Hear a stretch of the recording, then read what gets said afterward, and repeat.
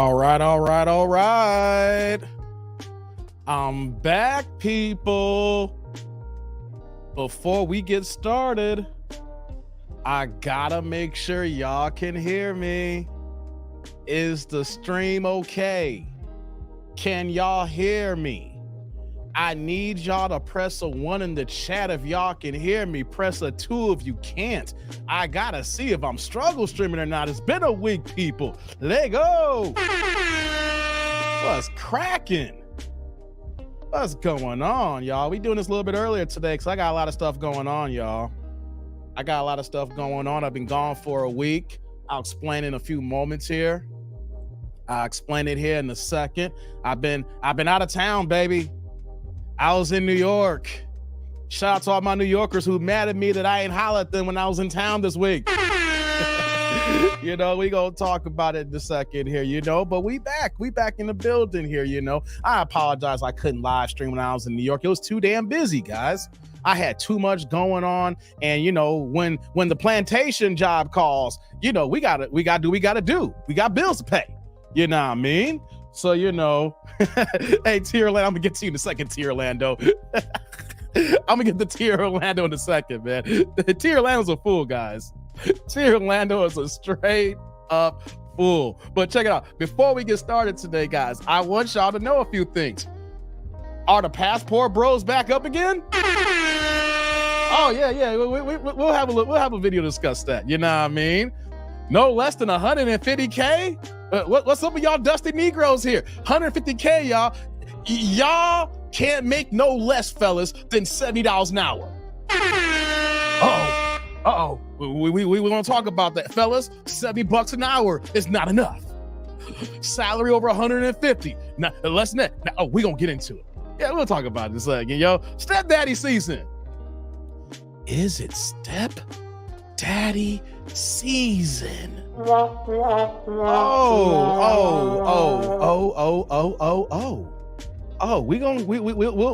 about it. We always talk about it though, don't we, guys? Ladies be here too. Shout out to the women in the chat here, y'all. You know what's kind of funny with everything that's been going on in my life lately? As y'all know in the beginning, I used to be cooking. I was dropping 2-3 videos a day. Then, you know, things change, you know, and I've been a little inconsistent. So I rock with people who've been rocking with me, knowing we're trying to get back into the regular schedule of tuning things. But since we've been trying to come back, the women demographic's been growing. The demographic with the women in my tribe here has been growing. It's kind of weird. It's like, okay, let's let the ladies get involved in the conversation. Are y'all mad at the other women who's making y'all look bad?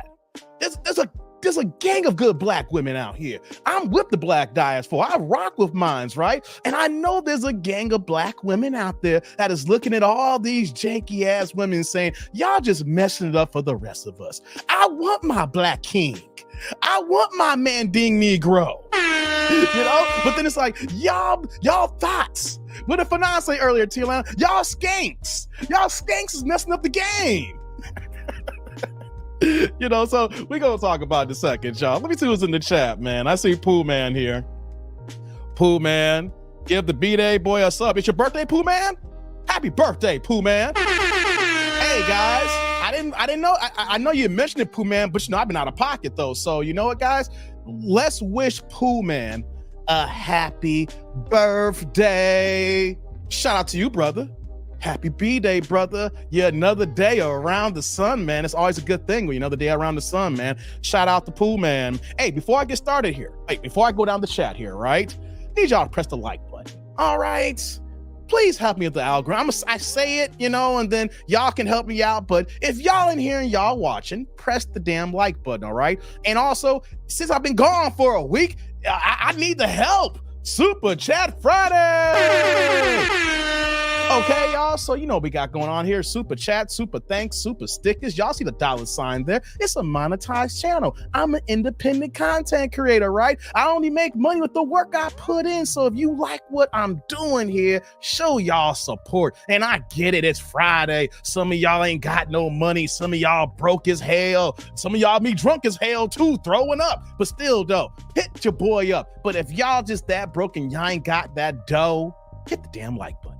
All right, hit the damn like button. And also, guys, y'all see the Cash App down the bottom there. Y'all can hit the Cash App here. And before I get started here, we had got a Cash App before we got started because I was a little late today. I'll talk about that in 1 second, guys. Hold on, let me pull it up here. I got a Cash App earlier. Let me see where that Cash App, the first one's from here. Give me 1 second. Where'd it go? Where'd it go? I know I got a Cash App somewhere. Here we go. The first one of the day comes from Monique. Monique sent me a $2 Cash App. Says, for a wrong day for the live? Nah, stream your for me, Monique. Hold on. Hey, Mo. Hey, Mo. Salute. Thank you for the holla. I appreciate you. Thank you, thank you, thank you. Right back at you with the first of the day, the Cash App here. Monique, thank you very much. Hey, before I even get any further here, some of y'all were in here early at 2 p.m. Central, 3 p.m. Eastern. Here's what happened. My laptop is still stuck in Eastern time, even though I rebooted the bitch. So when I set it for 3 p.m., I'm thinking 3 p.m. Central because your boy's in Chicago. But what happened? It set it for, it still sounded like it's in New York. So I get the Cash App. I was like, yo, well, I'm getting Cash Apps early. Okay, that's nice. Shout out to Mo. And I was like, wait. Oh, uh-oh. I know the device is acting janky. So I came back down. I had to change it, guys. So I apologize for that, y'all. That was the situation. My laptop was in New York, of course, with me. And then it reverted to Eastern time, but I'm in Central. So that's what happened, why it was an hour late for the show here. Hold on, let me do this over here. There we go. So yeah, that's what the situation here. So, oh yeah, let me just state that for the record. Sorry for the hour late. All right, let's put that out there. I wasn't here for no 2 p.m. I want to do the 3. I got stuff to do. I got to go to a funeral tomorrow. You know, I got to run some errands. You know, your boy just got back in town last night. Oh, let me kill the music here. I got to kill the music now, guys. We getting started here. I'm feeling good now. I'm feeling good. I'm feeling fine. Got myself a Uzi and my brother a 9. So let me go to the chat here. We're going to get cooking here, guys. We're going to get going here in a second here. So shout out to MOP. Yeah, I see you, man. I see you. Damn Dizzle is my Cash App. You want to show some love, too. Okay, he dropped that. What's going on, Sheila? Sheila in the building. Good to see my girl, Sheila. What's going on? What's going on, Mo? Yeah, I got it, Mo. It's for today. Don't worry. We here now. We here. Sorry about that. StreamYard is StreamYarding. You know what I mean? You know, StreamYard is StreamYarding. You know, so hold on 1 second. Let me do one thing here, guys. Give me 1 second. Give me 1 second. Let me check something out here. Let me check something out. Hey, hold on 1 second, guys. What? No, I won't. No, I'll take. Let me get this one thing. Give me 1 second, guys. Give me 1 second.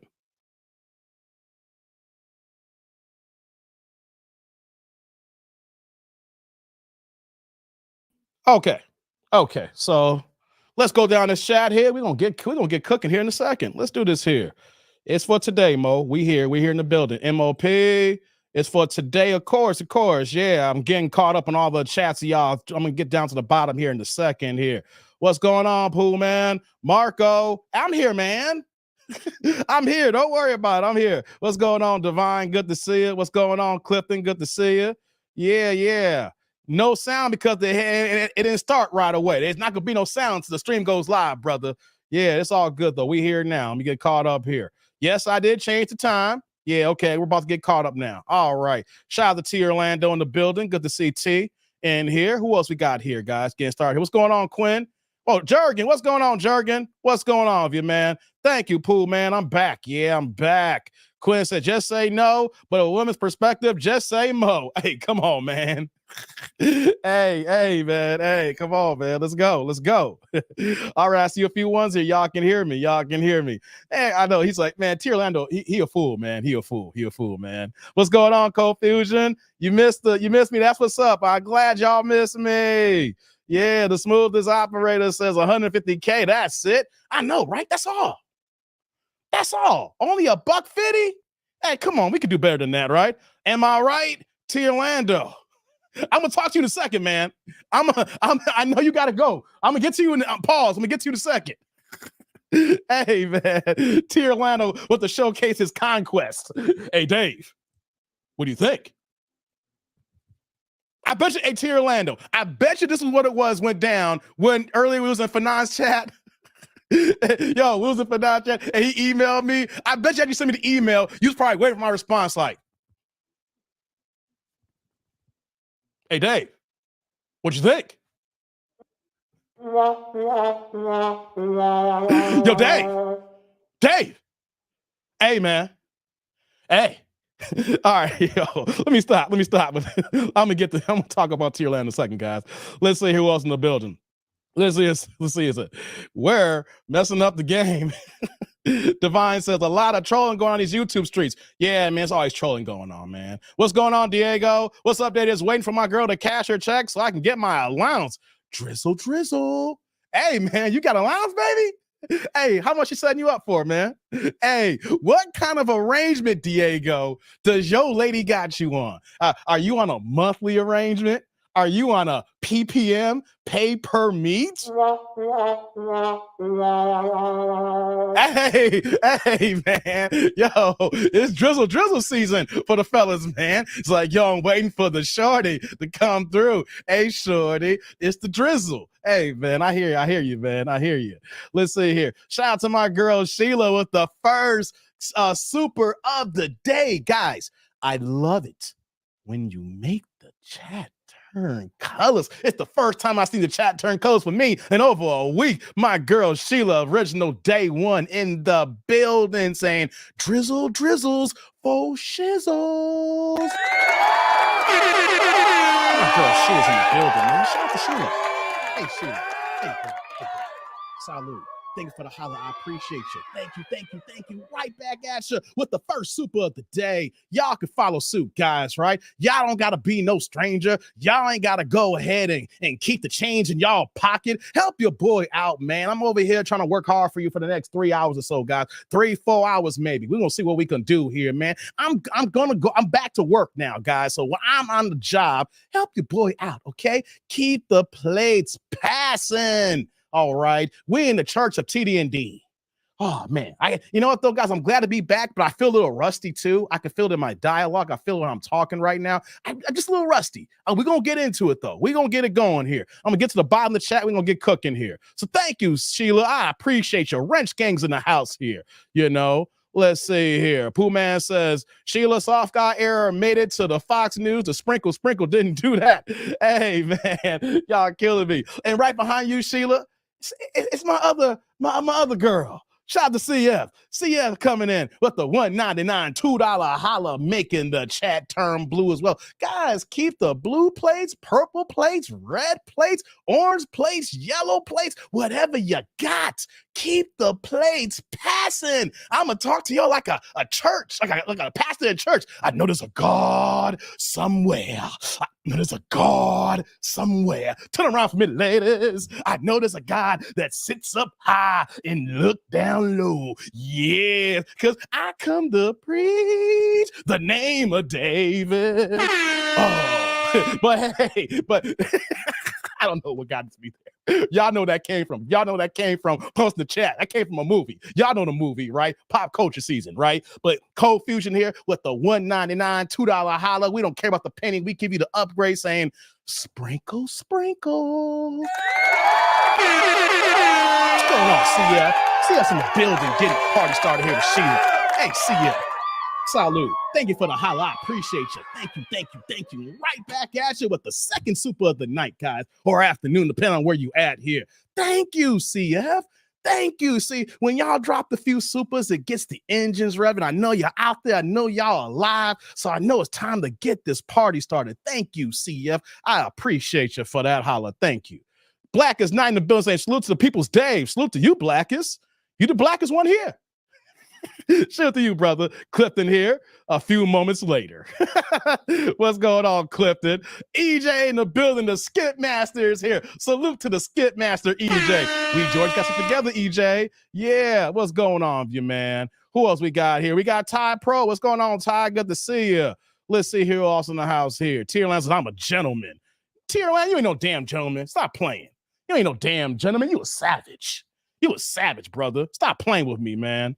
Hey, 704, what's going on, man? Good to see you. Yeah, PTP, Orlando. You know what I'm talking about? Pay to play, baby. You gotta pay to play. Gotta pay to play, y'all. Yeah, yeah. Let's see who else in the bin. Pinball. What's going on? Pinball in the building. Tampa. Hey, let me do this here right now as we get started here. TD&D roll call. City, state, zip, area code, rep where you from. You know me, 630 Chicagoland suburb stand up. Now y'all tell me where y'all at. Let's go. Thank you, Pinball. He representing Tampa AIC. What's going on, Derek? Good to see you, man. Derek's in the building. Who else we got here, y'all? I'm just getting down to the bottom of the chat here. Hold on. StreamYard acting a little buggy. Okay, we back now. We back. Let's see here. I see that. Yes, thank you. Thank you, Clifton. Coming to America. Yeah, man. I felt the Lord in me, Clifton. Oh. You know, you gotta get that little gruff to pass it through. Oh. Hey, man, what's going on, Anthony? Drizzle. It's raining in Chicago, so technically it is drizzle right now. Yeah, man. What's going on, AO? What's going on? Good to see you. Terrence says another TD&D impression. It's been a while, hasn't it, Terrence? Good to see you, brother. My man in the building. Yeah, Terrence. He helped Gilligan get off the island. Oh, yeah, he did. Gilligan got the island, didn't he? Yeah, man. Gilligan. It took Gilligan a minute. It took Gilligan the skipper in a minute, but you know what, though? I want you to hold on tight because I helped Joshua get out the Battle of Jericho. Yes. Hey, man, that's one of the best movies of all time. Come on, man. Shout out to Arsenio Hall, man. Dave, you got to do Don't Be a Men's Preacher. I said, don't ask no questions. Yeah, I forgot about him and Don't Be a Men's Preacher. Ain't that the truth? Yeah, man. Shout out to that there, man. No doubt. Who else we got here in the building? Let's see here. Just scrolling down. What's going on? We got Tommy in the building coming in with the next super, putting the green in the chat here. Guys, I love it when the chat turns colors. Let's keep it going here. He's dropping the $5 holla. Says, been a while, Big Dave. Been busy with my daughter running freshman track. That's what's up, man. I remember running track my freshman year. Good stuff, brother. Hey, Tommy, first things first, man. Salute. Thank you for the holla. I appreciate you. Thank you. Right back at you with the super. I appreciate the $5 holla. You joined. Now you're the leaderboard right now, the $5 holla. Hey, man, it's been a minute. I've been busy, too, because I ain't been here. So don't worry, Tommy. I ain't dropped a live stream in a week. All right? So you all good. You on time, man. Yeah, appreciate you. Thank you, man. Pooh Man, east side of Detroit. East side. What's up, Pooh Man? Yeah, Houston, 713 for AO. Yeah, Houston in the house, man. What's going on? Diego, 314 St. Louis. Salute. Jurgen, 41 Germany. Salute. That's what's up, man. What's going on with Mo? Good to see you. Derek with the 360. I see you, man. Clifton, Columbus, Westerville, 614 in the building. Clifton, I see you. Tommy, Laguna Hills, California in the house, 949. I see you. MJ, salute to you, brother. Good to see you. That boy good. Yeah, Clifton, good and terrible. Yeah, I love that. He said, that boy good. Yeah, good and terrible. As they passing the play, I thought it's donation. I thought it was the trash can. That ain't trash can. Like, you blind mother. He's gonna pass the donation. He's gonna put the chicken bone in the plate. Hey, man, shout out to Coming to America, man. Who else we got here? Derek, Oak Harbor, Washington, the 360. Good to see you, man. Ty says on this road, 5 hours away from Detroit. That's what's up, man. Tommy says, bro, Gilligan's Island was nuts. They built cars, had coconut cream pies, and couldn't get off the island. Man, who you telling, Tommy? They created a whole new civilization, but they couldn't figure out how to get back in the damn water. Hey, man, I tell you, white folks are something else, ain't they? What a cow Kevin Hart be saying it? Man, y'all just something else, ain't it?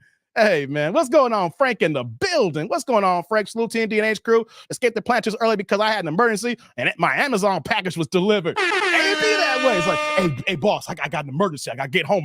Oh, it's okay, Frank. It's okay. And you know, the emergency you get home, you're like, yeah, it's like this. The Amazon package is here. And then when you open the box, right? Because that's when you pick it up. Then you open the box. That's how you work, Frank, right? Hey, Frank, hold on. One more again, right? This is what happened with Frank. Hey, boss, I got an emergency. Some of the family I got get. Oh, it's okay, Frank. It's all good. Hope everything's gonna be okay. Yeah, thank you. Frank's driving home, or I don't know if he drives or commutes, right? Let's say he's driving. Frank's like, yeah, I'm driving home right now. Ooh, gotta get home. And then as soon as you pull up in the driveway, you see the front door and you see your box, and it's like,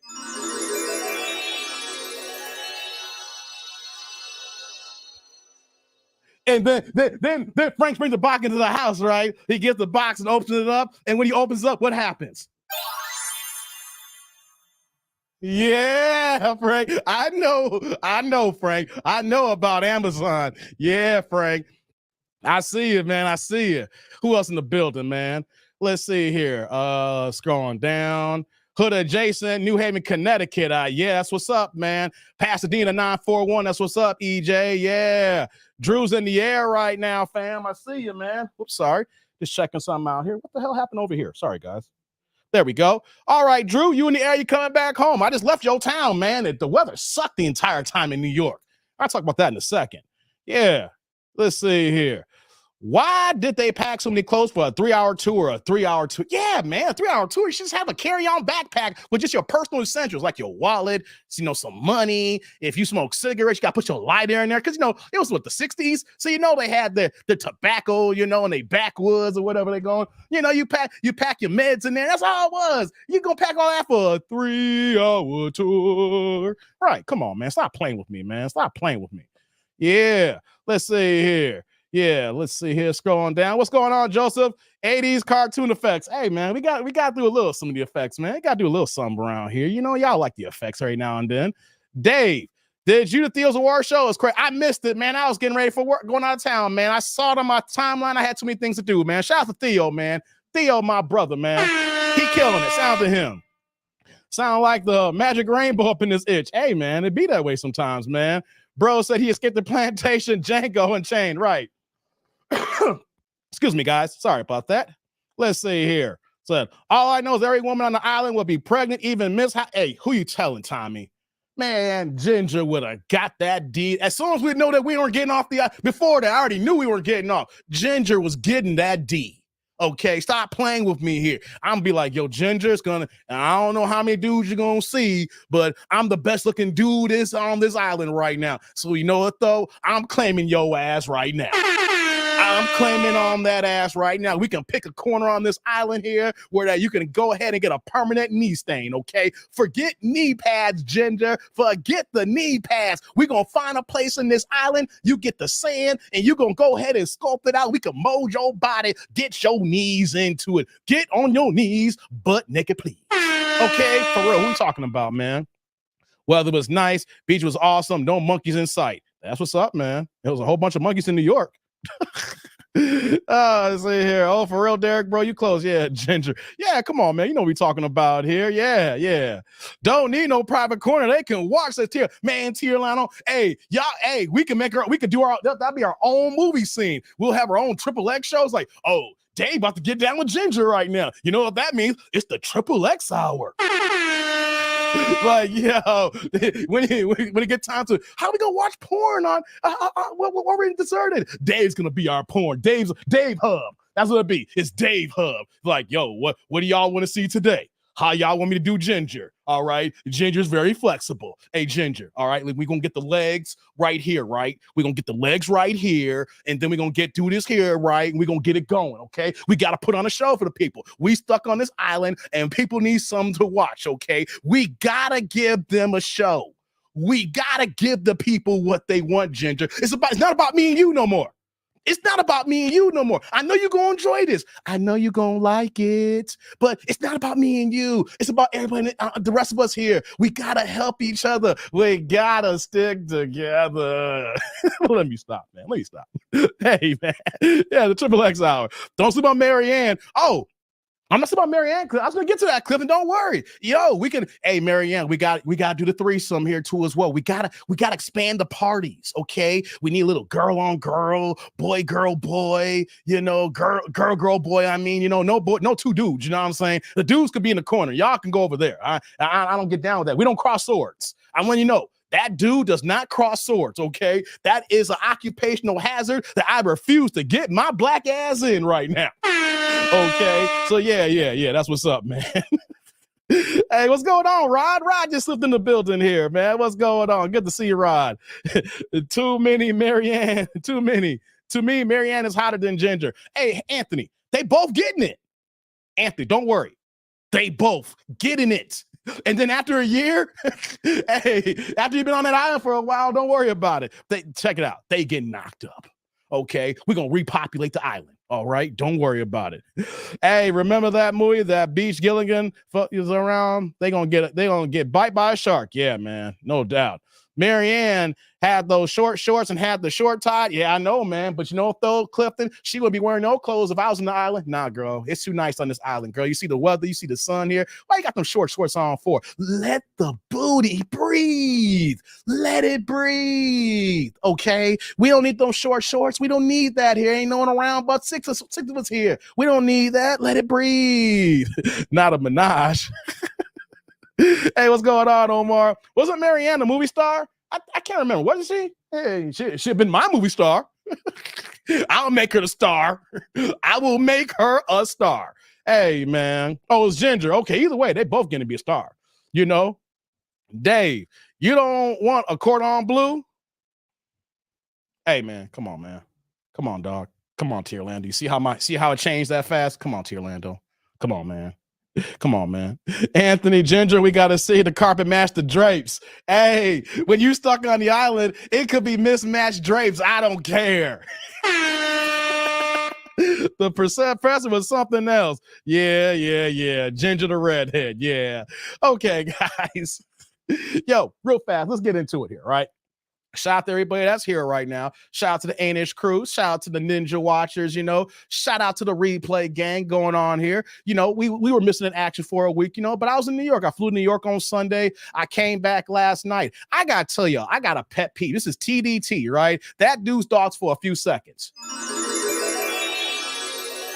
You know what I'm saying? So I got back to O'Hare early yesterday, right? The worst thing happened to me. I booked my black car the same time I booked my car to get to the airport. I don't like waiting the last second, right? So when I got a work trip, I booked my pickup and I picked my return at the same time, round trip stats. I don't like messing around with that, right? My return trip back home cost $182. It's an expensive ass black car, right? So we actually get to O'Hare like 10 minutes early. So as soon as you touch down, like, damn, okay, we early, you know, shoot, I'll get my bag off the carriage. We'll get home in no time, right? So as soon as I'm walking down, I'm like, yo, I might as well hit the button here. Like, yo, I'm here. You know, let's make the guy, you know, the car get ready to come through. I look at the Uber app. The dude is 45 minutes away, and I'm walking to the baggage carousel. No yell. It was like this. I was like, what the hell, right? So then I hit the button. So this guy better hurry up, right? So the next, you know, I go get my bag in 5 minutes. I'm like, crap, I guess I'm going to hang out here. Because you know the way Uber works, right? You can't cancel. You cancel, you get charged. So I'm like, I got to sit here and take this goddamn L, right? So he goes from 45 minutes away. Like it took him within like 40 minutes. He was still 9 miles away. And then while he was 9 miles away, he was stuck on the app, on the actual map that said he was 9.3 miles away for like the last ass half hour.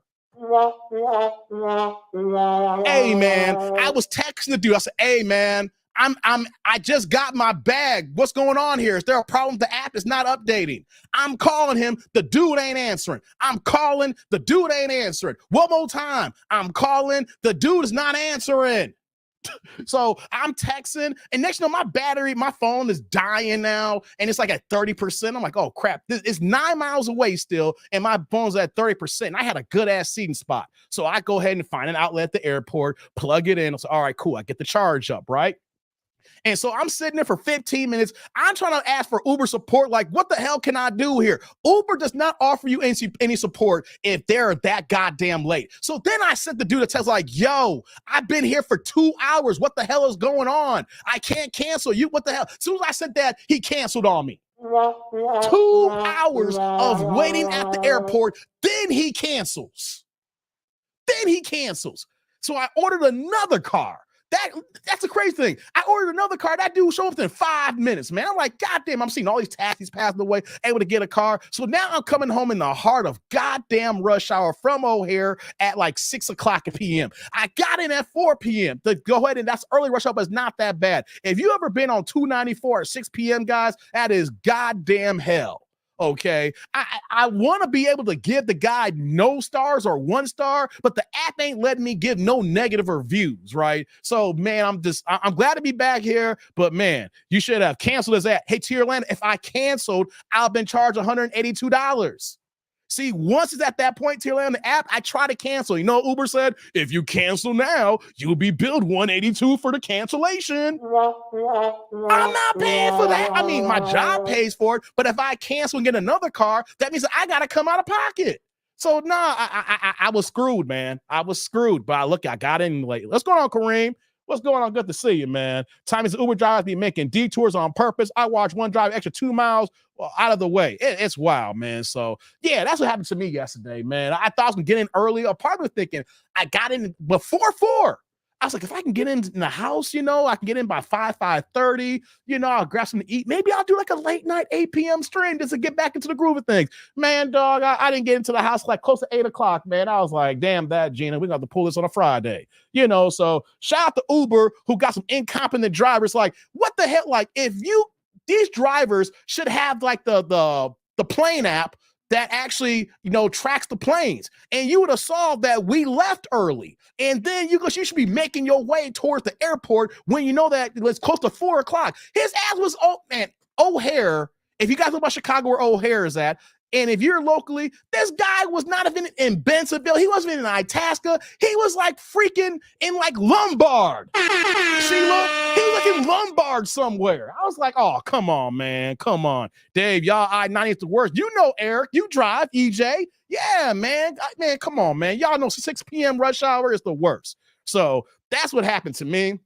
Oh, no, let me move on. I'm done. I get frustrated thinking about that. But the reason why I didn't go live when I was in New York, I was just too damn busy, guys. The weather sucked in New York. It was crappy as hell every day. Even during lunch hour when you think the sun is out and it's feeling nice, by the time I got off work, the temperature dropped to like below 40s. It was cold. It felt like fall/winter time. You know, I was getting off work late. Then we had a retirement party for one of my coworkers who's actually retiring, you know, so everything going on, I was like, man, I couldn't do it. I just couldn't do it. I was just, so when I get back home, we'll get back to our regularly scheduled program. And so here we are. Here we are, man. Tommy says, good thing Dave didn't see Jake Paul that day. He would have been laid out before the Tyson fight. Hey, man, I was ready to hurt some feelings, man. I was so ready, man. Was he a brother? Nah, he wasn't a brother, man. It was a white dude in his profile picture, man. It was a white dude in the profile picture. Not late and then cancel? You thinking that's what you thought, huh? Was he a brother? You thinking we all black people are late and tardy and don't show up? It was a white guy. All right, it was a white dude, man. All right, it ain't always the black people who are always late and janky. Okay, Clifton says 74 and sunny and beautiful Ohio. We're gonna be like 78 tomorrow. We finally get some decent weather. I get back in. It's been raining all day today, drizzle, but we're gonna be like 78 tomorrow. You know, so yeah. So that's why I've been out of pocket for the whole week, man. So yeah, we're back here now. We're back to our regular scheduled program. I might be back in New York in May or June. Couple of things happen. I got a major project at work that's happening the weekend of May 18th. So I'm trying to figure out if I can come back in town May 18th. So shout out to everybody in New York who I couldn't see. I was just too tired, guys. I literally went and got some food. I grabbed a drink and I went back to the hotel. I was not in the mood to trying to, be myself and hang out and kick it and show y'all some love. But maybe next time though, when I come back in town, guys, when I come back in town. Hey, shout out to my man Drew Tight in the building, dropping that blue in the chat, the $2 holla. Keep the chat going with these blue plays. What's going on, my YouTube brother? What you got here, Drew? I heard the weather was straight poo gas. Yeah, it was, man. Drew, man. Hey, salute. Thank you for the holla. I appreciate you, Drew. Thank you. Right back at you with the blue in the chat, man. Appreciate you. It was, man. I got in town Sunday. As soon as I got in town Sunday, I got into my hotel. I was walking towards Battery Park, Drew, because that's where I stay. I stay exactly on Wall Street. So I walked towards Battery Park, and by the time I got to the World Trade area, the temperatures just went like whoosh, just dropping. It was so damn cold. Man, I just went and got some food, grabbed a drink, and went back to the hotel. Monday, the same thing. Went to this place called like Claw Daddy. I forgot. I think it was like, got me some good ass king crab though. Shout out to y'all, Drew, man. Y'all got some good ass king crab in New York, man. I smashed that king crab. Then I went to, was it Henrietta's in Brooklyn? I did stay long, but I did go to Brooklyn and got me some food at, I think it's Henrietta's in Brooklyn, so I hung out there for an hour or two, then came back in, but I didn't do much. This is probably one of the most low-key trips ever, guys. So if y'all listening and y'all in New York were like, damn, Dave, how come you hit me up? I didn't talk to nobody except for work colleagues, so we back. Pause. All right, T. Orlando. All right, man. Yeah. The pinball said 294, 290 rush hour. Yeah, you know about a pinball. It's bad, man. It's bad. Yeah. Shout out to my man Derek in the building with the $4.99 $5 how to turn in the chat green here. What you got me, Derek? Come to altar here. Wait, come to altar. Here's my offering. Okay. I kind of read that. I kind of pushed it. My bad, man.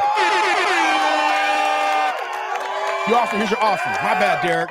Hey, Derek, I appreciate the holla, man. First things first, man. Salute. Thank you, brother. Thank you. And right back at you with the super, man. Appreciate that grain, man. Here's your offering. I appreciate it. I know I butchered that. Thank you, man. I appreciate you for that. Let me go ahead and do this over here, man. Let me show them. Whoops, didn't mean to do that. Let me do that.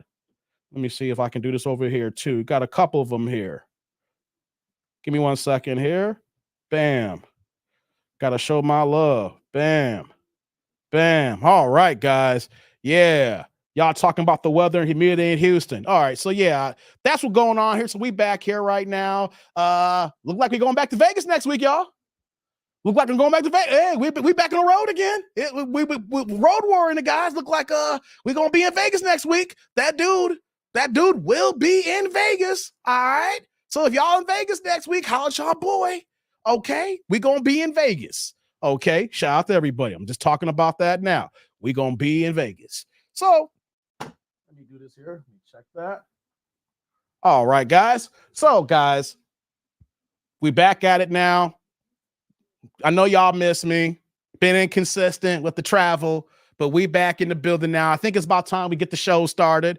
Said, business or pleasure? Hey, T. Orlando, I'm on break now. This is pleasure. This is Canelo's next weekend. T. Orlando, the Canelo fight's next weekend. Can't you believe it's Cinco de Mayo next weekend? Oh yeah, it ain't no business, man. After this New York trip, where nothing but business. This is pleasure. You know what I'm saying? I'm a live stream though. I'm bringing my equipment though, so we're gonna live stream Thursday in the room. We're gonna live stream Friday in the room. I'm trying to figure out if I'm gonna live stream before or after the weigh-in on Friday. Right? Saturday there'll be no live stream when I'm out there. Sunday, not sure yet. Maybe Monday, maybe. We'll see here. You know what I mean? Says, I'll be in Vegas this weekend. Congrats to you, man. You might pull up. Let me know, man. I'm at the Mandalay Bay. I'm staying at the Mandalay Bay, brother. Mandalay Bay. All right. So, yeah, I'll be in town from Thursday to Monday. Yeah, man. We're going to check. We're going to eat. I'm still debating if I'm going to get a ticket to the fight to Orlando because them prices are janky as hell. Tier Lounge is trying to flew it out. Yeah, I know you were. Hey, where's Shy at? Hey, Shy, you trying to go to Vegas? Tier Orlando got a plane ticket for you. Hey, Tier Orlando, is it economy? Premium economy? How you doing the ticket, brother? How you doing the flew out for Shy if she's ninja watching? I don't cock block. I guide it, okay? So Shy, what is your standard of flying here? You know what I'm saying? Do you like flying in row 10? Or Tila, you gonna put her in row 30? How you gonna treat our girl Shy? You can't be disrespectful, brother. You can't be disrespectful to my peoples here, T. Orlando. You gotta show the respect. She needs leg room. She needs elbow room, maybe, man. Well, how you doing it, T. Orlando? The return flight depends, you know what I mean? Hey, I'm done with T. Orlando right now. I know what he's talking about. Hey. Going there, premium, you might get first class. Coming back home, your ass might be in row 35, middle seats. She do need leg room. Hey, man, I'm done. I'm done with T. Orlando, man. Stop playing. By the way, man, T. Orlando emailed me something. I'm not putting T. Orlando on blast. He emailed me some information, right? And so I saw the information finally today. I didn't react to the video. And T. Orlando, I want the tribe to know. The AIC, the tribe, the Ninja Watchers. Okay, well, my Ninja Watchers, the replay gang who ain't here live. T. Orlando gave me some information about a certain young lady. And I will admit, T. Orlando, for everybody who's listening right now, right? Hey, guys, that body was bodying. I ain't mad at T. Orlando no more, y'all. Hey, T. Orlando getting them checks, the prosecuting, and he over here checking that ass. Hey, man. Hey, T. Orlando, we was going back and forth talking, and I was like, I ain't putting you on blast, man, but I will say this, though. Ooh, that body was banging like a 400 SE back in the day. You know what I mean? Hey, T. Orlando. Hey, when somebody GTDs, okay, when somebody got the draws, dog, this is how I react, guys.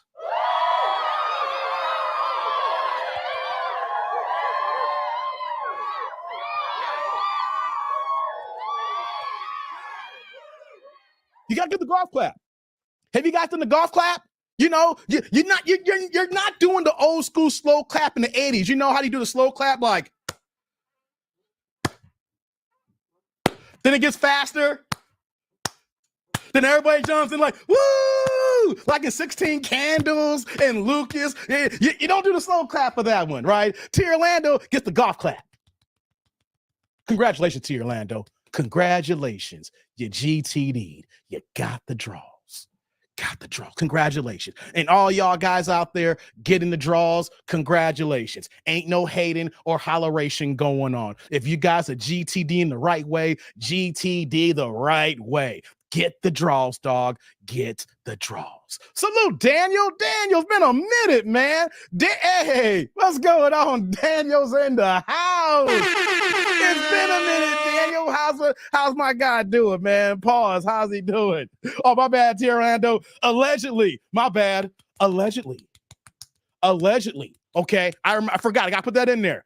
Allegedly, T. Orlando. Right, Clifton. Everybody give T. Orlando allegedly a hand. Come on, guys. Everybody give T. Orlando a hand. Got the draws. Allegedly. Come on, everybody. Everybody chipping on this here. Shout out to allegedly. One more time. Come on. Congratulate him. Yeah. Okay, guys. Appreciate y'all. Now, I'm going to take this off here, guys, because it's getting hot down here. You know, let me go ahead and take my cardigan off. We're going to get cooking here. Yeah, let me see the hands here. Yeah, let's get these hands out. Yeah. Hey, y'all don't know, but Daniel's the very first person to get a wrench on my channel. I like seeing young Daniel here. Daniel's a young cat doing big things out over the pond here. He was the first person I gave a wrench to, man. Shout out to Daniel, man. Original, he is he is the original OG of the wrench gang. He got the first one. What kind of show you putting on today? We're gonna get into it now, man. Hey, come on, man. I gotta play catch up, man.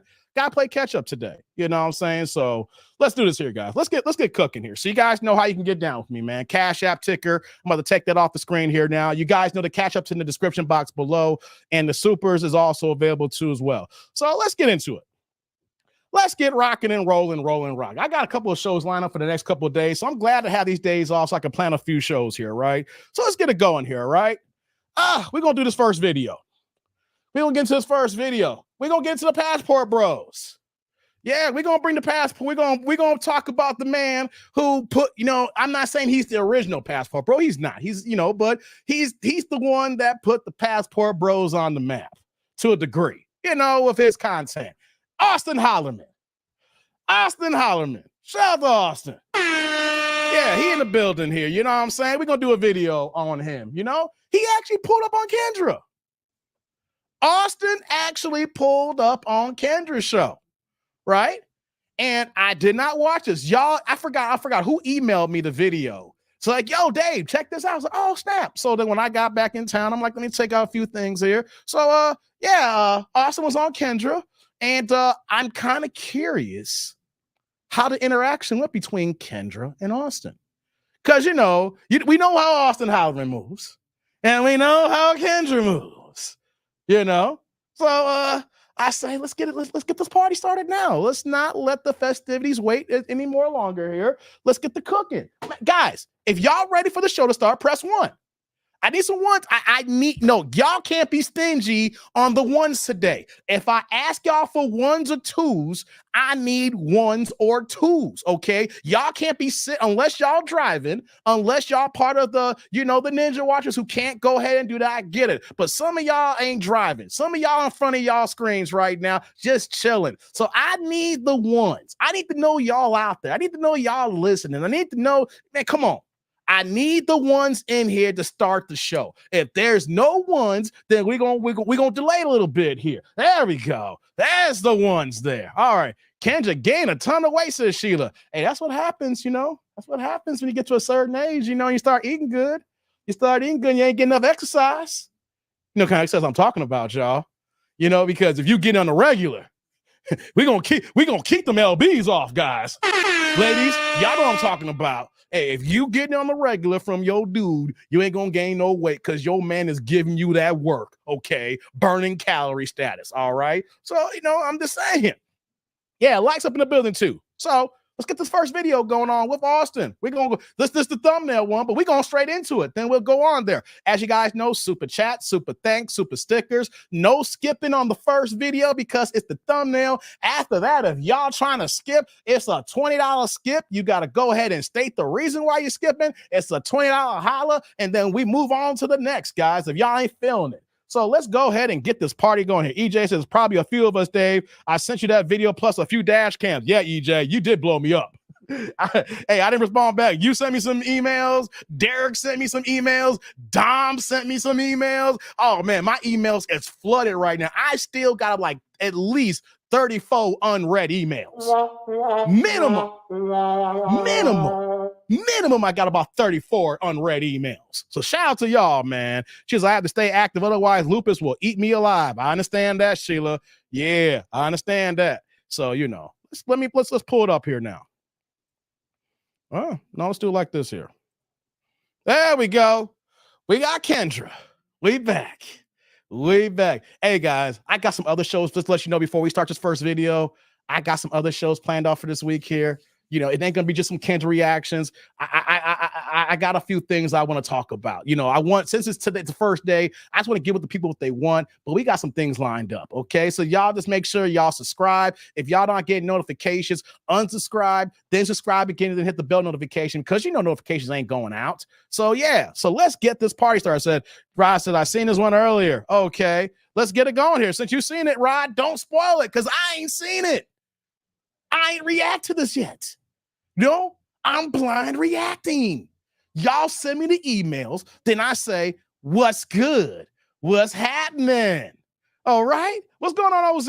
OZ in the building. I have a lot to say about this interview with Divine. Okay, some of y'all seen this one already. So, guys, don't ruin it for me.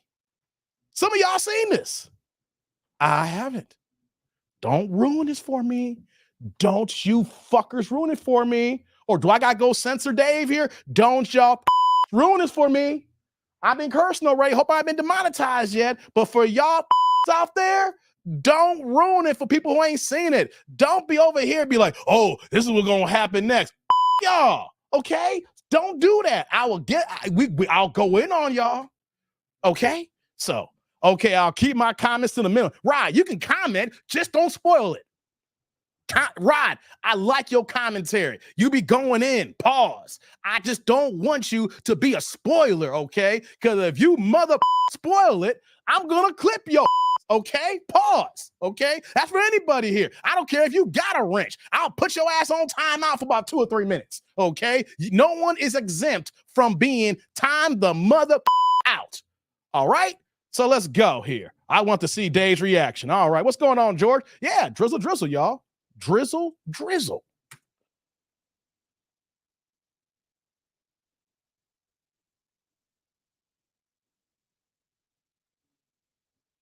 You only 25, Austin? God damn. Man, Austin's so young.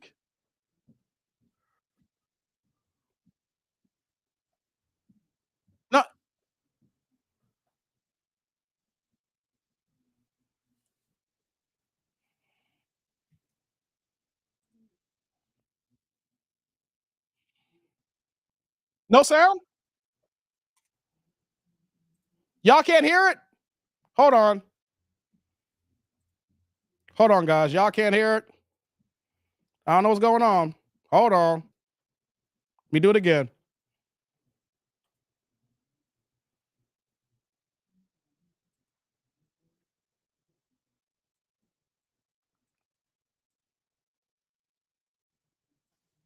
Okay, I think it's better.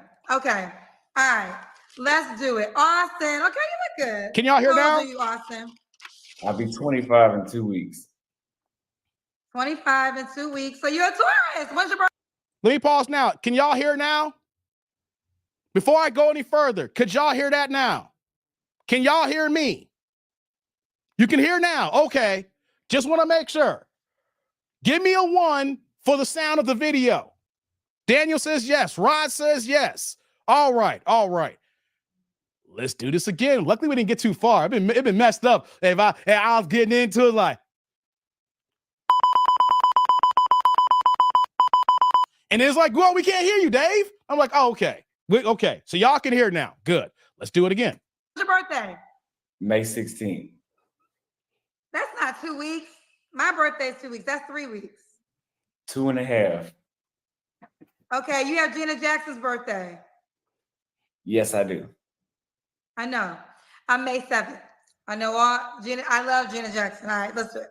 So we got Austin, 25. Well, 2024, be 25 May 16th. What do you do for a living? He's so young. I'm a YouTuber as well. Oh, you're a YouTuber. You don't know who he is? I don't consider myself a YouTuber, but I respect that. That's what you consider yourself. Well, I got this. Wait. You are a YouTuber, Kendra. Guys, if you're on YouTube, you got a channel and you monetize and you getting these checks every month, you may have other things, but you are also one of your job things as a YouTuber. So you may not consider that, but your main avenue for this dating show, Kendra, is on YouTube. You don't make you don't make the money on Instagram that you do on YouTube. You don't make the kind of money on Facebook that you do on YouTube. YouTube is the highest paying platform. So when anybody says, I'm on YouTube, yes, you are. Okay. I'm a YouTuber. Who pays me the biggest bag is what I call myself here. And if you're making content on TikTok, Instagram, Facebook, and YouTube is the biggest bag, guys. So you know what? You are a YouTuber, Kendra. Let's go. I guess I am a YouTuber, but I consider myself a journalist, but I understand. I'm a journalist too. I've said that as well. Okay, but do you want me to call you a YouTuber or a journalist? I want you to call me Austin Holloman. The question is, what do you do for a living, honey? YouTube. Okay. Do you have any kids? I would hope not. So the answer is no. No. Okay. And where you calling me from?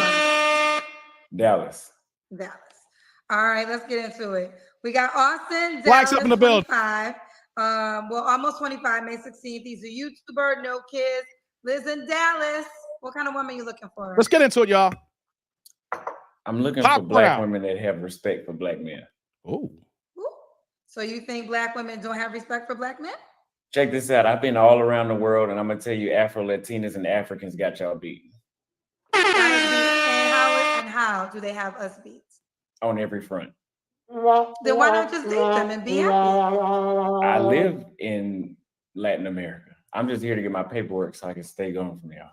But what I'm saying is, listen, I have whatever your desire is. So if you found the type of woman that wants to date you the way you want to be dated, why not just focus on her? What would be the point of coming up here to ask for a black woman that you don't really feel as though I'm still trying while I'm here, so I want to see if my mind can be changed. No one cares. Austin, no one cares about changing your damn mind, honey. Oh, wait a minute. Really?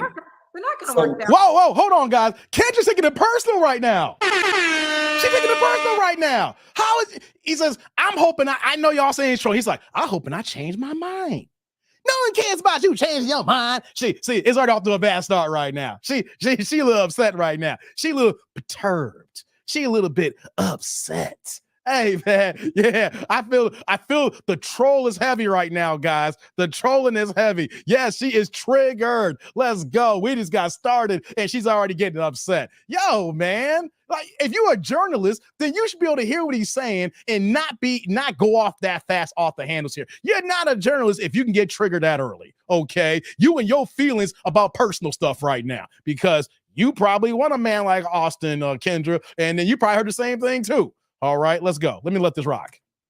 So nobody has the interest in changing my mind. No, it's not about nobody having interest. You said you found a group of women that have the interest, a group of women that you like. We're not mad at it. You should date. You sound mad. I mean, you came on. You listen. You came on dissing black women, saying that they were not. Wait, I didn't say that. I didn't. Wait. Before I had to pause. Did he actually diss black women? The exact words he said was, "I'm looking for black women that respect black men." He didn't diss them. He didn't call no black women out their names. He didn't say no. Hold on. He didn't say. He didn't call them. You know what I'm saying? He didn't call them and okay. He didn't say scallywags. Okay. He haws and hula hoos. You know what I'm saying? He just said he wants some respect. You see the women code, the women is strong with her. She heard that and her disrespect. Let's continue. I never said that. You said that. Well, you said that you were looking for a black woman that has respect for black women. How's that? And you said Afro-Latino and African women have you beat. So my thing is, you should focus on those group of women then, since they have us beat, right? Yes, but I'm in the United States right now. Okay. Well, there's those group of women live in the United States too. And that's why I'm on your show. I guess my thing is like, if you have a problem with black women, we're okay. I'm gonna let it cook here in a second. Let me just say this for the record, guys. I don't want to lose my thought. And I see Rod here. Just because someone says they have you beat, that is not disrespect. That's an assessment. You see how we can just listen to something and say, "Oh, you disrespect us." No, that's an assessment. I'm hoping someone can change my mind. I'm in the States right now. I go across the seas right now. I be in these Afro-Latino communities. They got y'all beat, but I'm hoping someone change my mind because I love black women. So she is triggered, and Austin's here. He's like, okay, it's on like Donkey Kong, right? You see, okay, this is wild. Let's go. Okay with it. No. I don't. I've said many times on my channel, the issue is not specifically black women, it's American culture. Well, I'm repeating what you said. And what you said was you want a black woman that has respect for black men. And then I said, okay, are you not finding that? And then you said other cultures had us beat. What kind of woman are you looking for? I'm looking for black women that have respect for black men. Okay. So you think black women don't have respect for black men? Check this out. I've been all around the world, and I'm going to tell you, Afro-Latinas and Africans got y'all beat. Got us beat. And how do they have us beat? On every front. You said other cultures have us beat. As a black woman, I'm saying spend your time with them. We're okay. We're not upset. You hear, Kendra? This is why it's hard for men to actually have legit conversations with women without being triggered, thinking that when we say something, and then when they hear that, they take a disrespect. Just by saying that somebody has y'all beat. Like, okay, let's have the conversation then. How do they have us beat then? Instead of you getting your feelings saying, well, you know what? Why don't you go be with them then? You know, so let's get it going, guys. I'm gonna let it cook. Really? Let's let it rock. Yeah, absolutely. I mean, if anyone is gonna come and talk about us as a collective and say that we're not worthy enough, well, we bid you farewell. I never said that. But I'll tell you this, since I've been back in the United States, it hasn't been convincing to switch back over. That's why I'm here today. Okay. Well, again, we can proceed. I'm just saying, from one black person to another, go where you're appreciated. That's for everybody. Go where you're appreciated. Don't worry about it. If you found a culture or you found a human being that dates you and the way you want to be dated, spend your energy there. And that's for any single person. I would agree. Okay.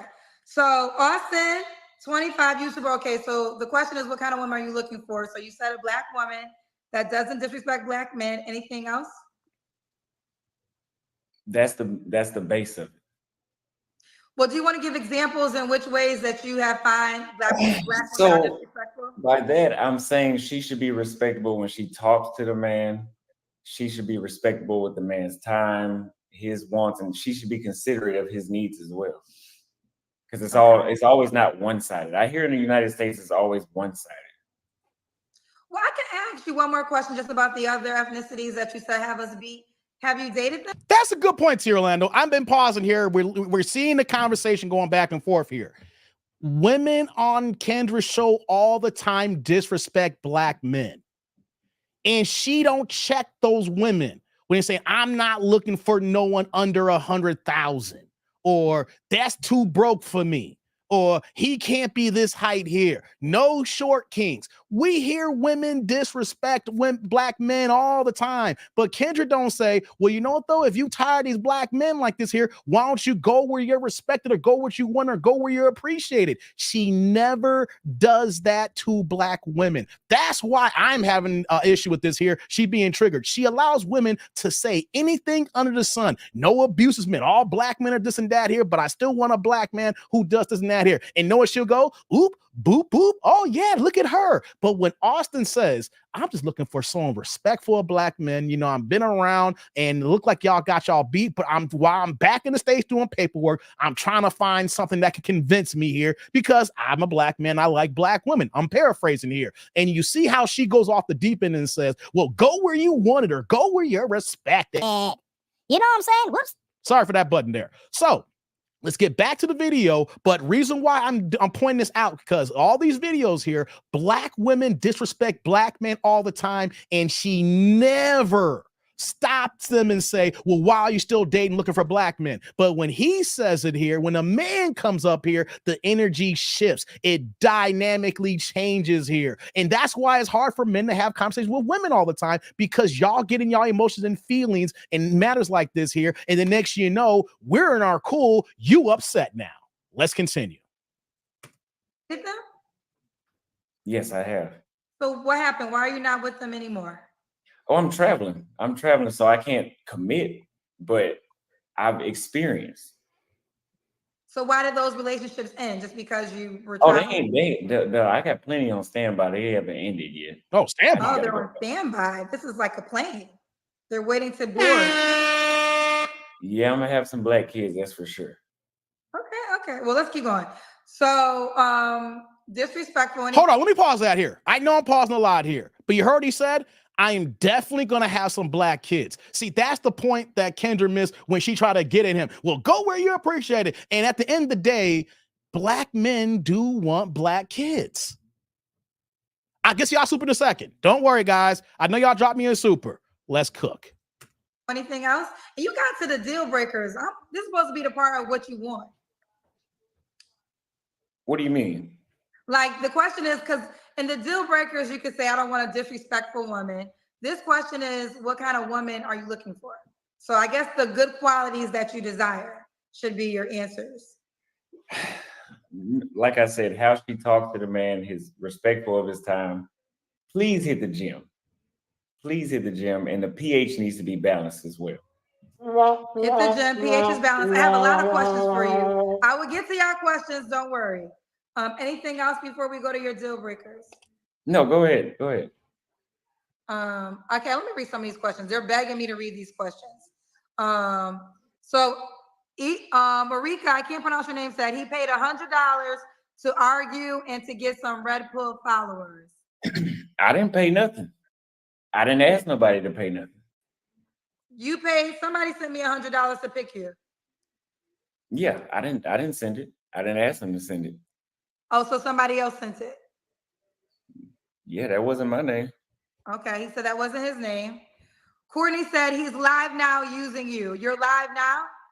I was live first, and they said you should call in because I was supposed to date a black woman here in Dallas, several black women in Dallas, but y'all know how y'all are, so. How? Well, I don't live in Dallas, so I can't speak for the black. You know, From not every black woman is the same, right? You can't make one statement. I know they're not, because I've been to Latin America and they're not the same. Okay, you have to stop your live on your page though. So are you live right now? I'll stop my live. Why you gotta stop his live? I'm gonna stop my live too. Wait, hold on. Why is he gotta stop his live? I didn't know. Wait, see, Kendra's doing that because she's mad at him. Why he gotta stop his live? Why? Why does he gotta stop his live? Okay, I'm trying to find out. Why does he gotta stop his live? Kendra don't do it to women. Guys, we're gonna do some more Kendra videos in a little bit here. Have you ever seen Kendra do this to other women when we use the opposite when women say the same thing about black men? See, this is the true hypocritical situation between men and women. And that's the reason why I don't do many men reactions on her. I do it from time to time on her channel, but we can see the dynamic. I might do a little bit more so we can just see the hypocrisy here, you know? But this is what black men talking about here. So let's go. Let's see what she's going to say at the end here. I don't got time. She ain't got time. Oh, you stop your live, I'm going to stop my live, and all the lives stop. Okay? Listen, can y'all build your own shit, please? Can all y'all build your own pages and your own platforms without trying to call and use my good ass, hard ass work? Put in the work just like I put in the work and build your own shit. Now, all you want to do is get black women upset so they can start.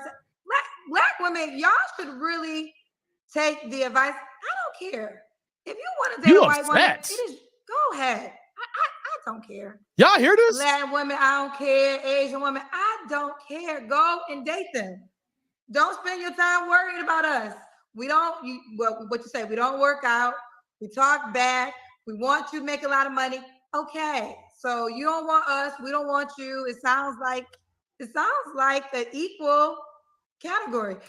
See, the thing is, Austin's got just about as big a platform as Kendra here, right? And what Kendra don't understand is the YouTube community is a big old ecosystem. Her being on his channel actually helps her out.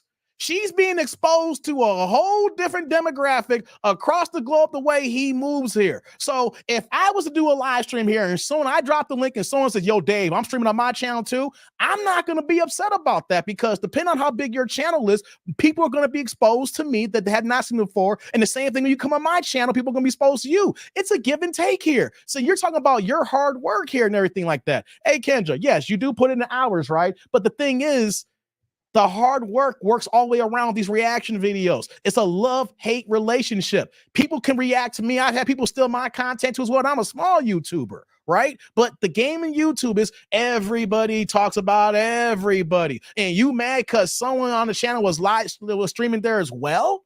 You should be happy.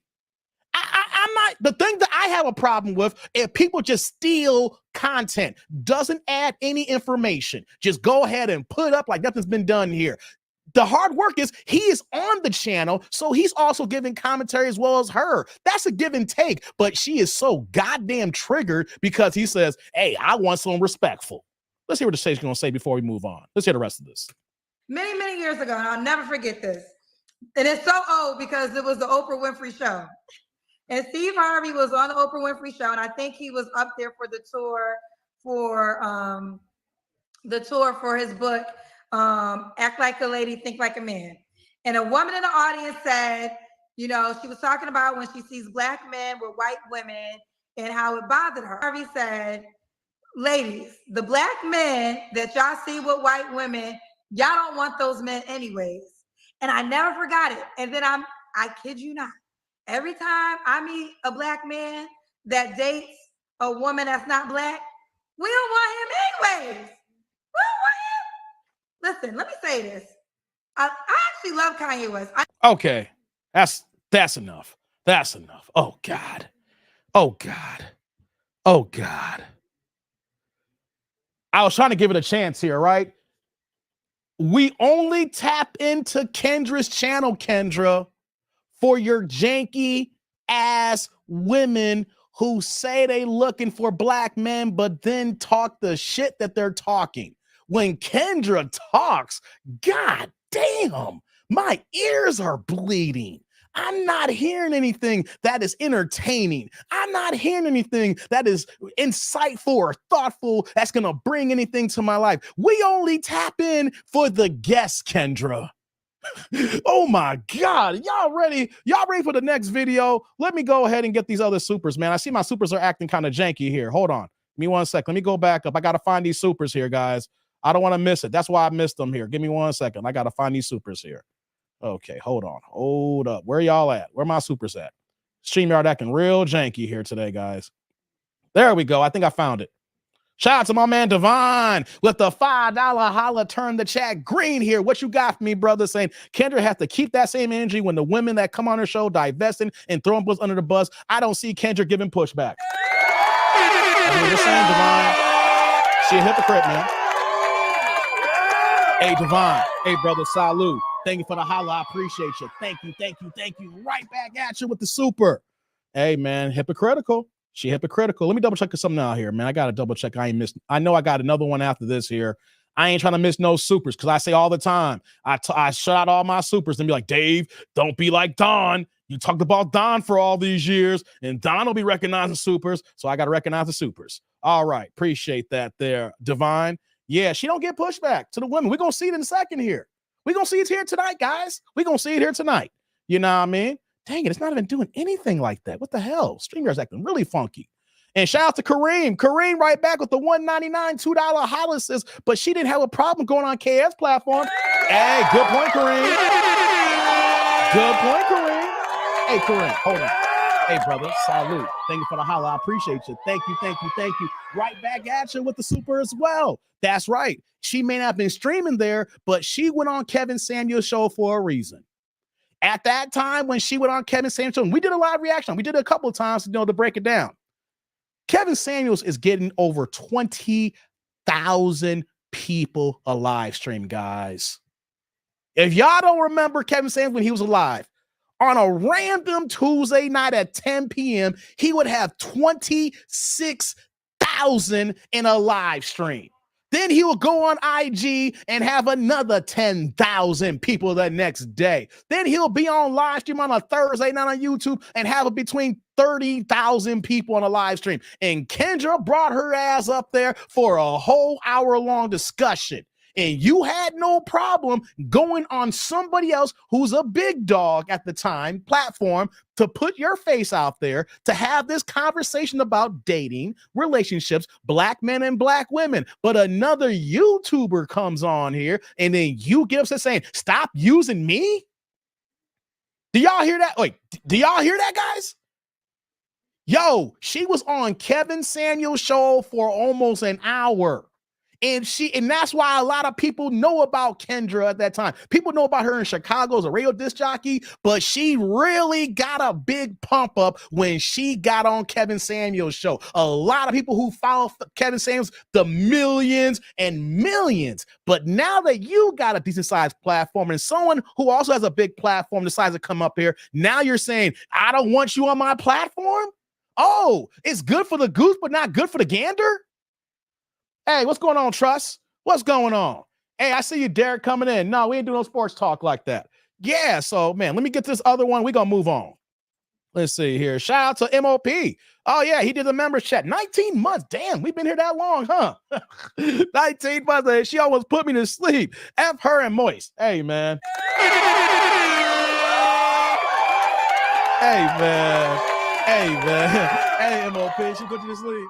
Okay, man.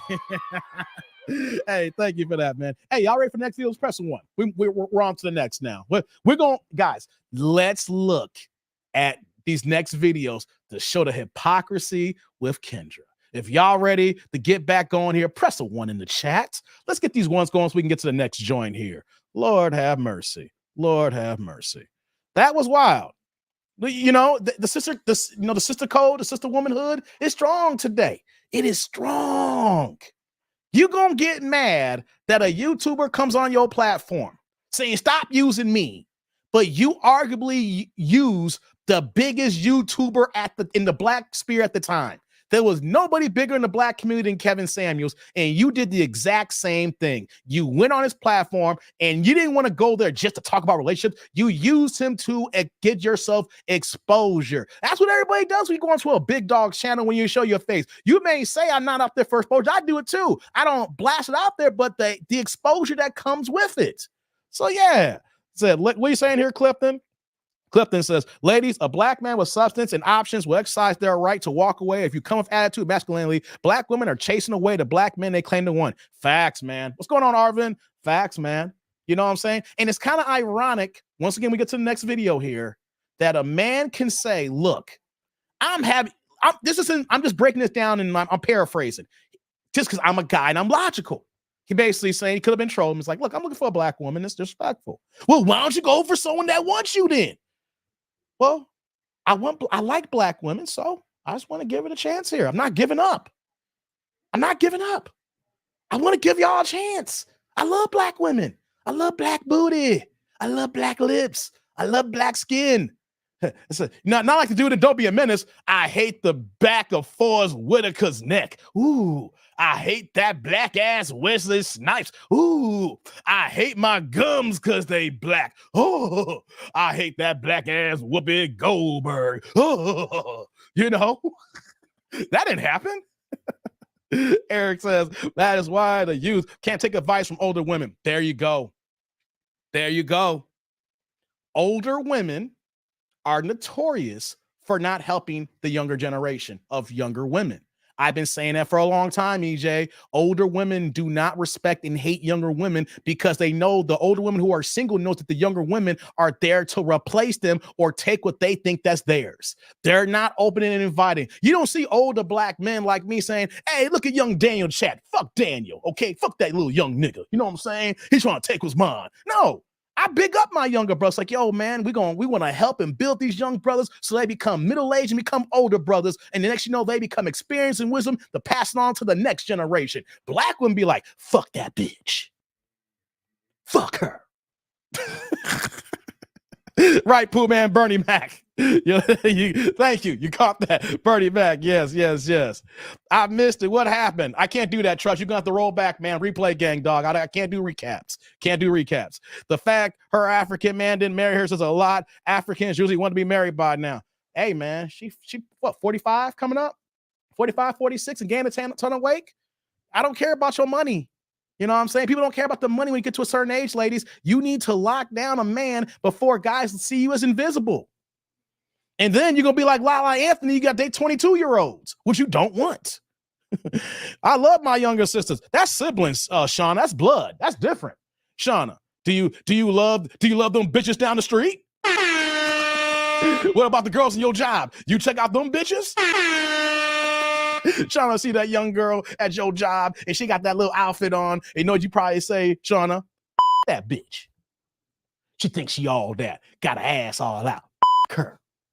All right, guys, let's get to the next video. All right, we're gonna go on to the next video. Y'all ready? Eric says, I saw that there. La titties lopsided. I gotta watch BMF tonight. See, she got her cheeks clapped again. You know what I mean? BMF comes on. It's already on demand. I gotta watch BMF to see if Lala got her cheeks clapped again. Because you know, she on the show getting her cheeks clapped. All right. She is heavily getting them cheeks clapped. You know, I ain't mad at seeing her getting her cheeks clapped. You know what I mean? So let's go ahead and get back. Let's get this next video going. Let's do this here. Okay. Ooh. What the hell we got here? What the hell we got here? Okay, well, likes up in the building, guys. Super chat, super thanks, super stickers, cash apps. Next video. I don't have blood sisters. I mean, the younger generation, I have one older brother. Okay. Cool, Shauna. Let's go. Let me get it together. Hold on. Oh, well, I can't zoom in. All right, now we can see you good. You're set up great. Are we good? Yes. Okay. Hold on. What's your name, baby? Hold on. Before Tia Lana, how old are you? You trying to make me seem like I'm older than you? Wait a minute, Tia Lana, before we move on, don't make it seem like I'm like this old ass dude towards you. Me and you probably the same age, man. Right? Derek says boobs. Oh, Tia Orlando, me and you probably the same age, man. Old ninjas like Dave. What are we doing here, T. Orlando? Your ass same age as me here. Stop playing with me, T. Orlando. I'm going to time your ass out, T. Orlando. Stop playing with me. Call me an old ninja, right? T. Orlando is 42 just like me or something like that. Call me an old ninja giving game to young. Man, T. Orlando, you better, man, goddamn, you're going to laugh at me. Boobs, yeah, Derek, let's go. Ruthie Ruthie, where you calling us from? from Los Angeles. LA, Eric. All the pretty girls live in LA, child. How old are you? 38. 38. 38. What do you do for a living? What's going on, Vince? I'm an art director and social media designer. Art director, social media designer. Do you have any kids? I have one. How old's your one child? 16. 16. Have you ever been married? No, I was engaged, but I called it off. Okay. Engagement And queen. what's your zodiac sign? Damn Zodiacs. Pisces. Pisces. So we got Ruthie, LA, 38, Pisces, art director. Also That's a lot of makeup, y'all. Social media director. What? Designer. Social designer. And one child that's 16, never married. What kind of man you looking for, girl? Let's go. Oh my goodness. You know what? Someone that actually likes women. Well, here we go. Somebody That, and when I say that likes women, I'm not taking. Hold on, guys. Hold on, y'all. Hold on. I'm pausing a lot here. Hold up. Do I hear black men I'm gonna hear disrespectful commentary? Men that like women off the rip? Wait, didn't Austin say, I'm looking for black women that respects black men? And here she goes.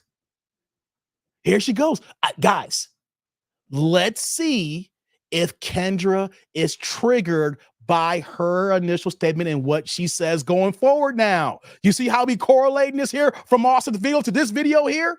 Okay, so let's look at it here now. Let's go. Taking shots at the gay community or anything like that. I'm not talking about DL men. That's not what I'm getting at. But there's a certain type of man that really enjoys just being around women, that really enjoys taking his partner places with them, bonding with his partner. And that doesn't mean that we don't have separate social groups, but I want a guy that's a girl's girl, not, oh, I'm going to go hang with the bros and play video. Hold up. Wait, pause for a second. Hold on. Okay. EJ used the skip feature already. Guys, okay. If you guys don't know the rules. Okay, if you guys don't know the rules when we do these videos, we got the skip feature, right? We dropped the $20 holla, and you can say skip, whatever the case may be, we move on. You got to pay. See, this is an interactive channel. You guys have the power. So the rules are too, if you apply for the skip too soon, I got to at least fast forward to the Kendra cam, and we got to move on forward here, and then I will read the super. So you guys don't see the, hey, guys, and here's the thing too, guys, if y'all going to have to pay double to bring the video back, which I know y'all ain't going to do. It's going to cost 40 to supersede EJ's 20. So we're going to go ahead. I'm going to fast forward and find the Kendra cam and move on. If y'all want to see this video, y'all can send me put in the comment section, say, Dave, I want this to be a standalone video. Okay. Make this a standalone video. All right. So let me go ahead and find the Kendra cam here, and we got to move on because EJ paid for it. I'm going to go ahead and rate it super in a second. Give me 1 second, guys. Give me 1 second. That's the rules, guys. Okay, EJ. EJ's a hero. Hey, come on, man. Does she want to buy, man? Right, Daniel. Okay, let's do the Kendra cam, and we got to move on to the next video. Good thing I came prepared today. EJ might skip every video I want to do tonight. All right, hold on. Let me do this again.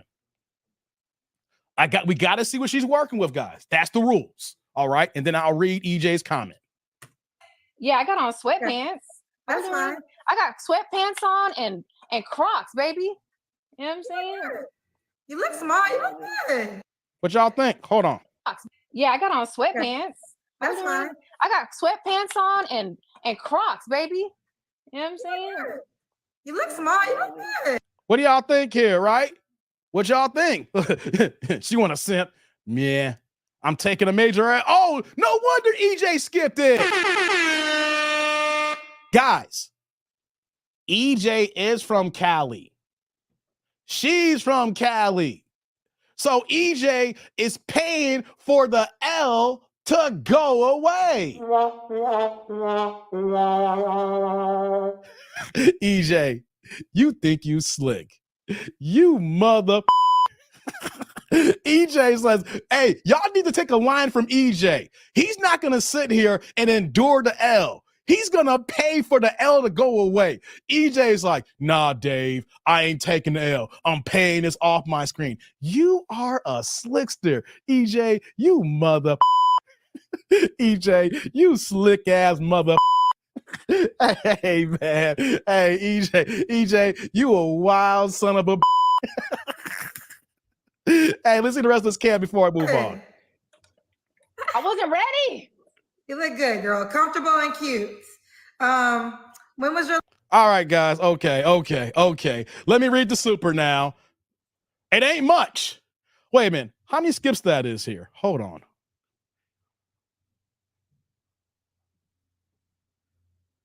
Okay. 6 times 4. Wait, so that's 24 skips there.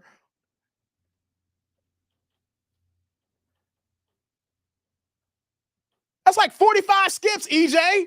Okay, skip to the 45th power times 41 times 45. Skip $20 holla.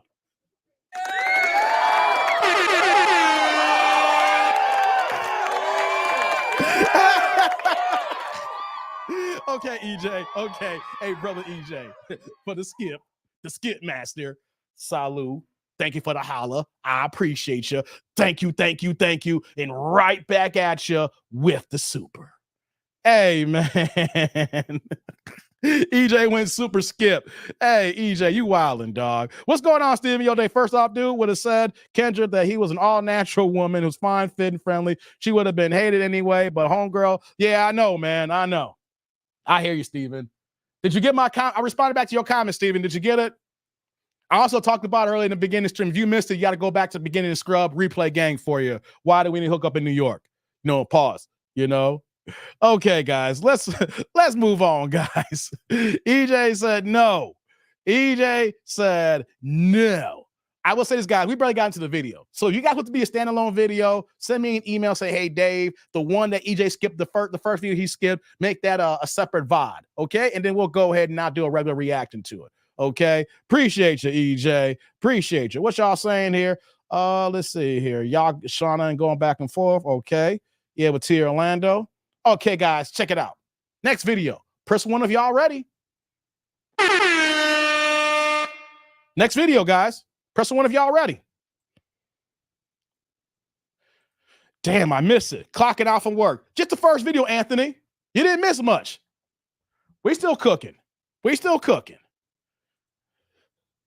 We're still cooking. EJ skipped 33 people, so I owe him 33 beers. EJ's notorious for skipping, guys. Guys, if y'all ain't here and paying attention, EJ will go ahead and drop that 20 and be like, hey, y'all missed out. That's on y'all. What you saying here? Hold on, before I move on. Just popped up. What's going on, EJ? He came back with another $2 holla, dropping that blue in the chat, say, nah, Dave, sis was looking a hot mess. EJ, with another $2 holla. Hey, brother, salute. Thank you for the holla. I appreciate you. Thank you.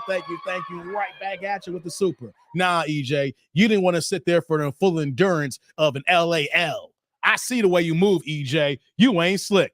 Look who came into the building. Thank you for the holla. We got Shay in the house. What's going on, Shay?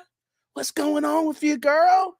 We got a nice little woman crowd here going on here today. Yeah, all my ladies are here. I appreciate y'all. Yeah, likes up in the building. Yeah, thank you for coming through. All right, T Orlando. And that's all I'm going to say. Y'all ready for this next video? We about to do it now, right? Let's do it. Okay.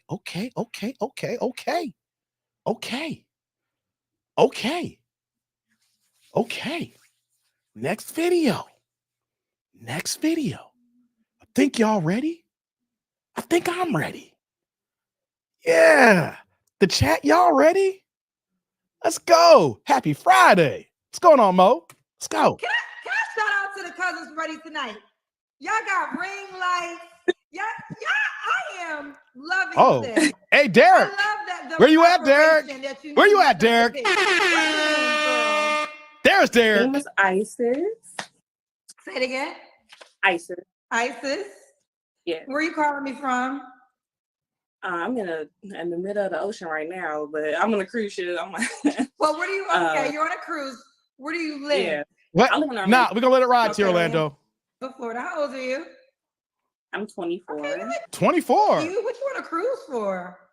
I'm just on vacation with my family. Okay. 24. You have any kids? I have one son. Oh, He's damn. one. How old is your son? He's one. Where baby Oh, daddy one. at? If one son, that is one. You're right. Okay. Why you not with the dad? Yeah, where baby daddy at? It just didn't work out. Why? It Just didn't work out. Okay, this didn't work out. I'll let it be. okay. You see how that goes there? It just didn't work out. I'll let it slide then. Austin says, I'm looking for a respectful black woman that respects black men. Well, if you don't go where you are respected and wanted. Well, why ain't you with your baby daddy? It just didn't work out. Okay, we'll let it go. Your kid's 1 year old. It doesn't matter. We'll let it go. We'll move on. We'll move on.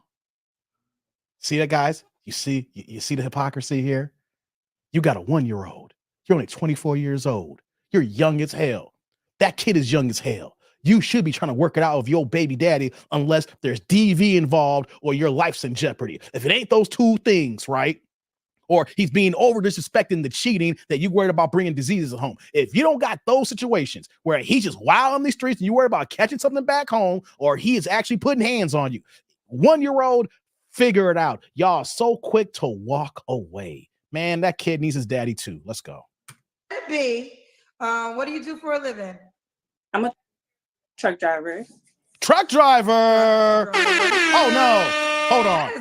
I think truck driver and entrepreneur are the two #1 professions of people that I get on my show.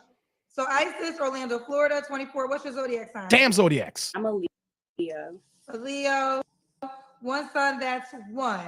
Now, you know there's going to be some conversation about you having a 1 year old child, girl. So what's your response to that?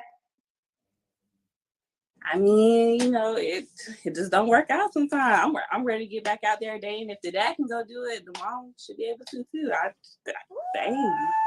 If the daddy can get back in the streets, the mama should be able to. Exactly. Okay. Okay. I mean, she has a point. Let's get to it. What kind of man you looking for? I'm looking for a mature man, somebody who knows what they want, who is ready to settle down. People, I don't know why people play with people, you know, say they want a relationship but still out there want to play. I don't want, if you know you still want to play around, don't contact me. But yeah, someone who knows what they want, someone who is generous, someone who is sweet, someone who's stable. Okay. That's pretty much. Okay. And what are your deal breakers? No liars, no cheaters. If you do not respect like your mom, that's a no. You know, respect. Like women, period. That's respect. A big red flag for me. Okay. Y'all hear respect, right? For her. Yeah. Should he look a certain way? No. No. Okay. What about money? Should he make a certain amount of money? Money. I would say at least 60K. 60K. Okay, at least 60K. So okay, let's do the Kendra cam. Oh, guess what Tierra Land was looking for? Okay, what we got here? Good. You had a baby a year ago? Yeah. Good. Let me try this way. God damn. Okay, you got okay. All right.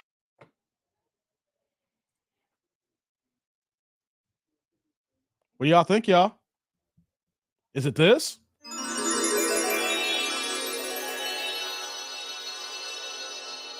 Or is it this?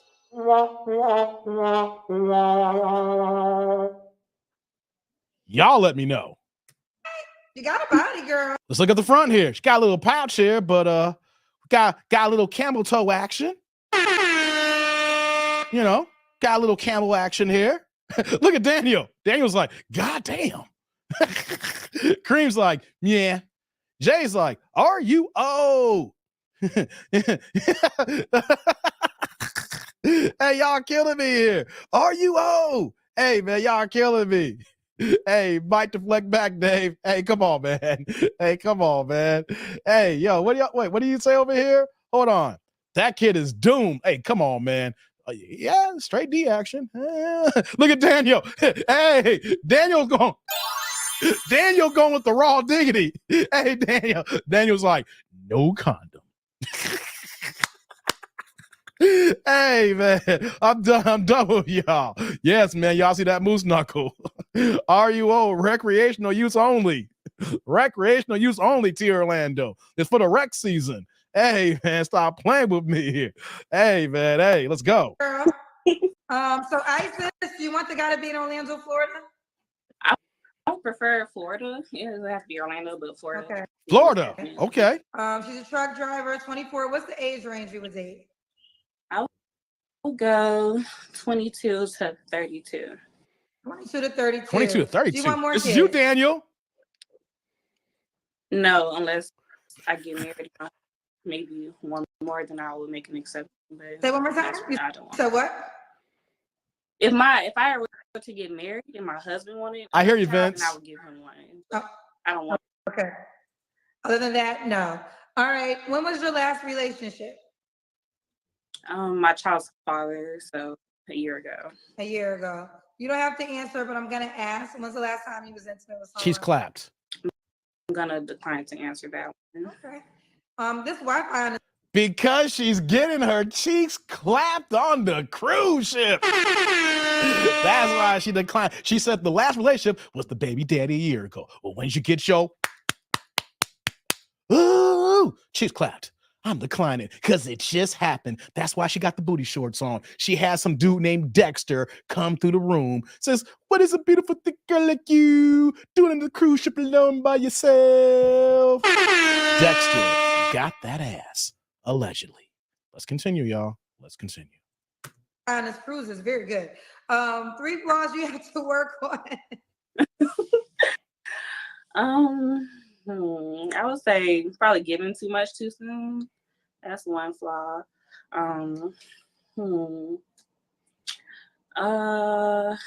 Let's see. Ignoring red flags. I can. Stop it, T. Orlando. I was in New York, not Florida. I was in New York, not Florida. 3 flaw, another flaw. I'm not. I don't know. I got. Really? You don't know no flaws? I don't know, Kendra. You don't know? What are you gonna say, Kendra? Yeah. There's 2 flaws. You gonna say something? Probably. I think I kind of said this already, but maybe like giving too much too soon. I don't know. Giving too much too What? soon. Okay. Is that what you think you do with men? I think so. Like when I like you, I'm dropped it. all in. I want to immediately start, like cooking for you, like, just catering to a person. But I think I gotta slow down on that, in my opinion, because people can take advantage. This is true. She can't name 3 flaws, but she's basically saying when she likes you, she is bending over. She is going ahead and bend over and touch your toes. Have you ever met? Hey, ladies, have a guy ever told you to touch your toes? I'm curious. Like, have you ever had a man so dominant says, look here, I need you to bend that ass over and touch your goddamn toes. That's what happens to her. She gets her toes touched. Yeah, when she sees a dude she likes, she's like, yes, daddy, I'm bending over. And then after that, I'm cooking. Toe toucher, guys. She's a toe toucher. Never heard that before? You heard it first on TD&D here. And no, T. Orlando, I was in New York, not in Florida. Stop it.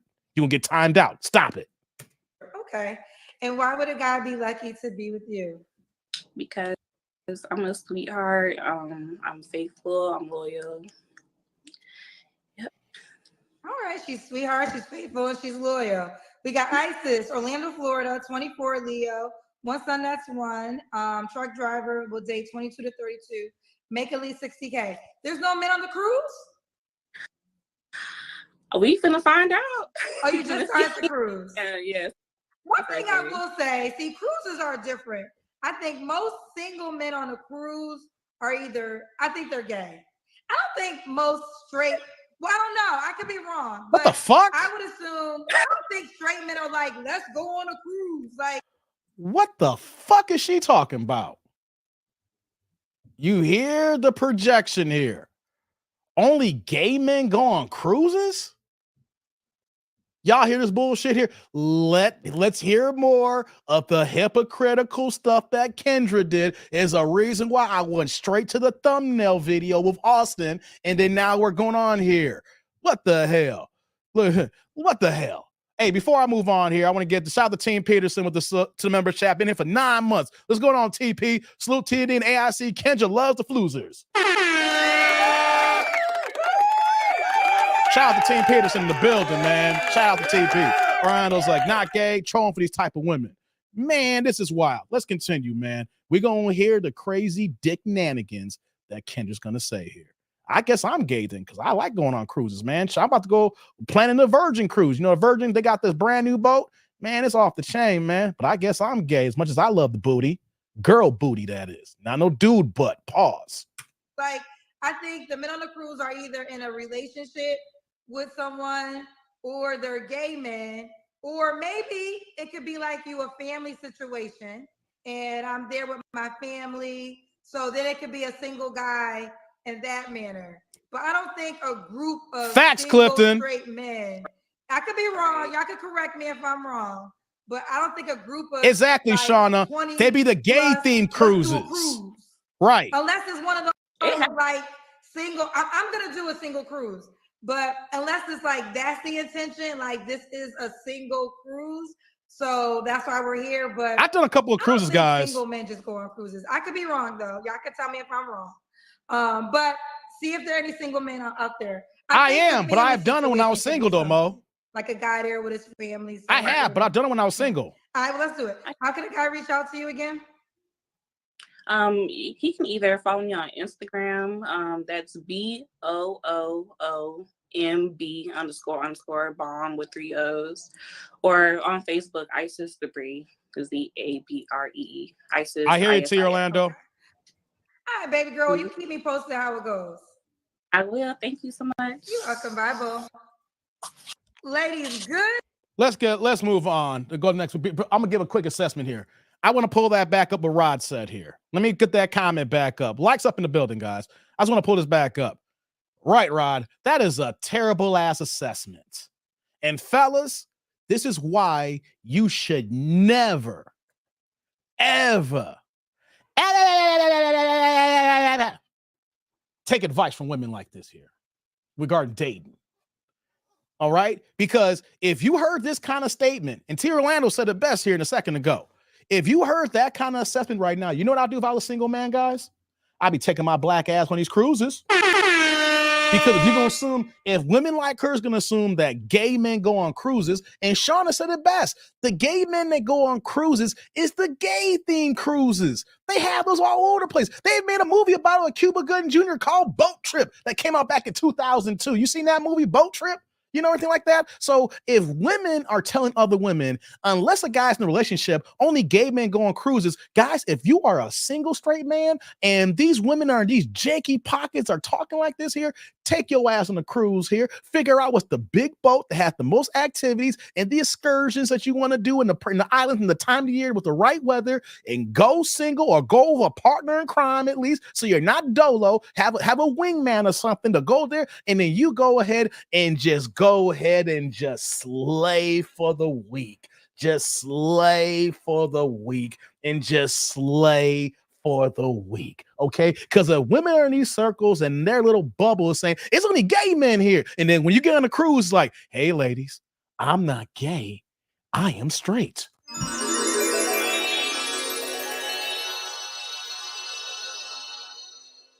Guys, don't say that you ain't get your dipstick pretty good here. All right. So, man, that is just horrible. That is just horrible to say some stuff like that. Because you know what, though? I know a lot of guys who like going cruise anyway. It's simple and straight to the point.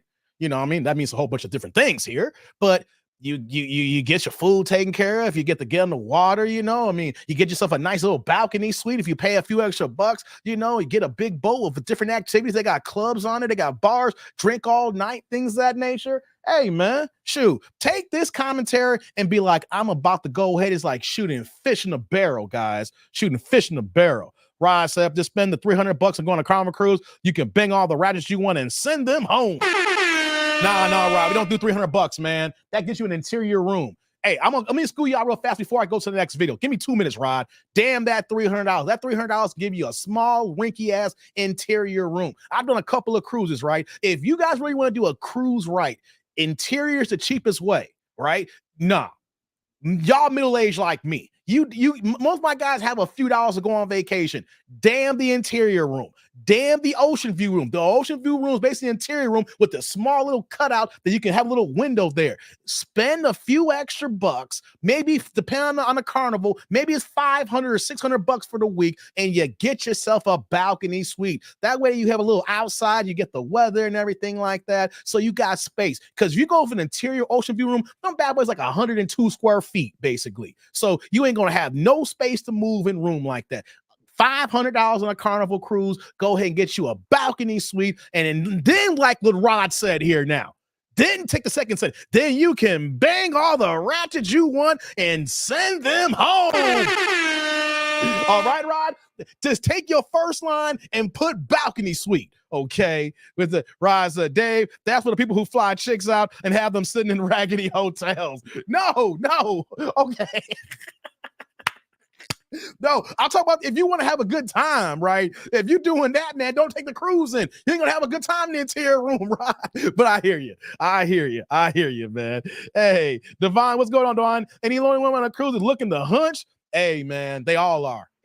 Come on, it's a cruise. They're gonna be away from their man, food, drinks. Then you get off the boat, hit the excursions, and whatever. Hey, man, hey, I'm just trying to help y'all out, man. Just trying to help y'all out. Y'all ready for the next video? Press 1. Y'all ready for the next video? Press 1. Let's go. Let's keep it moving, guys. Let's keep it moving. No, let's keep it going, guys. Y'all ready for the next one? Press 1. Dave never takes sand to the beach. Sometimes you do, though. Hey, Derek, sometimes you do. Sometimes you do. Sometimes you don't feel like hunting. Hey, Derek, I'm going to tell you, sometimes you don't take sand to the beach, and sometimes I just don't feel like hunting. I just want to go ahead and bring them on because it's already imported, okay? I want the path to easiest and least resistance, okay? When you go dolo, though, I get it. You go dolo, you on a mission. You hunting. You're like, okay, what we got going on here? What we looking here? You know, you hollering. Sometimes you might be a little tired. You might be a little lazy. And you might say, hey, you know what? Hey, let me go ahead and put you on the plane with me. You know what I'm saying? It works both ways, Derek. It works both ways. Depend on your mood, brother. Depend on your mood. If you in the hunting season, I get you. If you're like, I'm a hunt and bring my game on the ship there, it works both ways too. But you know what though, Derek? I rock with you though. It works both ways, man. Either or. And it depends on how tired you are and how you're moving, man. Derek, stop at the 2. God damn you, Derek. Oh, Lord have mercy. Derek always be doing that. Always with the 2s, man. What the hell, Derek? What the hell, man? What the hell? Rod, Neil, I need one to go one away. Lord have mercy, man. Let's see here. Let's go to the next one here. Give me 1 second, guys. Let's see here. Oh, let's do this one here. 1 second. There we go. All right. Rabbit season, no duck season. Right, Derek? It ain't duck hunt. Dun. Ain't no Nintendo status. I hear you, man. I hear you. What you saying here, Sheila? Be careful, Dave. You may encounter a crab. Hey, that shit's real. Hey, Sheila. Yeah, that shit's real. Hey, Sheila. Yeah. Hey, fellas. Hey, that jock itch ain't jock itch. You gotta be careful out there. Like she's like, hey, you think you got jock itch? Like, damn. No, that was that banshee last night. Oh, yeah, that's that banshee. That because you dirty. Well, you dirty now. Man says, be careful taking a cruise, stay on the boat, but measles can't get on the boat. Hey, man. All right, let's get ready to get this next video going here. All righty. Let me pull this up here, guys. Who we got here this time? Okay. So we got going here. Wait, Frank says, last cruise I went on, and there was a lot of people wearing a certain color. Found out it was a swinger thing. Fun times. Oh, hey, Frank. Question. Once you found out it was the swingers, did you introduce yourself? Or you just kept it moving? Like I say, K-I-M. Did you K-I-M? Did you keep it moving? Or did you like, hey, how's it going? My name is Frank. How y'all doing? Hey, yo, where the party at? Yeah, where the party at? You know, did you introduce yourself? Did you make yourself inviting? Did you just like, hey, how you doing? Hey, well, what did Martin say? Like Brandy, can I be down? That was you, Frank? Frank's like, hey, like Brandy, can I be down? Hey, let me know, Frank. Let me know. Clifton's like, it'll be like the crab people from. Hey, come on, Clifton. Not the South Park episode of the crab people. Stop it, Clifton. Nah. Sean is like, I'm bringing mine with me, bringing somebody guaranteed booty, hunting me, might get booty and may get rod. Hey, that's what I'm talking about, Shauna. Say, hey, I ain't mad at you, Shauna, for that one, right? I get it, right? You go on vacation, you want guaranteed booty. Okay, I hear you. You ain't married. You want to know, like, hey, if I'm going out of town, if it's going to be sun, it's going to be water, and I ain't got to go to work, give me the guaranteed booty. Okay, I hear you. She said, fun times. Hey, Shauna, me and you go back and forth, but I ain't mad at you about that one. Right, you beat me to it, Jay. Siri play with like Jagged Edge. Right, that was in my head. I just didn't say it though, Jay. You beat me to it, brother. You beat me to it. Look at that. Take that. No Diddy. Hey, no Diddy. I like that. Hey, y'all, let's get to this next video. This is what we got here now. All right. You know, let's see if the Kendra hypocritical train keeps on ticking.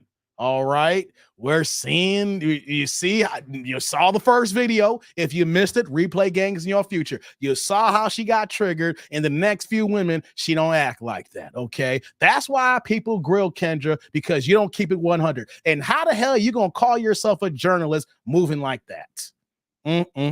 Will Downing, I hear you, Derek. Let's go. How are you? I'm delighted you situated. I like this.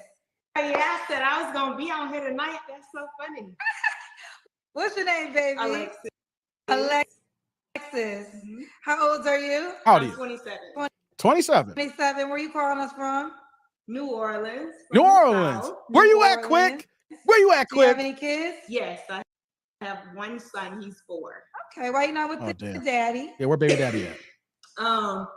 He a cheater, a liar. It was a long time ago. Yeah, it's over and done with. How'd you find out?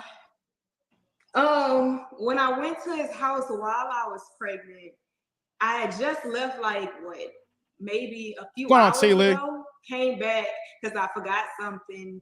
He wouldn't open the door because he had a female in there. So yeah. Wait, so you Hold on, guys. See, that's the problem with y'all fellas. Y'all letting too many women come over your house and giving your address away. And then when the woman who's your number one wants to show up unannounced, then you don't want to open the goddamn door. Guys, I keep telling y'all, I'm not trying to tell y'all to do dirt. I'm not encouraging y'all to cheat. But what I will say, what I will commentate on is to be smart. First of all, stop letting any other woman come to your house, especially if you got a chick that's pregnant who can show up anytime. I keep telling y'all, take this your side pieces to the hotel. Not too many people should know where the hell you live, okay? You let too many women know where you live at, they're going to be stalking in your bushes and showing up unannounced. You're going to have 2 or 3 at a time here, okay, guys? Go ahead, take a few dollars with your disposable income here and take them to the hotel. Take them to the hotel. They the side piece. They don't get home action, okay? Stop letting these chicks come to your home and disrespecting your domicile and then making your life a living hell when she comes back and knock on the door like, let me in. And then you're like, nah, you can't come in. And why can't I come in? Because I got company. Come on, guys. Be smarter.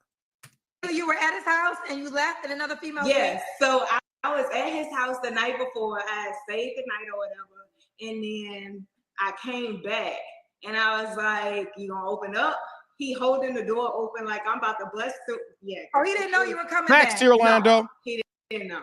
Yeah, I shouldn't have popped up. So I don't do pop-ups no more like that. No, I mean, she admitted too, I shouldn't have popped up. But you know what though?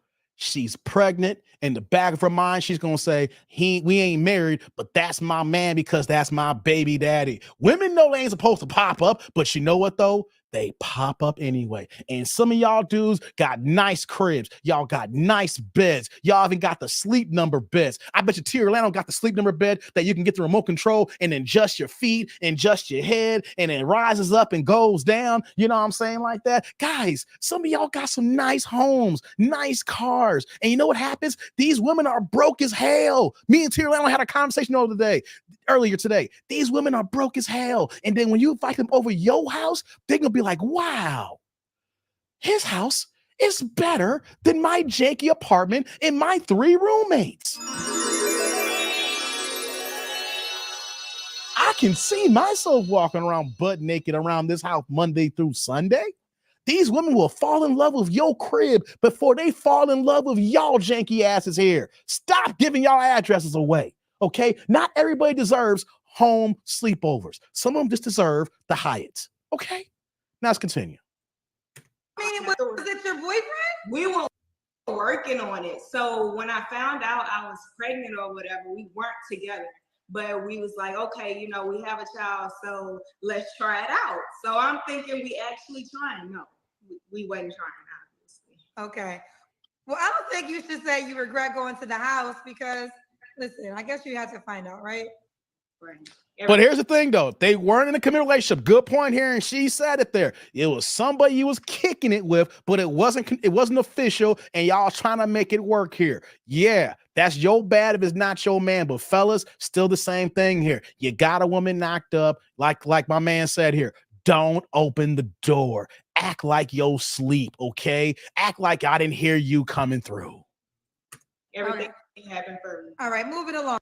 What's your zodiac sign? Damn zodiac. I'm a Cancer. Cancer. And what do you do for a living? Hey, Mo, I hear you. I work in tech for an oil and gas company. Hi, it sounds fun. Hey, hi, this one, Mo. All right. So we got Alexis, 27, Cancer, New Orleans. One son that's for never married, correct? No. Okay. Works in tech for an oil and gas company. Let's do it. Let's get into it. What kind of man are you looking for? So I'm looking for an ambitious man. Obviously, I want somebody that's a provider. I want somebody that I feel safe around, that's a protector. Someone spontaneous who loves to travel, because I'm big on traveling. That's like my thing. And they love to travel, fellas. I don't know, just somebody that's good people to be around, like a family man, somebody who is gonna accept my son as his own. So the simple stuff. Oh. Okay. So you got there early. Oh, ho, ho, ho, ho, ho, ho, ho, ho, ho, ho, ho, whoa, whoa, whoa, whoa, whoa, whoa, whoa, whoa, whoa, whoa, whoa, whoa, whoa, whoa, whoa, whoa, guys. Is this the part of the show that we talk about from the title? Is this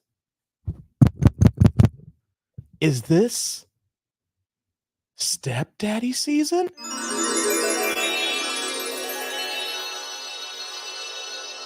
It's April. May's next week. Summertime shy, I told y'all out here. Is it also is it also stepdaddy season? Let's continue. Early. So you want a man that's going to be a stepfather. Mhm. Okay. Could he have kids already? Yeah, but no more than 2. Because 3 is like my total max. 3 is your total max. Okay. What are your deal breakers? I don't like liars. Like, I understand everybody tell a little white lie here and there, but I hate liars. I don't like guys who are super arrogant. Like, it's good to have confidence, but I feel like arrogance is just, I just don't See you, like it. Derek. You shouldn't be in the mirror more than me. Like, I just don't want somebody that's too full of himself. And I don't want to be with somebody who's not close to their own family. Like, I'm a family-oriented person, so I want him to be very family-oriented as well. Okay. Should he look a certain way? Not necessarily. I normally go for like the medium ugly. I don't know. Medium ugly. Medium ugly. Is this a new category? Yeah, like medium ugly, but he don't have to be 6 foot tall. I'll say like 5'9", 5'10". I'm fine with. I like meat on your bones. I don't like guys who are super skinny anymore. That was like the past me. I like to feed my man, so he needs to be able to eat. And that's really. Oh, so you like to cook? You say you like to feed your man?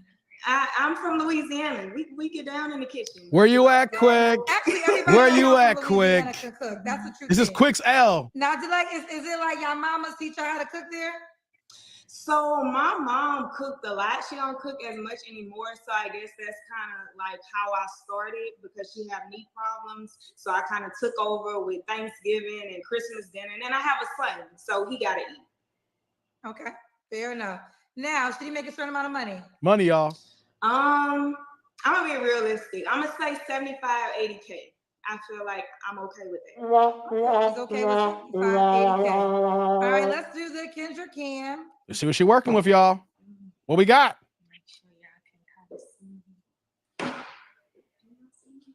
Well, we can't really see everything. We can't really see much here because of the way the camera's set up here. Team PTP says, yo, why y'all calling yourselves ugly, y'all? Hold on. I'm ugly, but I can make you laugh the draws off. Hey, TP. Hey, man. Hey, that's always worked for me, man. Once I got you laughing, what did Dave Chappelle say? Gotcha, bitch. I'll make your ass laugh, and it's over. Like you're in good shape. What do y'all think here? She ain't giving us a good camera view here, you know. Oh, Derek says I'll take her. Okay. I see that here. My half L. Forgot about where you at, Kenneth. You got to own this one too. Take that L. Jay says we don't 504 boys. Hey, come on, man. Stop the 504 boys. Let's go. Yeah. Decent. Okay.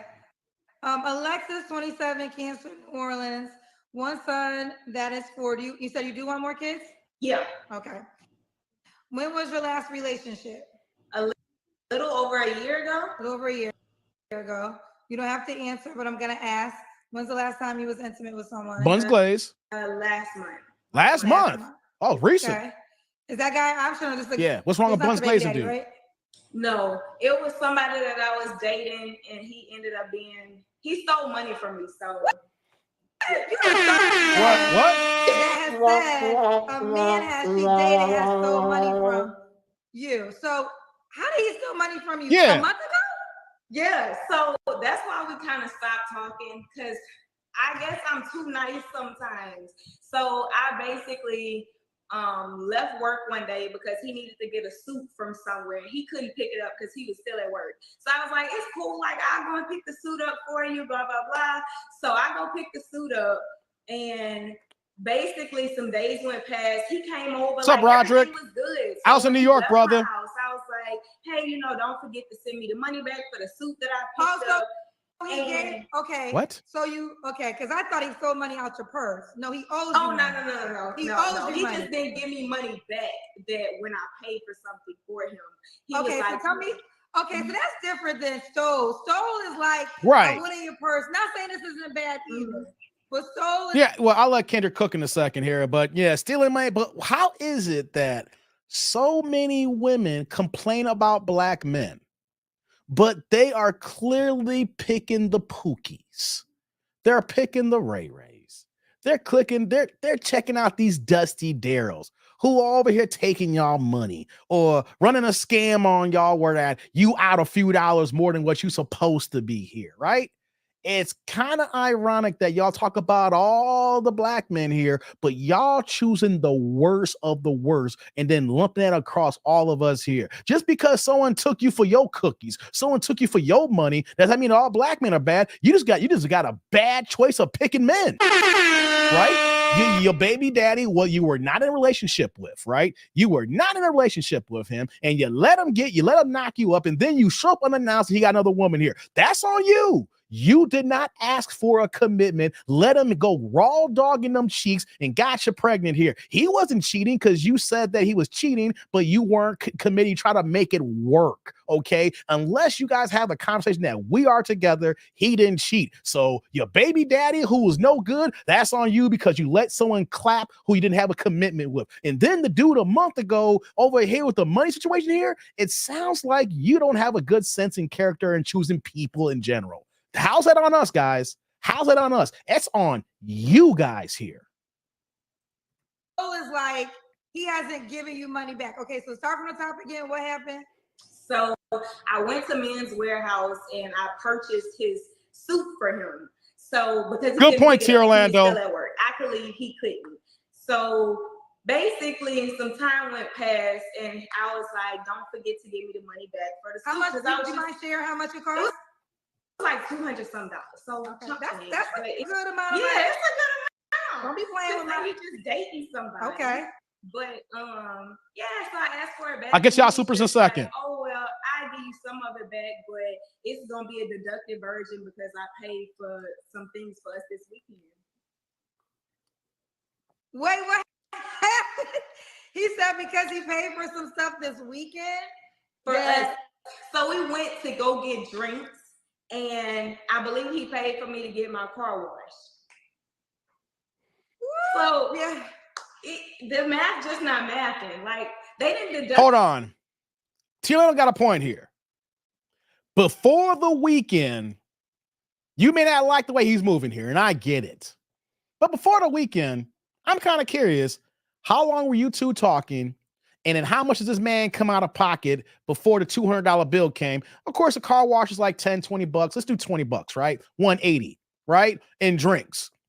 You know, let's just say 150. Car wash and drinks. Let's say that you're in a negative 150.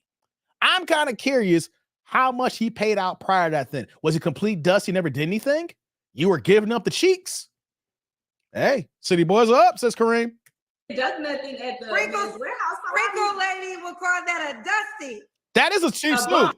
A straight bone. That is a cheap suit for $200. That's a share of it. I'm getting more in tune because I got in tune with drizzle, and then I learned that that's a play off of sprinkle. So now I'm getting more abreast of her message. But let's stay focused on you. Okay, all right, yeah. So no man that's gonna. I still wouldn't call that steal money though. Like that's not stealing. No, he owes you money. Yeah. Okay. But does he really owe you though? So semantics. That's why you said a guy to make a friend. Okay, that's the guy that was a month ago. That's how we got there. Okay. So 3 flaws you have to work on. Oh, let's get these flaws here, guys.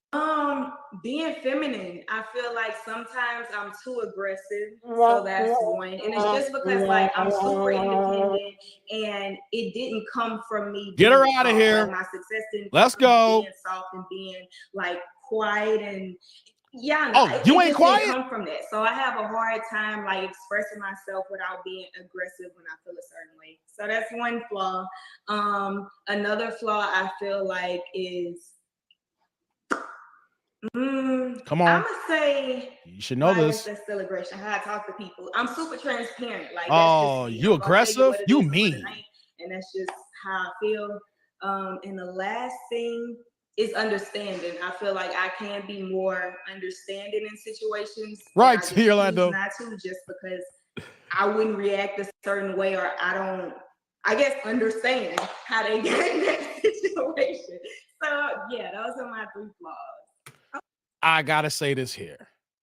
any woman that's going to come out and say, I need to work on my femininity, I'm too masculine, that's a big ass red flag where fellas run for the hills. Ladies, y'all should be feminine already. Why is it that y'all ladies gotta work on femininity, but us men are always have to be masculine? You never hear guys saying, hey man, I gotta find me the right woman, man, so she can put me in my masculine mode. I be too feminine at times. You know what I'm saying? Hold on, let me go a bit bigger here for a second. Let me go a big box here. Be like, hey, yo, I was talking to Pinball. I'm talking to Pinball. I'm talking to Divine. I'm talking to T Orlando. Like, hey, fellas, I gotta find me a woman that can bring the masculinity out of me. I'm sick and tired of being feminine. I'm sick and tired of being soft. Okay? I'm sick and tired of living my soft guy era. I need to be more masculine. I need to find me a woman who's going to allow me to be a man. Let me to be rawr. Let me buck up my chest and say, I'm a man, Damon. I'm a man. Said, no, man. But women will come out saying, I'm too masculine.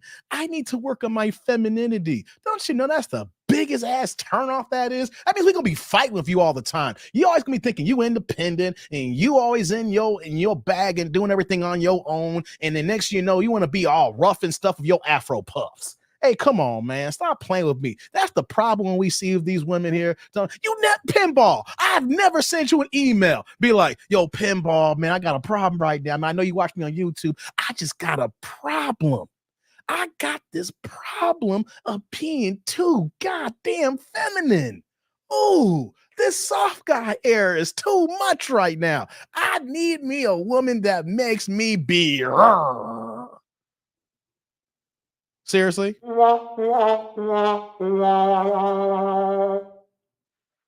Let me tell all y'all ladies out here right now, because I got the megaphone out. All y'all talking like this here, y'all need to work on y'all edge, because this is a goddamn problem. Y'all trying to be dudes so much, y'all trying to be men of the masculinity, y'all forgot who the hell you are. Why don't you be your natural instincts? Be the woman who you are. Stop this shit here, because dudes don't want to date themselves. Let's get back to the video. Okay. And why would a guy be lucky to be with you? Because I'm a hustler. Like, I'm a hustler myself. It's not just a man. Although I don't want to go 50-50. Let me put that out there. I don't want to go 50-50. Maybe hey, come on, Anthony. 70-30. But if he was to fall off, I definitely could pick up the slack. I'm a mother already, and I feel like I'm a damn good mother. I'm super supportive in anything my man does. I'm motivational, and I feel like I'm just cool people to be around. I feel like I give off a good vibe whenever people, are around me. Okay. Let's get into it. Alexis, 27, Drizzle. New Orleans. One son that's 4, tech and oil gas company, does want a man that would be a stepdad to her child. Stepdaddy season. Make at least 75 to 80K. Should he be in New Orleans? No, please don't. I mean, if you are, that's cool. But I like out of state. I like traveling, so it's fine. Okay, and she also can cook very good. Mm-hmm. So she wants her man medium ugly, not too skinny, because you got to enjoy this food. Yes. All right. How can the guy reach out to you? How can they get my Instagram? So my Instagram is @_Solexis, SOLEXIS. And there you have it. Give it to him one more time. What, the Kendra Cam? No. Oh, look, you always show your ass, girl. Show your IG name again. I mean, if you want to do the Kendra Cam again, yeah, show your ass again. We want to see your ass again. Come on, the IG. So my IG is _Solexis. Okay, there's two types of Kendra Cam people.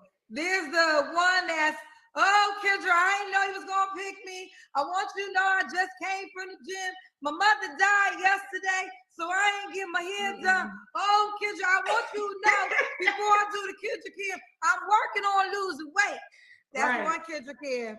Then there's the you Kendra Cam. Oh, you want me to do it again? Yeah, I got. Oh, did you get the angle? Do you want me? Do you want me to? Do you want me? Can you see me good? Can you? Right. Can you see all of me? I was ready. Yeah. The two Kendra Cam people. All right, Alexis, keep me posted how it goes. All right, bye y'all. Bye. All right, y'all. We're going to get to the next video in a second. We ain't done yet. Don't leave. Likes up in the building. I mean, I don't want to forget. Shouts my man, Rodrick. I wanted to let the video play, Rodrick, before I get to your super. Shouts my man, Rodrick from Bermuda. I was in New York, brother. That's why I was out of pocket. You know, I was out on business. So that's why I've been missing in action. So y'all was looking for me. Appreciate you dropping the $20 holla, putting that orange in the chat. Guys, I love it when you make the chat turn colors, saying 2 months left and I'm free. Hold on. Oh, yeah. I'm going to give y'all the update on this one, guys. Hold on. First thing first, Rodrick. Hey, brother. Salud. Thank you for the holla. I appreciate you. Thank you. Right back at you with the super. Hey, Rodrick. I'm not going to go in detail. I just want to let the chat know who probably missed that live stream because I remember, brother, we had that conversation. I want everybody to understand this here. Rodrick has 2 months left of alimony payments left to his ex-wife, and then he's done with her ass. 2 months worth of checks. 2 months. It's April now, May and June. And Rodrick is done with alimony. The ex will be done. He ain't got to cut the check no more. And peep game here, guys. I feel for Rodrick to let you guys know how flawed and janky and fucked up the system is. Rodrick's ex makes a gang ton of money. If I'm correct or not, Rodrick, I believe he told me his ex makes 6 motherfucking figures. She makes north of $100,000 a year. If I'm correct, Roger, correct me if I'm wrong. Then you tell me she makes about $150,000 to $200,000 a year, and the courts is still making Rodrick pay alimony. Y'all can't make this up. She's making close to $250,000 a year. And the court said in the divorce, he got to cut her a check when she's in the top 1% of women earners. But check it out. Yeah, thank you, Rodrick. $20K per month, $250,000 a year. I remember that conversation, brother. I was like, God, in my head, when you told me that, Rodrick, I was like, damn. In the last round, I was like, you got to be kidding me. This woman makes $240,000 a year. Let's say $250,000 a year, guys. She makes $250,000. Some of y'all on this chat ain't making no $250,000 a year. Some of y'all got good jobs and y'all killing it. I know y'all are, but I know a lot of y'all ain't making $250,000 a year. And the court said Rodrick got to cut a check. Y'all can't tell me that the courts and life in general United States hate men. The audacity that the woman beforehand that EJ wanted to skip, we skipped that first video, and she was like, I'm looking for a man who likes women. Well, you know what, though? Guys may talk a certain type of way. They may sound like they hate women, and they don't hate women. They hate the system that the men are put in that make it hard for us to want to deal with certain type of women. The fact that a woman can make this amount of money. Now, obviously, Rodrick makes a grip. Rodrick is doing well himself. But if Rodrick, of course, is making more money than her, the fact that they're making him pay. But the court should look at that. Any judge can say, look, let's just use hypothetical numbers. I'm not pocket watching. Let's just do a hypothetical number. She's making $250,000 a year. For him to pay, it's like, yo, they're saying, Rodrick, you make about $300,000-$400,000 a year. You got to cut a check. Rodrick's lawyer's going to be like, why does my client got to cut a check? This woman can take care of herself. She makes $250,000 a year. How come that we just can't divide the assets? Oh, you make less? Hold on. Hold up.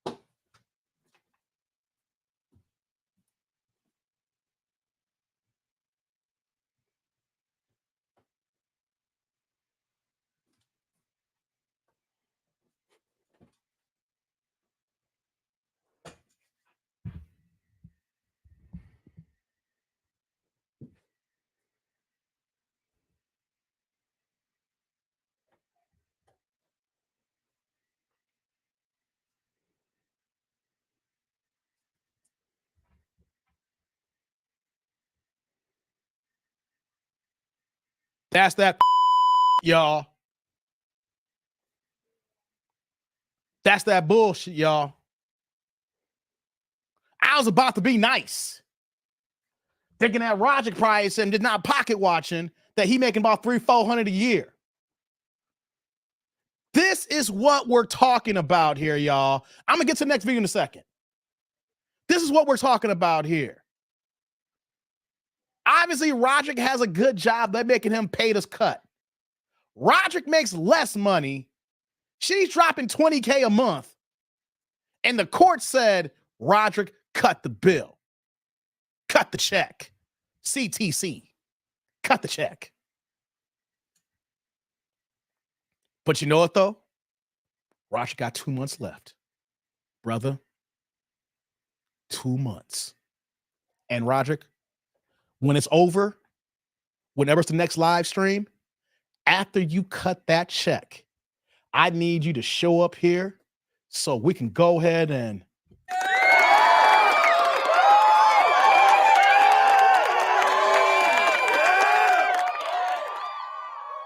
okay, Rodri, when you cut that last check, we need you to come back here so we can throw you a little mini party.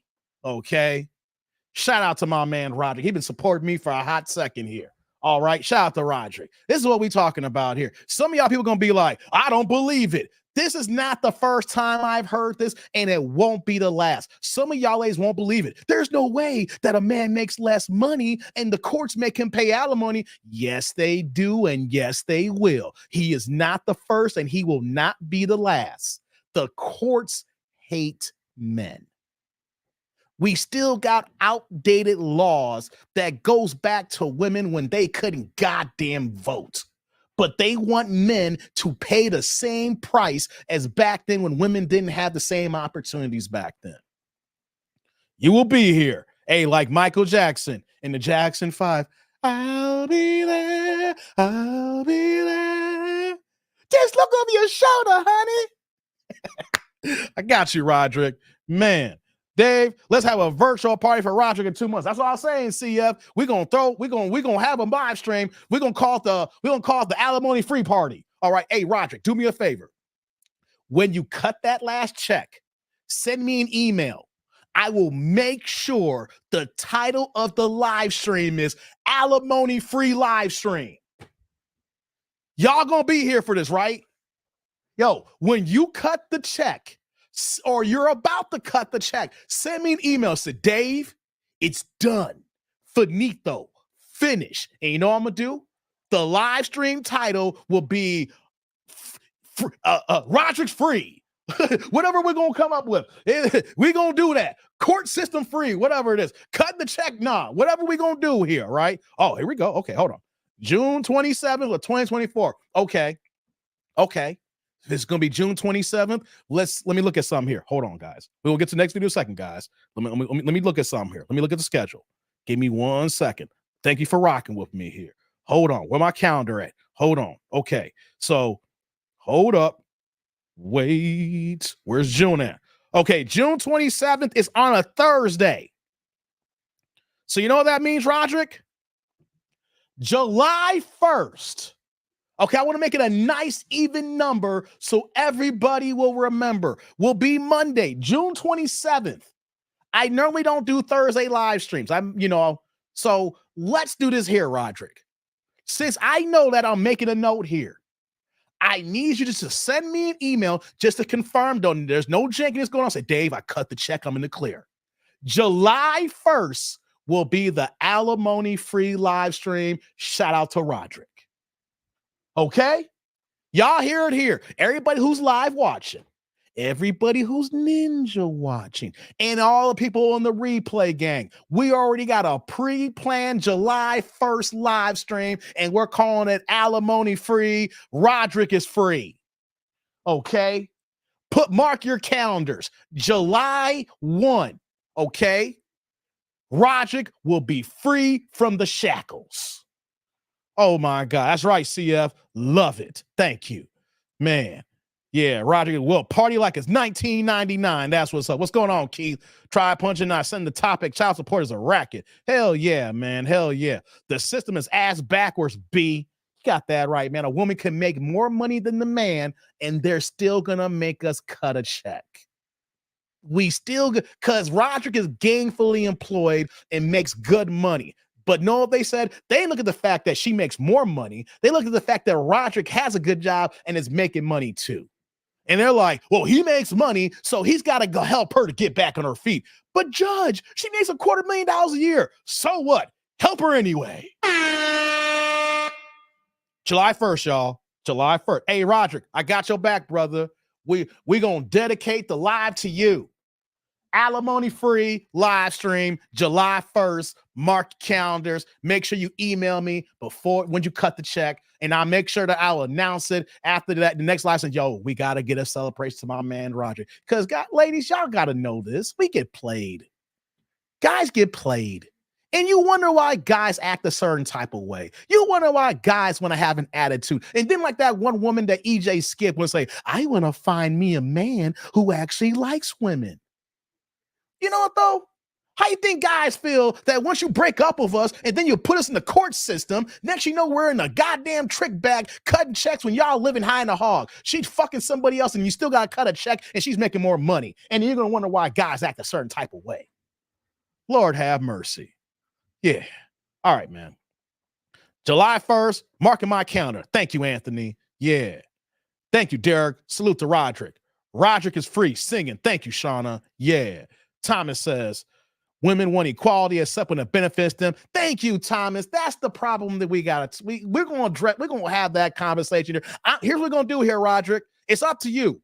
I'm going to drop the link. We're going to have people cam up. We'll do panel discussion, and then we'll let the fellas as well as when we're going to talk it out. I'll open the floor up here. If you guys turn your cameras on, make sure your camera ready. Or if you don't want to turn your camera on, but I know who you are and you're verified, you want to come on and talk your stuff, we'll do a panel show that day. I'll let the fellas come up. We'll let the women come up, and we'll talk about it. Roderick, if you have your camera or if you have your mic on, I'll let you come up, and you ain't got to talk much, Roderick. He's like, hey, Dave, I just want to say I'm free and thank you to the tribe.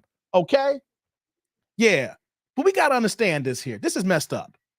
It's not the fact that men hate women or certain men hate women. Men hate the trick bag that women put us through when it's over.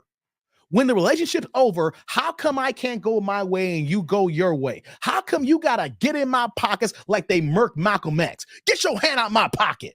Right? It's not about us hurting, being mad at women. It's like, it's over. Why can't I go my way? I got to cut a check to you while you fucking somebody else now. You make more money than me?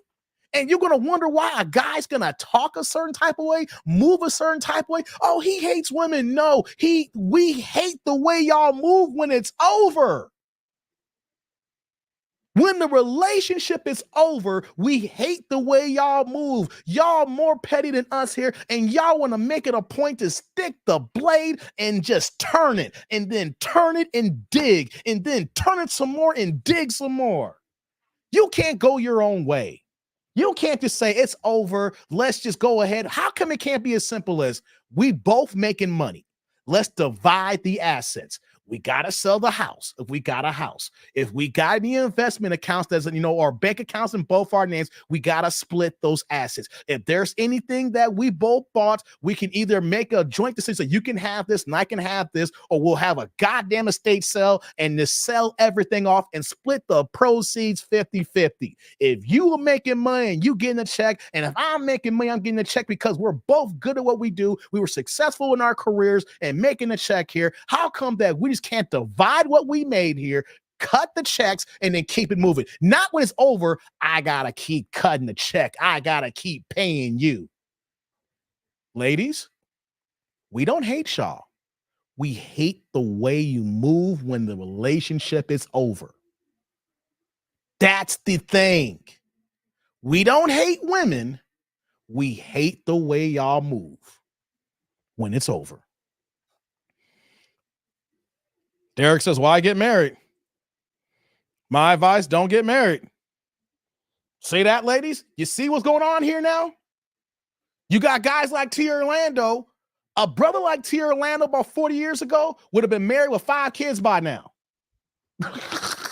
Am I wrong, T. Orlando? We go by the old ass mentality of the simpage of the old Gen X and the generation before us. Listen to all the Babyface songs and the After 7 songs. A guy like T. Orlando would have been married by now with 4 kids 40 years ago, right? But now, because of stuff like this, guys like T. Orlando, guys like Derek is saying, why should I even get married? T. Orlando loves his house. Me and him were talking to T. Orlando loves his crib. You think T. Orlando wants to sell his house and then split the assets and then the equity? And he got to pay the difference to his ex there? No. T. Orlando's like, nah, forget this here. This is my house. I'm not getting married, and I'm not going to let you get my shit here. See, ladies, this is a residual effect of y'all played enough men in the course for so long. Now, the new women, y'all got to come up here, got to face the consequences of guys like this here who are making decent money saying, I ain't marrying y'all. Yo, we can smash. We can have a good time. But you know what, though? Why would I put myself in a situation where that I could find myself a woman who's smart, intelligent, making good money, taking care of herself. But then if it's over, I got to cut you a check knowing that you can buy a house outside of me. You can take care of yourself. You can buy your own car. You can do your own thing. You can do everything about me. But still, you want to take my money so you can go ahead and buy some goddamn bags. After 26 years of marriage, I'm not doing it again. Right, Thomas? Same for me. If something happens with mine, it's a wrap. I ain't going back to that trick. I ain't going to go to that trick bag again. No, if something happens bad to me, it's a no. Mm-hmm. Third house without a wife. Damn, T. Orlando, third house. Congratulations. Yeah, upgrade every time. I hear you, man. I hear you. What's going on, Shay? Reasons why my man and I have discussed at length how much we're against marriage and will never get married. See, you understand it, Shay. See, you're the type of woman that says, hey, you know what? I agree with the situations here, and I don't want to get married anyway, too. How come we just can't come to a compromise and we'll figure it out together so if the government is not in our business? See, you're one of the few, like I shouldn't say few, but the minority of women, Shy, that says, hey, you know what, though? I understand the situation here, and I like what we got here. We'll just work it out this way. We don't need the state in our business. We don't need the government in our business, right? So I rock with you on that, but you're in the minority. I can respect you. Thank you for putting that out there. But so many other women don't move like you, Shy. You know what I'm saying? So yeah. Look at this here. I'm never getting divorced again. I hear you, Frank. Man, says like, I shouldn't have to pay you to break up. The fuck right. We're breaking up, so I got to pay you. We're done. It's over. You don't want to see me no more. I don't want to see you no more once we go through it here. They kept the reconciliation going. But once it's over, so now I still got to write a check to somebody who I can't stand? And then this is how guys think about it too. I'm cutting you a check and you fucking somebody else. The government got me simping over here. I'm cutting the check and I ain't even getting no booty for it. Like, there should be something in there that in a situation like this, like if I got to cut the check, I deserve a good one smash a month. I don't like you don't like me, but for this kind of money, I got to cut the check here. You're going to make me do this here. I deserve a smash a month. At least some dome action or something, right? Get me off, Judge. The judge, let her get me off. Drizzle. Ready for the next video? Press 1. Y'all ready for the next video? Press 1, y'all.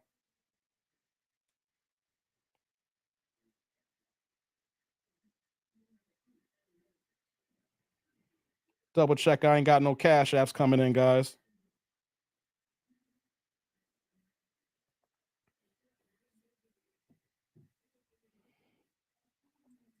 I'd rather be a pookie than get married. See that, ladies?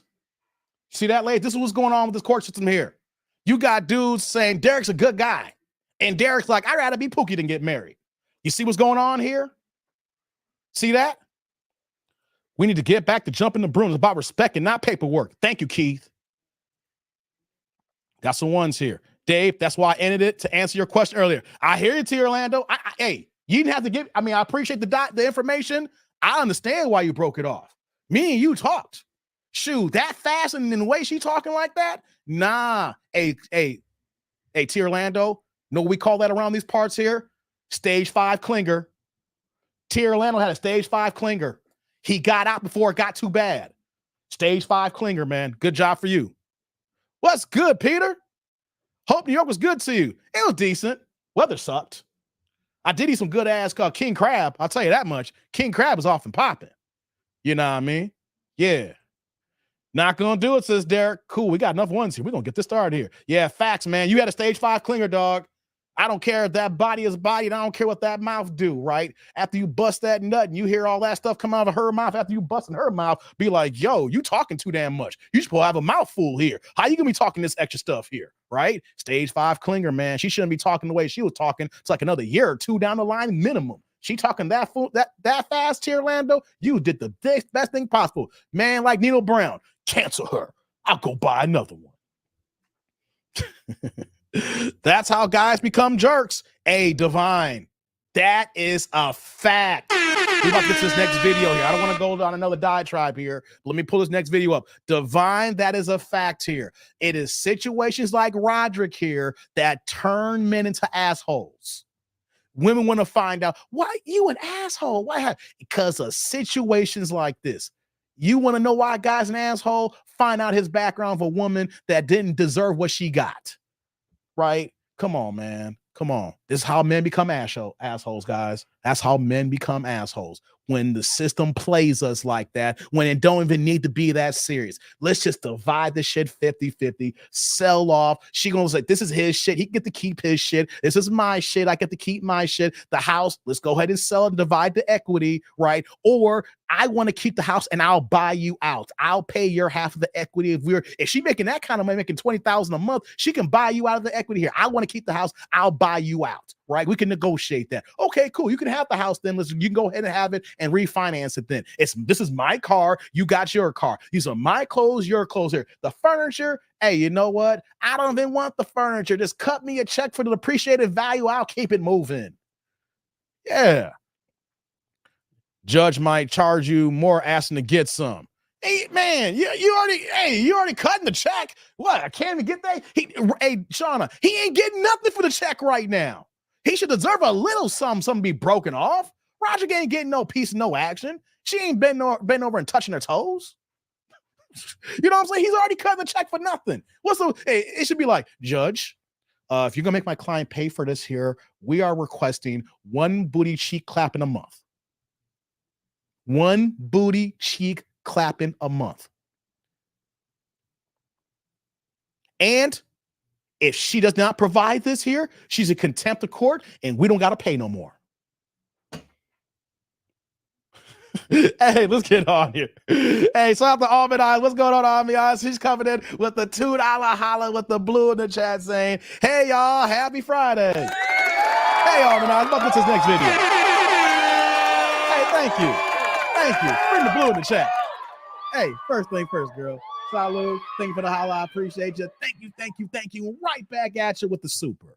Hey, man, we're about to get on to this next video. Thank y'all for listening to hear my rant. I mean, it's my rant, but, man, it's for Rodri here because Rodri is one man who was dealing with the same stuff that so many men in divorces, not just recently, but throughout the way the current system is here.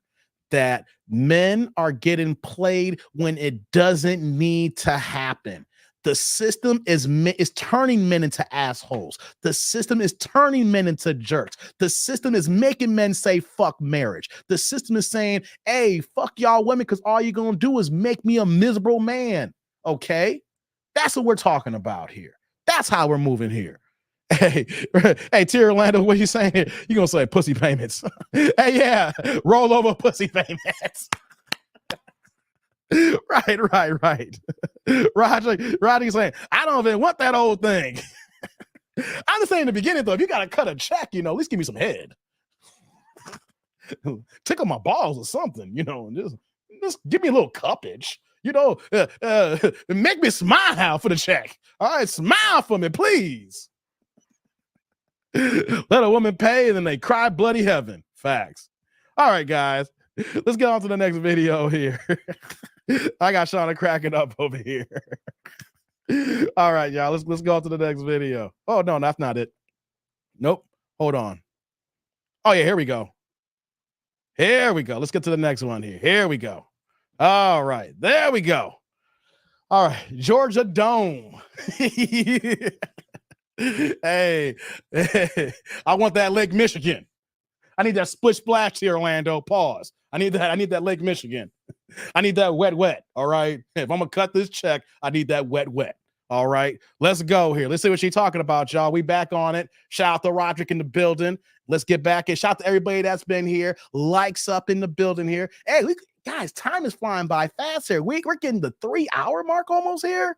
Hey, man, it feels good to be back, man. I'm sorry I've been gone for a week. I can't do this. I can't keep letting y'all wait for me and everything like that. We getting back into this here. So let's go. Likes up.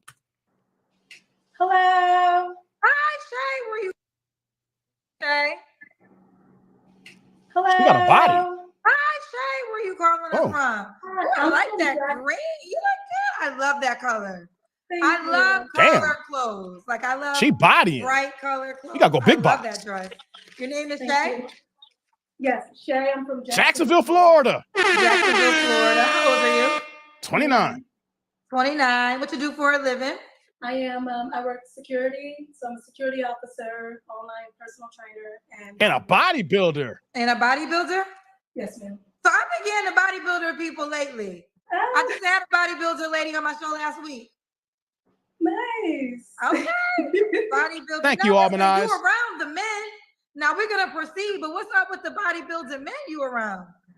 Well, I think a lot of people assume that, because I, work out and I'm around these people that we do tend to pair up, but, sometimes, it's just hard sometimes, to find someone that's like-minded and you guys actually click. It's more to it than just the exterior. So I think that's the most challenging part, trying to find someone, you click with more on an intimate level. Hold on, y'all. Hold up. Before we get into the video.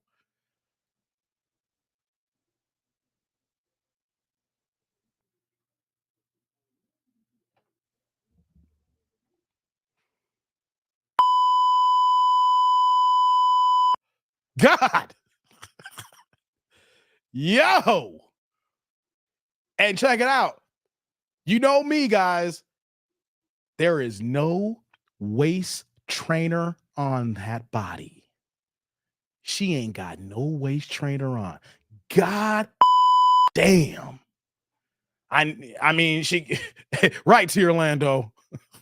Yeah, she do look masculine, but that body is bodying. God damn. What the hell we doing here, y'all? What the hell we doing here? I'm down for the green apple status. Okay. I know I said apples. I know Sean is saying I said apples. I didn't mean to say that. But damn, that girl. Oof. Okay, guys. She gonna be expensive. Yeah, because the way she eats to Orlando, she's a bodybuilder. You know that bodybuilding community? She's got to eat like 5 times a day.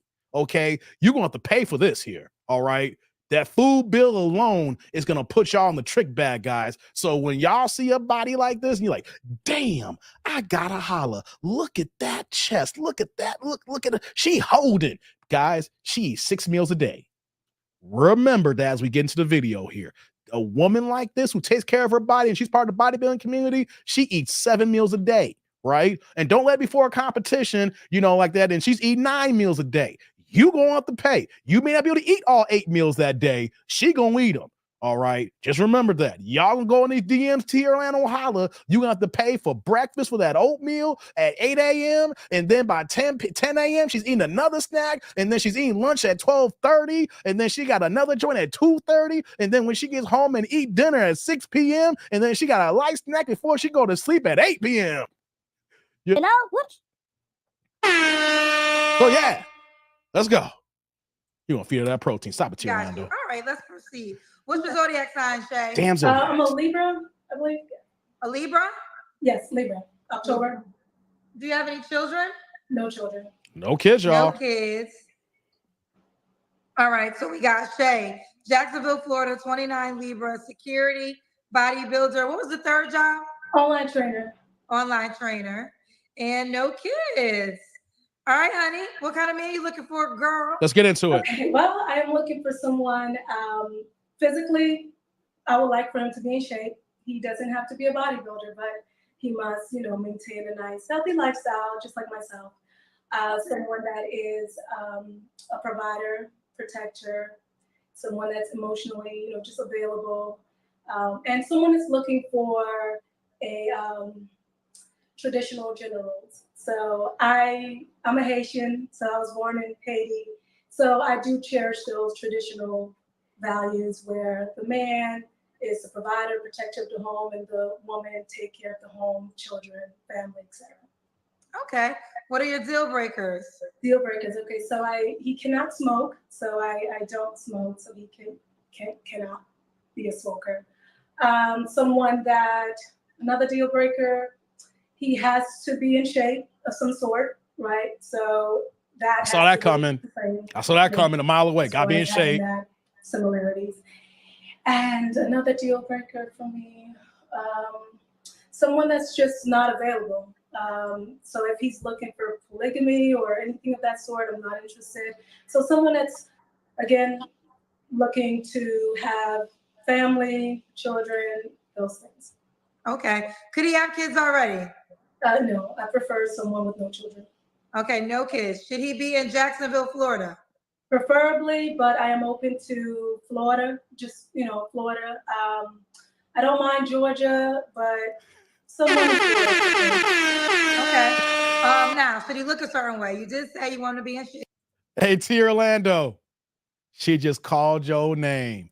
Like Chingy, one call away, and you was my lady. You just roll with me, and you was my lady. She pulled the Chingy on you, T. Orlando. She said, who else is in Georgia?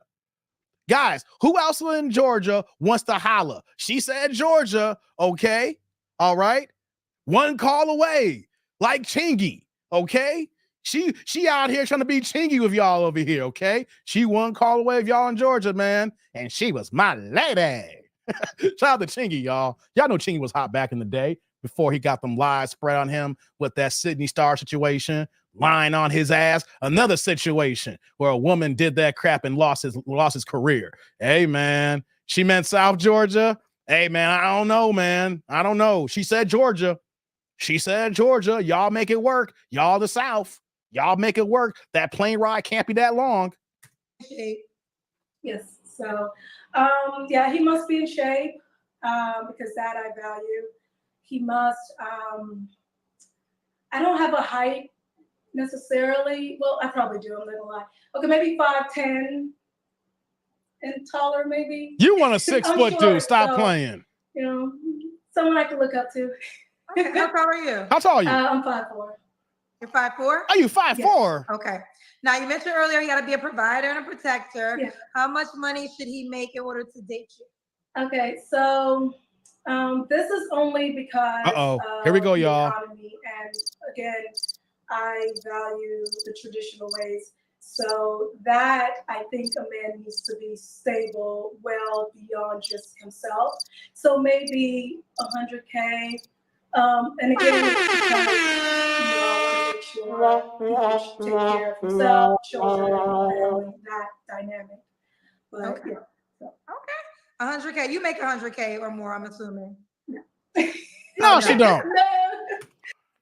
Kendra don't know. She is an online bodybuilder. All right, unless you got one of the popping YouTube channels in bodybuilding, and she does security, she ain't making no 100K a year. Come on now. See y'all. Come on. The math ain't math. She said I do security and I do online bodybuilding. Unless you got one of the most popping YouTube channels with these bodybuilders, with their algorithm. Nah, ain't no 100K going on here. Ain't no 100K going on. Is she in the bathroom? I don't know where she's at, Derek. Let's go. No. Last year, I don't want to disclose, but I mean, I'm doing okay for myself. Okay, but in the family dynamic, so you want children, you don't want to work when you have children. I don't want to have to. Y'all hear this here? She ain't working, y'all. Traditional way. She want to be kept, y'all. My mother, I was raised with my stepfather, so I saw that dynamic where she was home, took care of us while he worked. So that is the dynamic that I would like for myself. Okay. So again, it's not in a sense of being entitled. It's just the dynamic. No, she's not a woman, Shauna. that responsibility takes quite a bit. Cross-dresser, So technically. he must be able to ensure the family is good. And of course, I will do my part to ease that trouble too. Okay. So if a guy made 60K, don't DM you.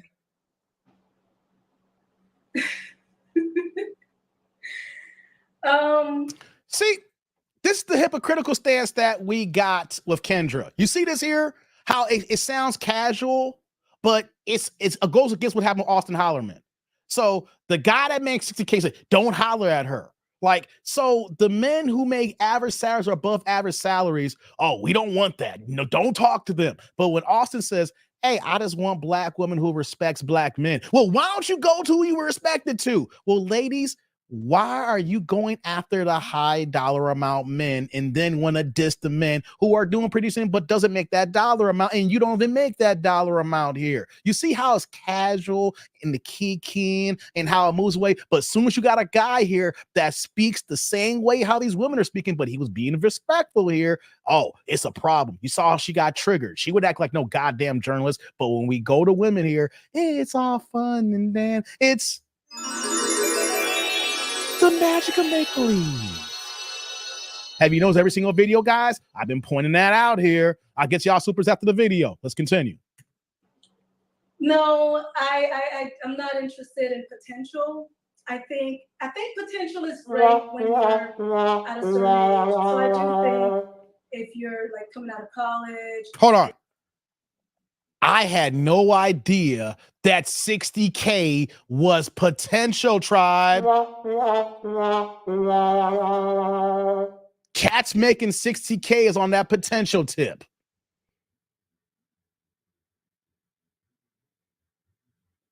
And they're mad at men for saying wanting a woman to be respectful. We can't make this up. We can't make this up. And you see that man, he's developing himself, and that is great to be able to go after that person if he's showing that he's, you see the potential there. But where I'm at in my life, look at Tia Orlando simping right now. I see my future, I cannot bet my future on someone that's not prepared. I try to be prepared. I try to keep myself with no children. I try to develop myself physically, intellectually, in all these areas. And, again, I try to withhold the values that a lot of men say they're looking for.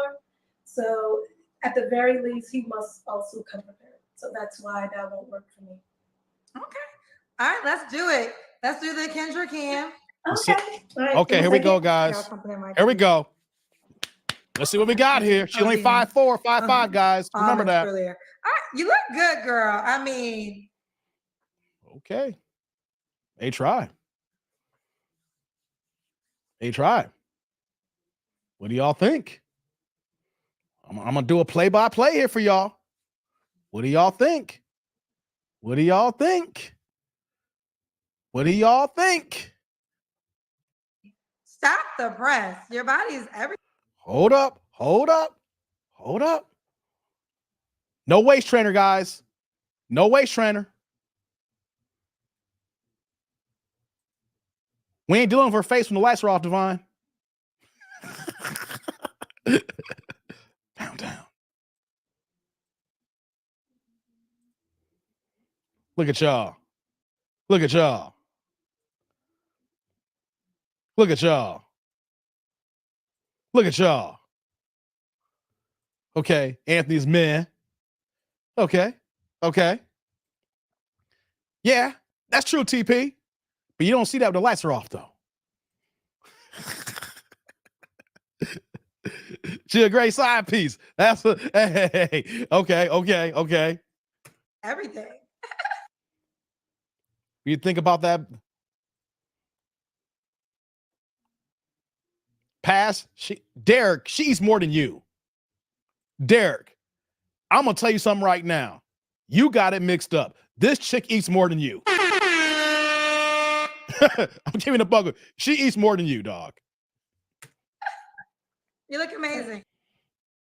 I'm doing the play-by-play here.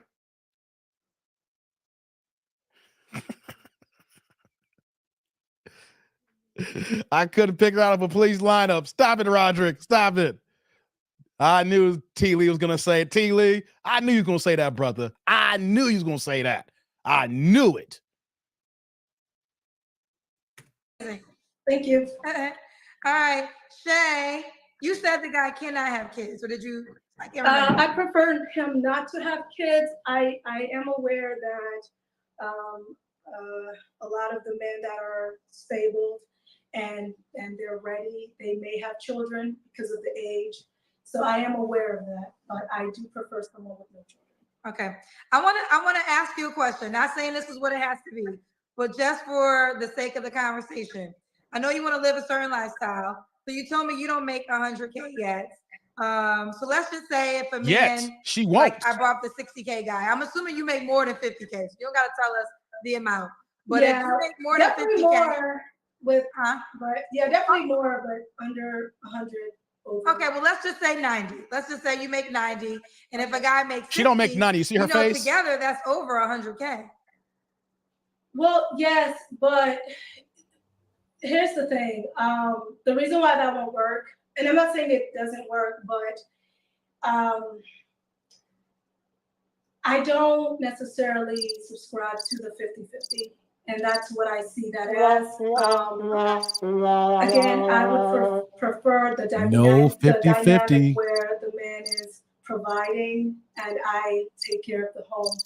Now, again, I know a lot of women, they do come on here and say, well, he has to pay this, this, and that. Right, Larry.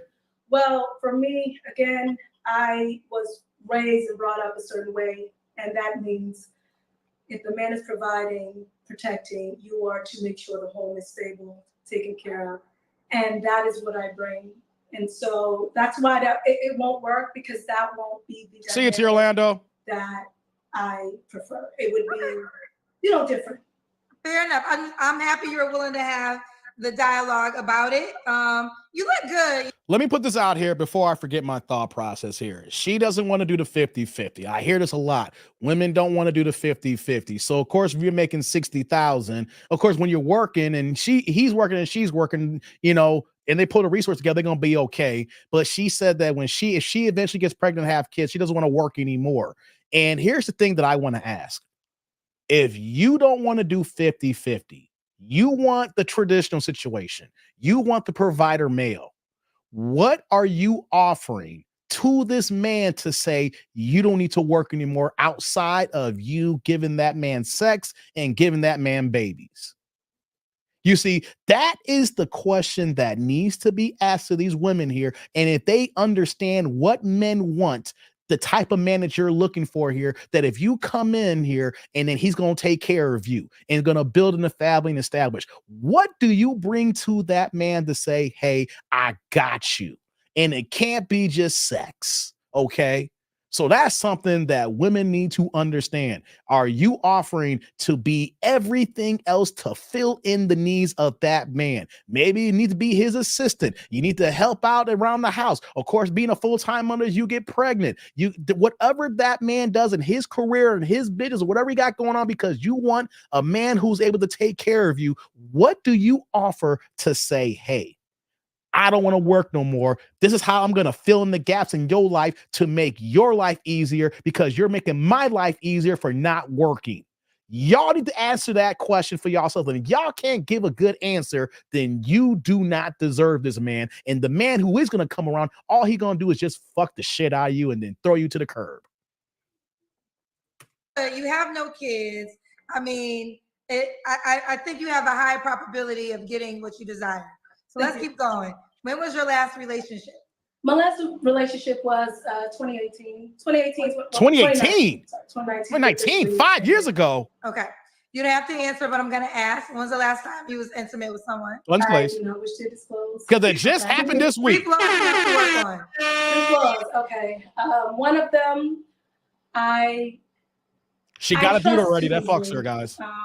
They never answered that. That's a flaw, because sometimes when I'm very interested in someone, I give myself to them. I'm open to them, and that can be a flaw, because not everyone deserves our time or energy. So I have to work on that. Another one, I could be bossy sometimes. I'm not gonna lie. Oh, bossy? Oh, hell no. The type of job that I do, and my lifestyle, sometimes it requires it, but that I can, simmer down a little bit. And another flaw, picky. I've been told I'm very picky. I could work on that too. And why would a guy be lucky to be with you? Okay, well, he's going to, if he's looking for a Good point, traditional Shauna. woman, that is what he's going to get. Damn, Chief. I want to be that person to cater to my man, my husband. I don't have any children, so if he doesn't have children, he can experience that with me. I was raised with, again, a more traditional way, so I'm no stranger to the role that the woman played, if he's a traditional man, because that's what I'm looking for, more of a traditional role. And I'm hardworking, I'm beautiful, I'm fun, but I think more so is it's my intellect, and that's what I bring. Okay, we got some paid questions for you. Okay, all right. So Kay said, very nice looking, built but not bought. Ladies need to take notes, sis. So yeah, everything I guess natural, I suppose. No, yeah, that was a compliment. All right, here's one. Now we about to have a challenge with this one.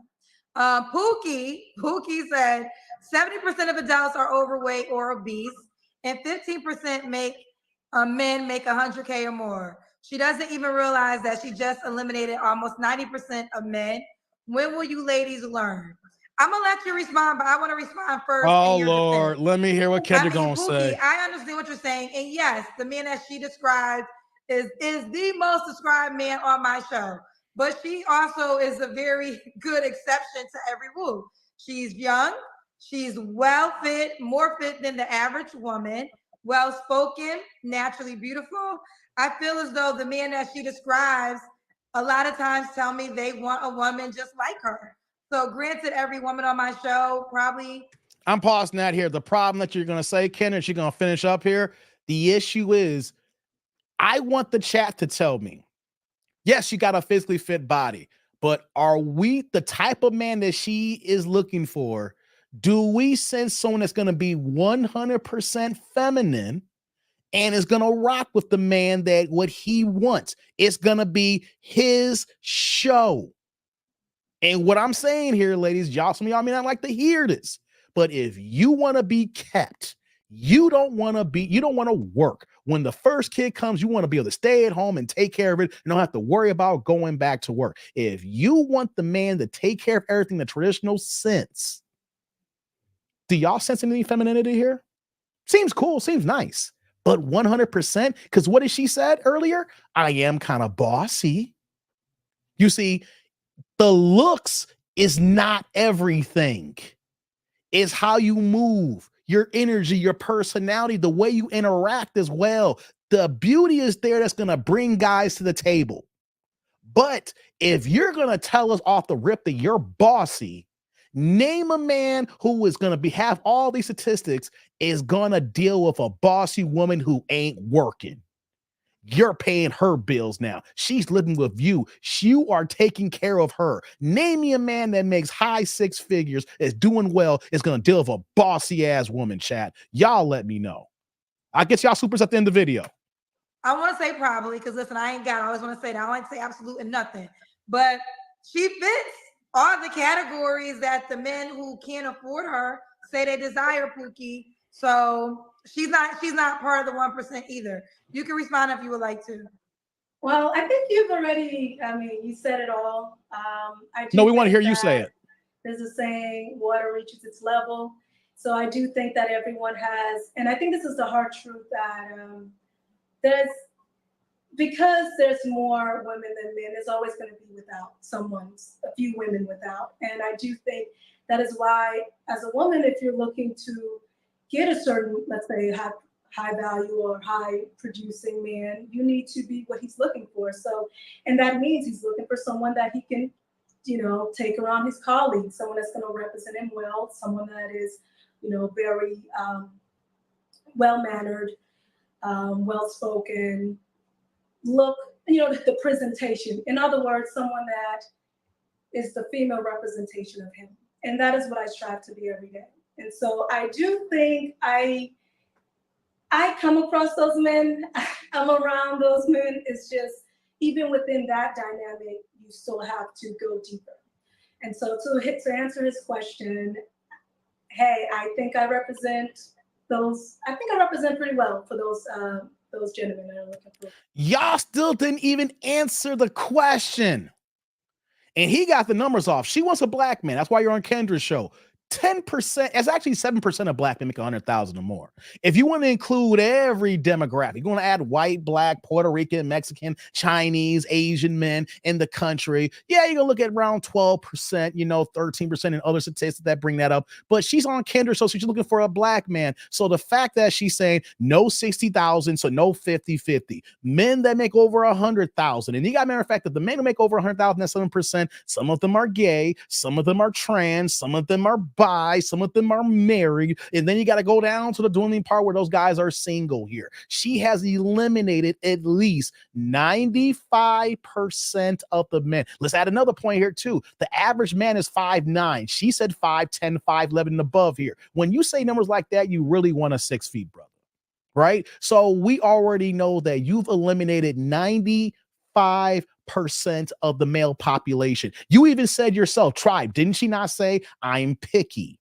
Here's the thing here, ladies. If you are a woman worthy of the man that they're talking about here in these spaces and these videos that Kendra puts on here, you knocking on 30 years old have been off the market years ago. Because when you find the man that's there and the woman's going to go ahead and say, this is the one here, you should be off the market. The fact that you're not off the market tells me that those men ain't checking for you. And if you are around few of those men, they're only using you for the play and not taking you seriously here. So when she says, well, water rises to a level, well, it ain't rising to your level because you wouldn't be on Kendra here. That's the thing here, ladies. Feminine women who put themselves out to be a woman who understands what men want and put themselves out there. It's like, hey guys, this is how I move. I'm a feminine woman. I understand my role. I understand my man's role. Those women get taken off the market quick, fast, in a hurry. So the fact you're going to say all these things here, water rise to a level, well, it ain't rose to your level yet. And you can't be bossy and think this man's going to come around. All he's going to do is just fuck the shit out of you, take you out for a few days of some meals, everything like that. And then after a month or so, keep it pushing. Let's go.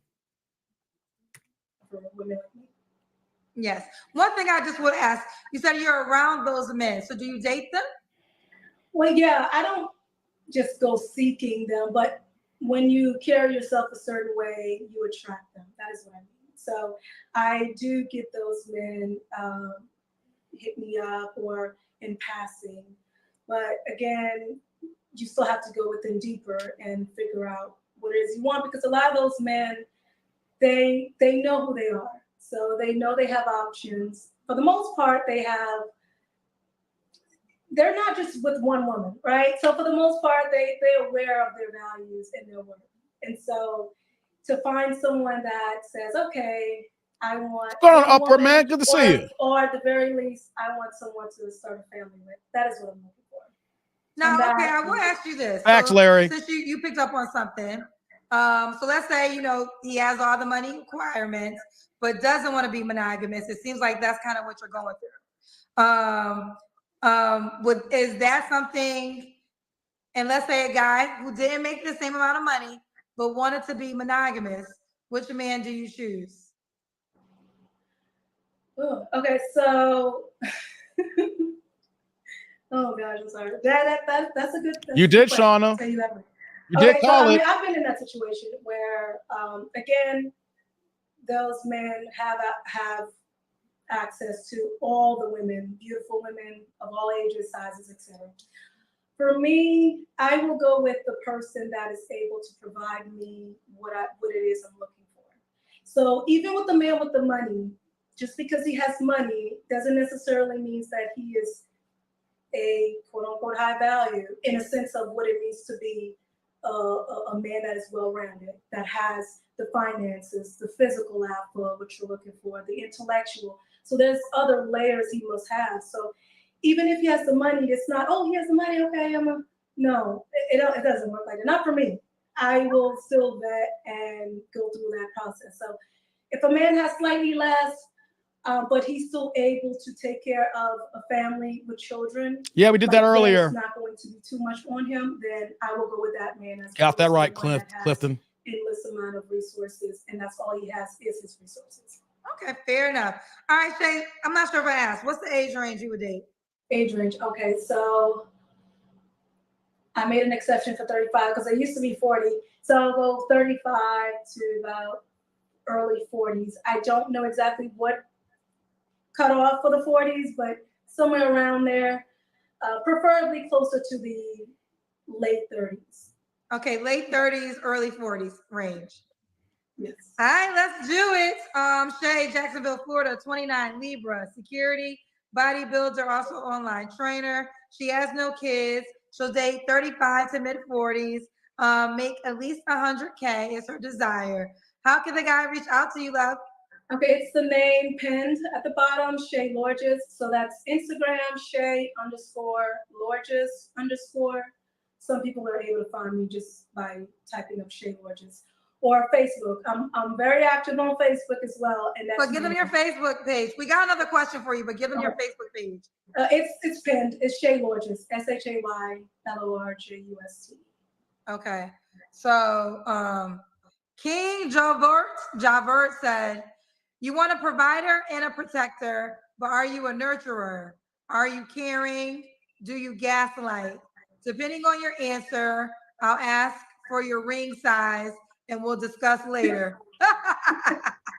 Oh, that's funny. Okay, so like I stated earlier, and I know a lot of men, they struggle with that, finding a woman that, because I don't think a man necessarily have a problem with providing for a woman.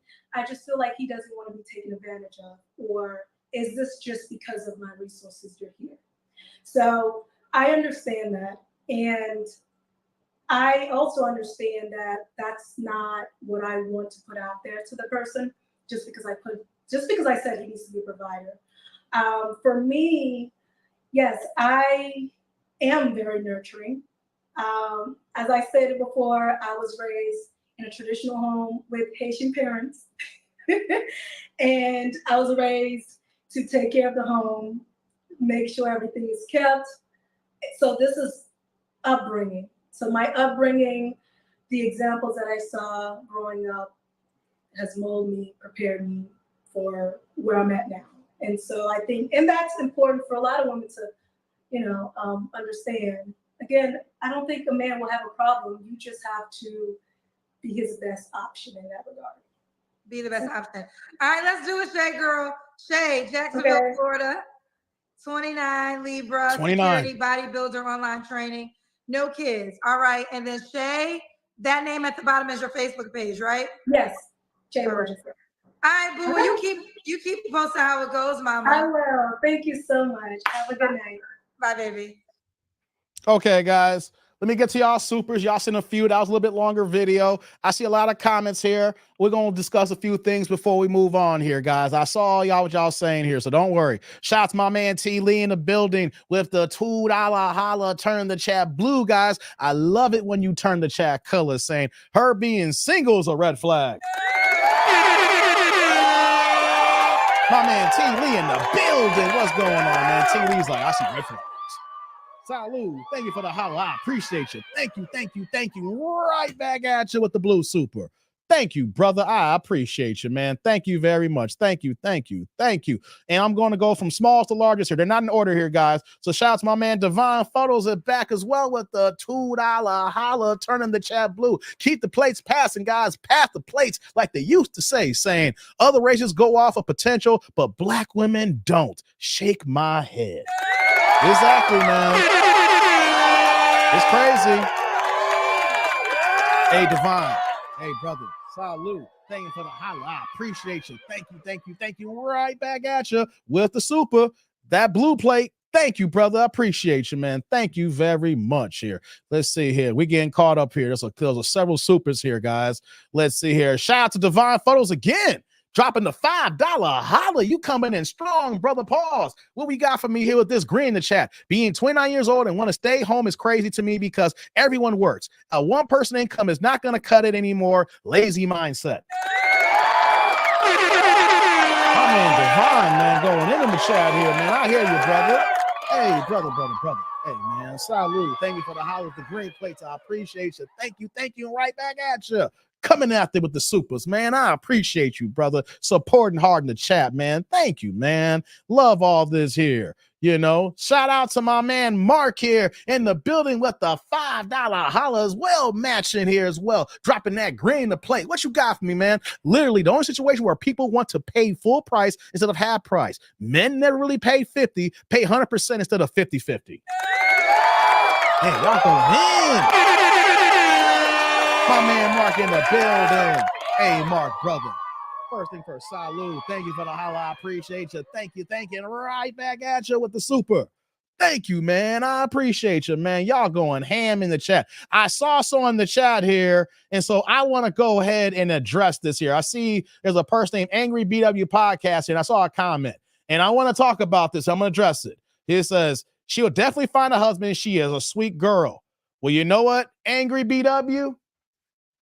You didn't hear the whole goddamn video. I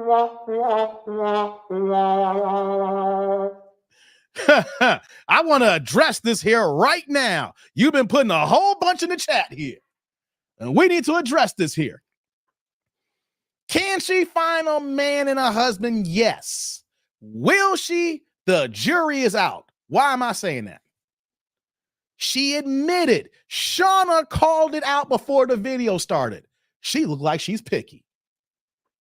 Shauna said that first. Before we even played 1 second, Shauna says she looks very picky. This woman says she's picky. First things first. That's not a feminine trait the way that she said picky. Number two, she's already dismissed any guy making $60,000 or so a year. $100,000 and up. Number two. Number three, she's saying the fact that when she has kids and gets married, she don't want to work no more. No more income. She wants a man to provide and take care of her. So she wants a man who would, 100,000 is not going to do that, guys. Let's put that out there on the table. No, don't say no more, Angry Beat. I'll put you on timeout. You need to stop talking and listen. All right. You need to get this work right now. No more commenting. You need to listen. You put a whole bunch of my chat here. So here's what we got going on here. All right. Listen and learn. All right. You're going to understand the understood. Okay. So when you're picky the way she is, we go down the line. She says no $60,000, $70,000 man. She says no 50-50. She says that when she gets married and have kids, she don't want to work no more. She wants to stay at home. She wants a traditional sense. Let me tell y'all something. 100,000 ain't cutting that shit no more, people. All right. I make more than 100,000. I ain't trying to tell you how much I make. I do pretty damn good, right? I'm in Chicago making north of what I north here, right? Even over 200,000, even over $250,000. You know what? You need some other income. Why you think I'm doing what I'm doing here? And I'm on YouTube right now. Okay. So she is not getting $100,000 man and not working. She is obviously looking for to not work in this day and age. Come on. And in Florida too. Yo, we talking 300,000-400,000 minimum, guys, minimum. If you ain't not trying to work whatsoever, right? Here's another thing. She says that she is 5'4". I'm tiny, but she don't want an average height, man. She said 5'10", 5'11", which means in womanese talk, that is 6 feet and above. When they say 5'10" and 5'11", they're trying to be nice. In technicality, they say they want a 6-foot man. So you've eliminated over 95% of the men that she's looking for at the bare minimum. No, that's not traditional. A shot. No, what? Timeout. Timeout. You're going to listen. You're going to listen. If you put all these barriers here, she has eliminated over 95% of the black men. She's a black woman looking for a black man. She says no 50-50. She says at least 100,000 doesn't want to work. But if you know the finances in 2024, the way we live here, whether you live in Chicago, you live in California, you live in New York, you live in Florida, you live in Texas, there is no way that you can live on a one-income household on $100,000 a year and think you're going to be a kept woman. She wants a man that's going to make over $300,000 or $400,000 if she is choosing not to work. She wants a guy that's over 6 feet tall. 6 figures, 6 feet. Okay. Then we add the fact that she said that she's bossy. Any man that makes $200,000, $300,000, $400,000 a year is not dealing with a bossy woman. I'd be damned if I'm going to be paying all the bills. I'm paying the mortgage, the taxes, the water bill, the cable bill, the apps, social, like you're going to have Netflix and YouTube and Hulu and stuff like that. I'm paying the trash bill. I'm paying the cars. I'm paying the car insurance. I'm paying the homeowner's insurance. I got to pay for the upkeep in the house. I got to pay for the groceries because your ass ain't working. When we go out to eat, I got to pay for us to go out to eat. When we go out of town, I'm paying for both airfares. I'm paying for the hotels. I'm paying everything 100%. And you gonna be bossy? She can come off with the soft tone talk and present herself in a good light, but actions and what she's saying says more than her demeanor. Can she find a man? Yes. But the man that she wants is far few in between. Now, if she said, hey, look, I understand the circumstance. And then on top of that, too, she wants this kind of man who does not want to have a multitude of women. The men today that are moving, making this kind of money is not settling on one woman. They're going to have a few other women from time to time. She wants to be the only one. I hate to say this. This is not every single man. But if you are a single woman looking for all these things here, you got to know the man that you're looking for is going to have a few other chicks on the side here from time to time. May not be consistent, but it'll be from time to time here. So can she find a man? She's beautiful. She's attractive. She got a dope ass body. You saw how I looked. That's a damn no waist trainer. Yes, guys will talk to her, but by her being picky, bossy, and having these standards and wanting a black man, she's eliminated almost every single type of man there. It is over 95%. So for you, Angry BW Podcast, what you're saying here, you don't understand the numbers. Then here's another thing to add, another caveat, and she even touched on it. There is more women than men, especially in the black community. I bring this stat up and I'm going to bring it again if you're still listening.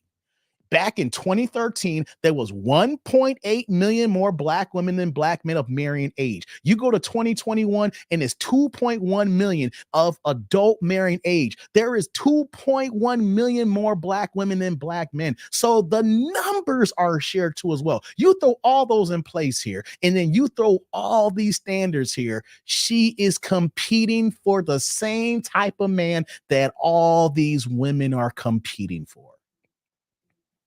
It sounds good in theory, but if there's less men and there's way less men making this kind of money, and then you got to add the fact that the men who are not married already, you don't want a gay man, you don't want a queer man, you don't want a transgender man. You say you don't want a man to be married because he's going to be cheating or got a woman. So you going literally, guys, I'm being nice at 5%, but let's be honest.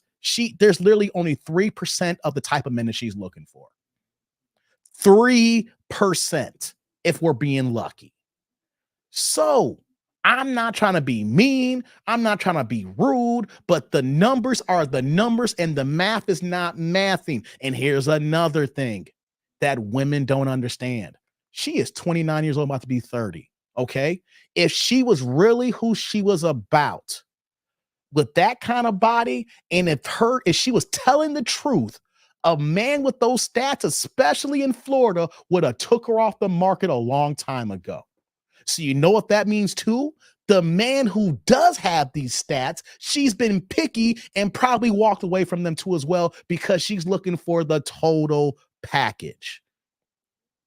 Because if she was 25, 26, and there's a guy doing this here, man, we're gonna be fucking with them young girls. We're gonna go ahead and take them off the market. So here's what needs to be understood. And the reason why you got timed out, because you kept talking and I told you to shut the hell up. Okay. When I give orders, y'all listen. This ain't your channel. This is my channel. Okay. I don't need people spamming the chat. Okay. She's a very attractive woman. She can get a man. That's not an issue. But the man that she's looking for, there's not that many of them.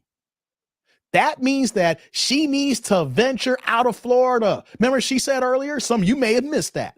She was like, I want to look for Florida and maybe some parts of Georgia. So you relegated yourself to just one state and part of a second state. There's 48 states here, and that you're looking the fact that the men that you're looking for, there's a lot more of them in New York. I just came from it. It's a higher cost of living, so people make more money, but you're looking for it out there. They're there. Chicago, third biggest city in the nation. There's more men like that here. Okay. California, even though it costs a lot of money in California, you still will find more men like of that stature over there. And in Texas, in Houston, and in Dallas, in the Fort Worth area, you will find more black men of this stature here. She has also relegated herself to just Florida and parts of Georgia. You know what that means? Take away that 3%. That's barely 1% of the men. That's why she ain't gonna find her man. What she's looking for. Can she get a man? Yes. The man that she described? Hell no. That's not being a misogynist. That is not me hating women. That is looking at what she said, understand the landscape of dating and the sheer numbers, and say, you know what, guys? The math is not mathing. Don't get mad at me. And if I'm wrong here, I want to see someone say, Dave, everything you said is wrong, and this is how you're wrong here. There's more men than women in the world. Wrong. You know what I'm saying? Try to debate me on that. Is there more women than men? There's no. The man that she's looking for that dollar amount, very far in between. Everybody's broke, guys. Everybody's broke. Ain't no one making all this kind of money. That's how social media and black people has lied to y'all, man, thinking everybody making $100,000 a year. If everybody's making $100,000 a year, we won't be talking about the issues we see in the news right now about the rising cost of inflation, price of goods going up, but wages are stagnant or going down. But you want a man and don't want to work. That's the thing. Doesn't want to work. That means that man has to make a substantial amount of income to pay for 2, and then once he has kids, 3, 4, and beyond. So I have no problem in women saying they are looking for what they're looking for. I'm pointing out the fact that ain't that many of us out here, and the ones who are out here like this, you might have to share. So the choice is yours. I was joking around Tier Orlando earlier. The type of man that Tier Orlando was 40, 50 years ago, you can find them every around the corner here. You'll find these guys being in stepdaddy season. They didn't matter if a woman had a kid back then. They'll go ahead and be stepdaddy. Men are changing too because the way women are changing. And because of that, ladies, y'all looking for the same type of man, and that man understands that and knows that he can have a gaggle of women in a roster because ain't that many of them. And when a man gets to that point where he builds himself up and understands, hey, where you gonna go? Then that's on you to tailor your needs and your wants to find what's actually comparable. Otherwise, you're just sharing Negroes. Let me get to these supers here. Dank came in. What's going on, Dank? Dropping that $4.99, $5 holla the green in the chat. What's going on, brother? Hey, Dank, she's in your neck of the woods in Florida, bruh. You might want to rewind that back. That's your woman there. But I'm just messing with you, Dank. But check it out. Dank ain't got no questions, no comments. He just dropped that for straight love of the game. My man Dank in the building. Hey, brother Dank. Salud. Thank you for the holla. I appreciate you. Thank you. Right back at you with the super. Thank you. Hold on 1 second here, guys. Let me check this out here.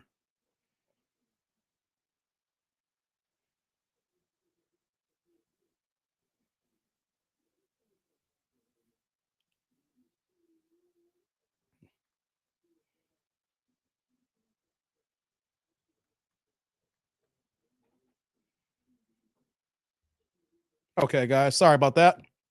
Thank you, Dank. Dank in the building. Right behind you, Dank. T. Lee is dropping that $5 holla as well, man. Dropping that green in the chat. What you got for me, T. Lee? Saying, so they want the men to be traditional, but women don't have to be. What the hell kind of crap is that? That's what we're talking about here. That's what we're talking about. I didn't get to that point, T. Lee. Thank you. Hold on. Yeah, I'm going to add out T. Lee's comment. Hey, brother, man. Salud. Thank you for the holla. I appreciate you. Thank you, thank you, thank you. Right back at you with the super. She says that she was raised in a traditional home. She talked about being raised by her stepdaddy and her mother and things of that nature in the traditional roles, right? But what did I say earlier about the fact that her being bossy? That's not feminine. She's bossy. She said that. She went on a few seconds to break down when talking about faults and things like that, what you got to work on. There is nothing feminine about being bossy. There is nothing traditional about a woman who's not working, who wants to be a stay-at-home mom, is bossing her man around, that's taking care of everything. You see, y'all got to understand the understood. Y'all look at the bigger picture. When she says bossing with that nice voice, you know the way she works out, you know that she turns to the she credible Hulk when she gets pissed off, man. You think you want to get on her bad side of them biceps? You know she be flexing on dudes. Come on, man. You know she be flexing on dudes, man. Let's go. Thank you, T. Lee. I appreciate that, man. And let me see here. Right behind that, we got Almond Eyes back again. What's going on, Almond Eyes, with the $2 holla with the blue in the chat? What you got for me, girl? Folks these days scared to deal out of state. Shake my head. Hey, Almond Eyes. Let me talk on that in 1 second here. Hey, Almond. Salud. Thanks for the holla. I appreciate you. Thank you, thank you, thank you. Right back at you with the super. You make a great point here, Almond Eyes. For the ladies out there that is looking for this kind of lifestyle. Whoops. Earpiece check, guys. Okay, we're back. Sorry about that. Earbud died. 3 hours and it's done. So I go with the other one here. Almond Eyes makes a great point here, guys. If you are a woman that's looking for a traditional man and you don't want to work anymore, what does it matter what state that he lives in? If the ultimate goal is to be married, to get the Mrs. title, not Miss, M-I-S-S, M-R-S period, Mrs., getting married, having kids, and taking care of the home, what does it matter if you're in Florida or Georgia? You ain't working. Your career's over. You're deciding to be a stay-at-home mom and wife here. So what about the other 48 states? It's one thing if you got a good ass career and your job is located in a certain area. So of course you're saying to yourself, well, right now I can only deal in this area because my job is here and I can only transfer to these parts here. I'm kind of relegated because of my job, right? But if think about it, tribe, men and women, listen to me right now. Think about this. If you are choosing not to work anymore after the first baby pops up here, what does it matter what state you live in? If you want this guy that's bad, you need to travel where the need is great. You are needy. The great is that man. And if that man is the number one necessity, doesn't matter if he's in Florida, Georgia, Illinois, California, New York, Connecticut, etc. You see, now that's why we're saying that when we narrow it down to where she wants all these things and only wants to deal with Florida or parts of Georgia here, we're literally dealing with less than 1% of the men, which means that she's not going to find her man or she's going to have to share a man. And what did we say earlier? She said that she didn't want to share. So that's why I'm saying that she's going to be able to find something, but it ain't going to be to her liking. Hey, man. Hey, but you know what though? I don't know what I'm talking about. Prove me wrong. Everything I said there, I broke that down. I just didn't get no high level. It says, no, she's a mean woman. She's black. She don't get no woman. I broke that down step by step there. Angry BW. Now, when your timeout ends, if I'm still online there, prove me wrong. Prove me wrong. Okay? Prove me wrong. Because you know why? Black women, unfortunately, are the lowest demographic of women getting married here at 26%. Black women are already not getting married right now. We're at the lowest percentage in our Black community ever in this country since we've been here. So if we're already the lowest percentage of women getting married as Black women, and then you get a woman with so many standards that just starts eliminating men, chopping them off, go down the list. This one's gone. And then eventually there's no men left. You can't say where all the good men at when you literally put a barrier up there that says, well, this man doesn't exist. Or if he does, he got a gang of women. Hey, man, I'm just saying. I'm not saying, I'm just saying. Hold on here. Let me go back up here. Getting caught up in these comments here. Frank says, Dave, my Amazon package was an RC car with a Back to the Future body kit. I got it 88. Had a blast. Fellas, enjoy yourself because somebody's one happy. Hey, shout out to you, Frank. Hey, man, shout out to you, man. I appreciate that. T. Lee says her only hope is to find love at the Roadhouse. Hey, man, I actually watched that movie the other day. Roadhouse. Hey, man, that Jake Gyllenhaal remake, it was so bad it's good. I love a bad movie. There's a whole bunch of bad acting and a whole bunch of ass whooping and explosions. I'm there for that. I'm here for that. All right. Roadhouse. Shauna says, yep, stay fast. Companies are cutting people and making use of AI and high-skilled people. Yeah, exactly. Dank says, did you see Bill Haney embarrass himself talking to Floyd Mayweather? Dank, I saw that bullshit. Hey, I know I got people who support the Haneys. Y'all gotta shut the fuck up on that bullshit. Y'all lost. Stop being some sore losers, okay? That's why that's why the majority of the people ain't fucking with him. And not me as well, dang. That's some bullshit, man. I'm not gonna do this tonight. Maybe I'll do it this weekend's live stream, but that's that bullshit, man. Bill Haney doesn't understand that the buy-in public is telling him we don't fuck with that shit. And Bill Haney say that we don't care, we don't get the fuck what y'all care about. So you know what though? It's the chickens coming home to roost. Okay?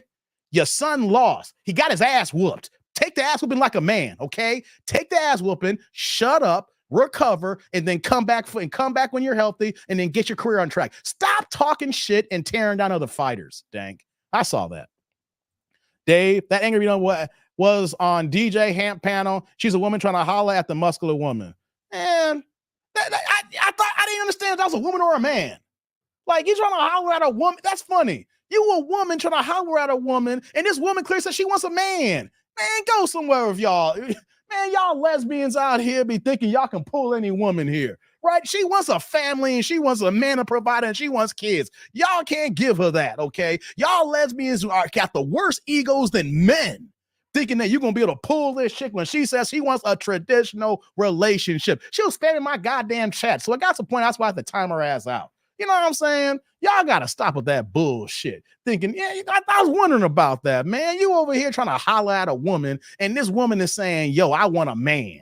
Man, y'all, I swear, they won't talk about men here, man. Y'all lesbians are worse. Holy crap. I have a whole bunch of lesbian friends, man, and especially in the podcast circles. Nice to get started. Man, y'all on some stuff. Y'all got worse egos than men. Because, man, I'm not going to get into that. Let me move on. Man, let me see here. Let's go on. So, oh yeah, I did get it, Frank. Shout out to Frank with the $2 holla, putting the blue in the chat. I was getting caught up, man. I didn't want to lose my point, man. I was cooking. Said with the $2 holla, dropping the blue, said read my comments about the Amazon package. I got you, brother. I got you. Shout out to Amazon. You guys work early, and now you got your tour. Hey, man. Salud. Thank you for the holla. I appreciate you. Thank you. Right back at you with the super, man. Enjoy that Back to the Future, man. Hey, man, I'm a kid at heart too, man. I know you was waiting for that, dog. I ain't mad at you, man. Gotta go 55, brother. Gotta go 55. I ain't mad at you. Clifton says 25%. Something's not working. What do you mean 25%? What I miss?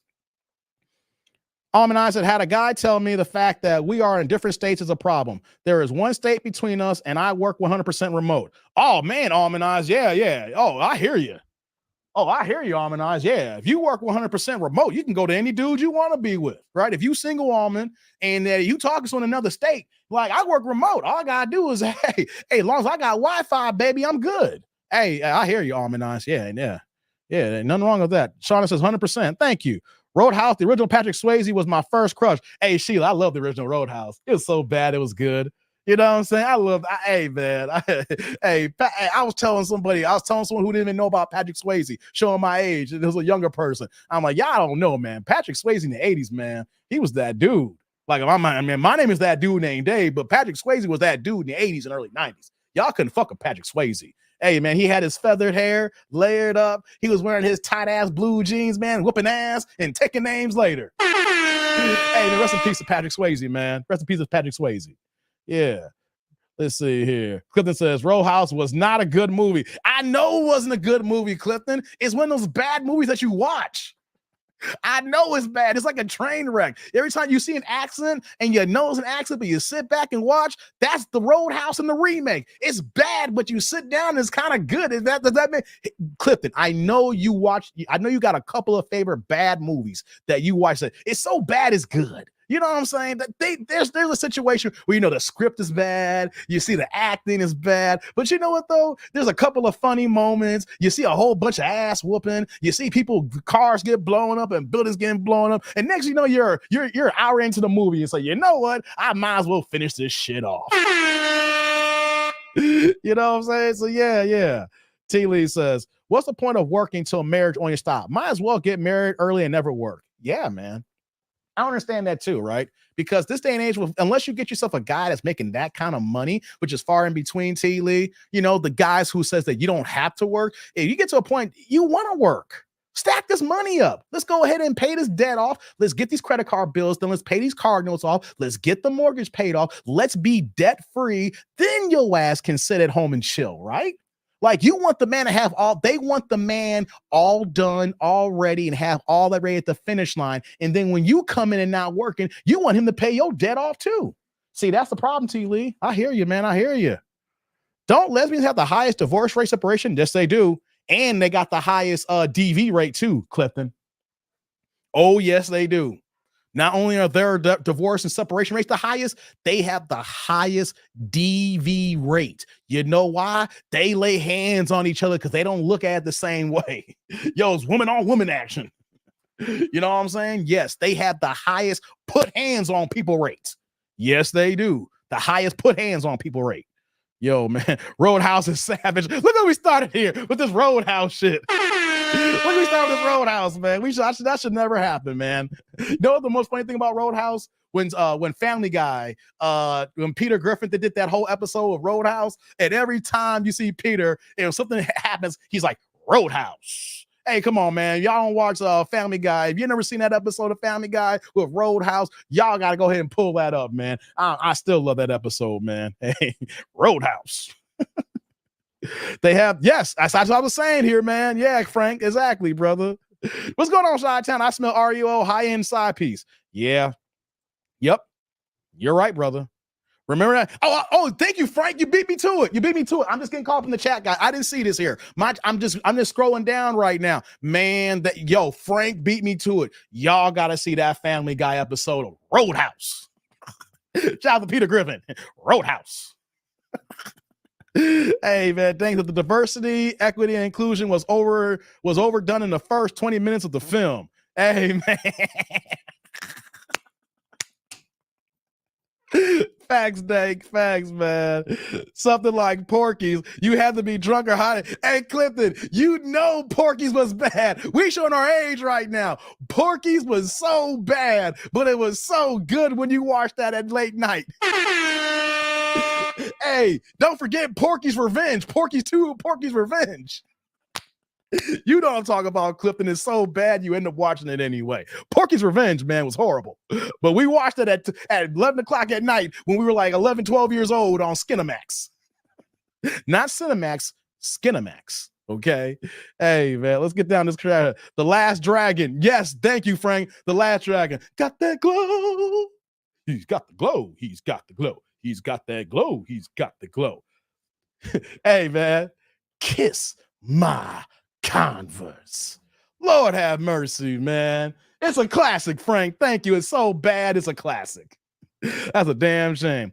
Battleship was also one. Yeah, it had all really good special effects. That was a bad movie with so much special effects, man. Yeah, same here. Yeah. Brittany Griner. Yep. Didn't hurt. Yeah, remember Clifton? Remember her and her ex? They had put hands on each other. And now she's in another relationship now, and her new chick's pregnant. Yeah, before that, though, she went to a bad child custody case, put hands on another woman and stuff like that, duking it out. Yeah, man. Yeah, she's a deadbeat. Yeah, man. She put hands on her ex. Remember that? She put hands on him. No sports talk, Dave. Are you happy with the Bears draft?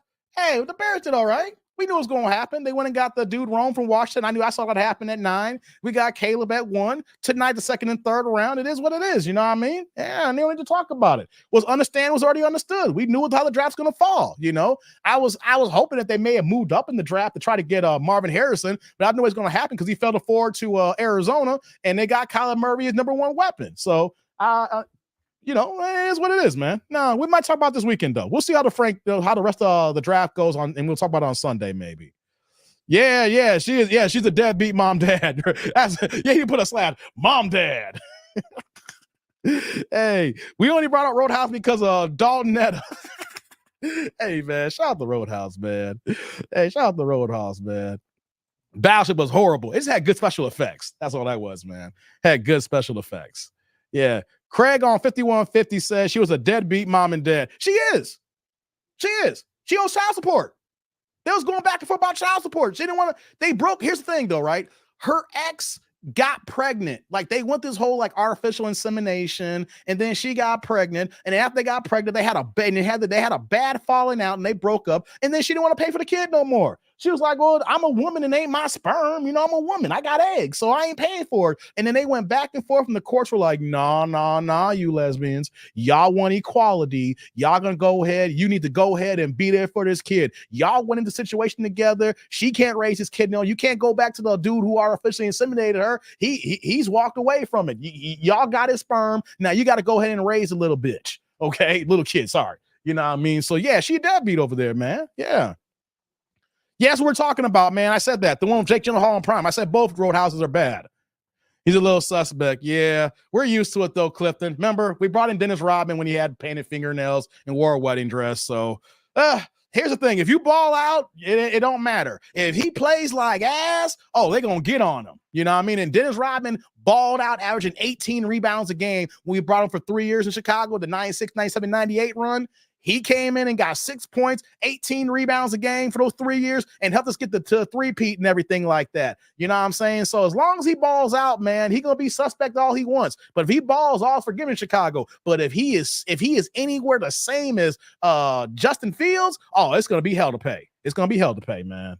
And notice no female on ESPN won't discuss DV and the W. Oh, no, Thomas, they won't do that. No, they refuse to bring up that Brittany Griner. That was front news. I mean, I saw the news on CNN, and ESPN wouldn't even talk about it. I was like, hey, man, CNN talking about, but y'all ain't. Y'all got an agenda. Y'all got an agenda, man.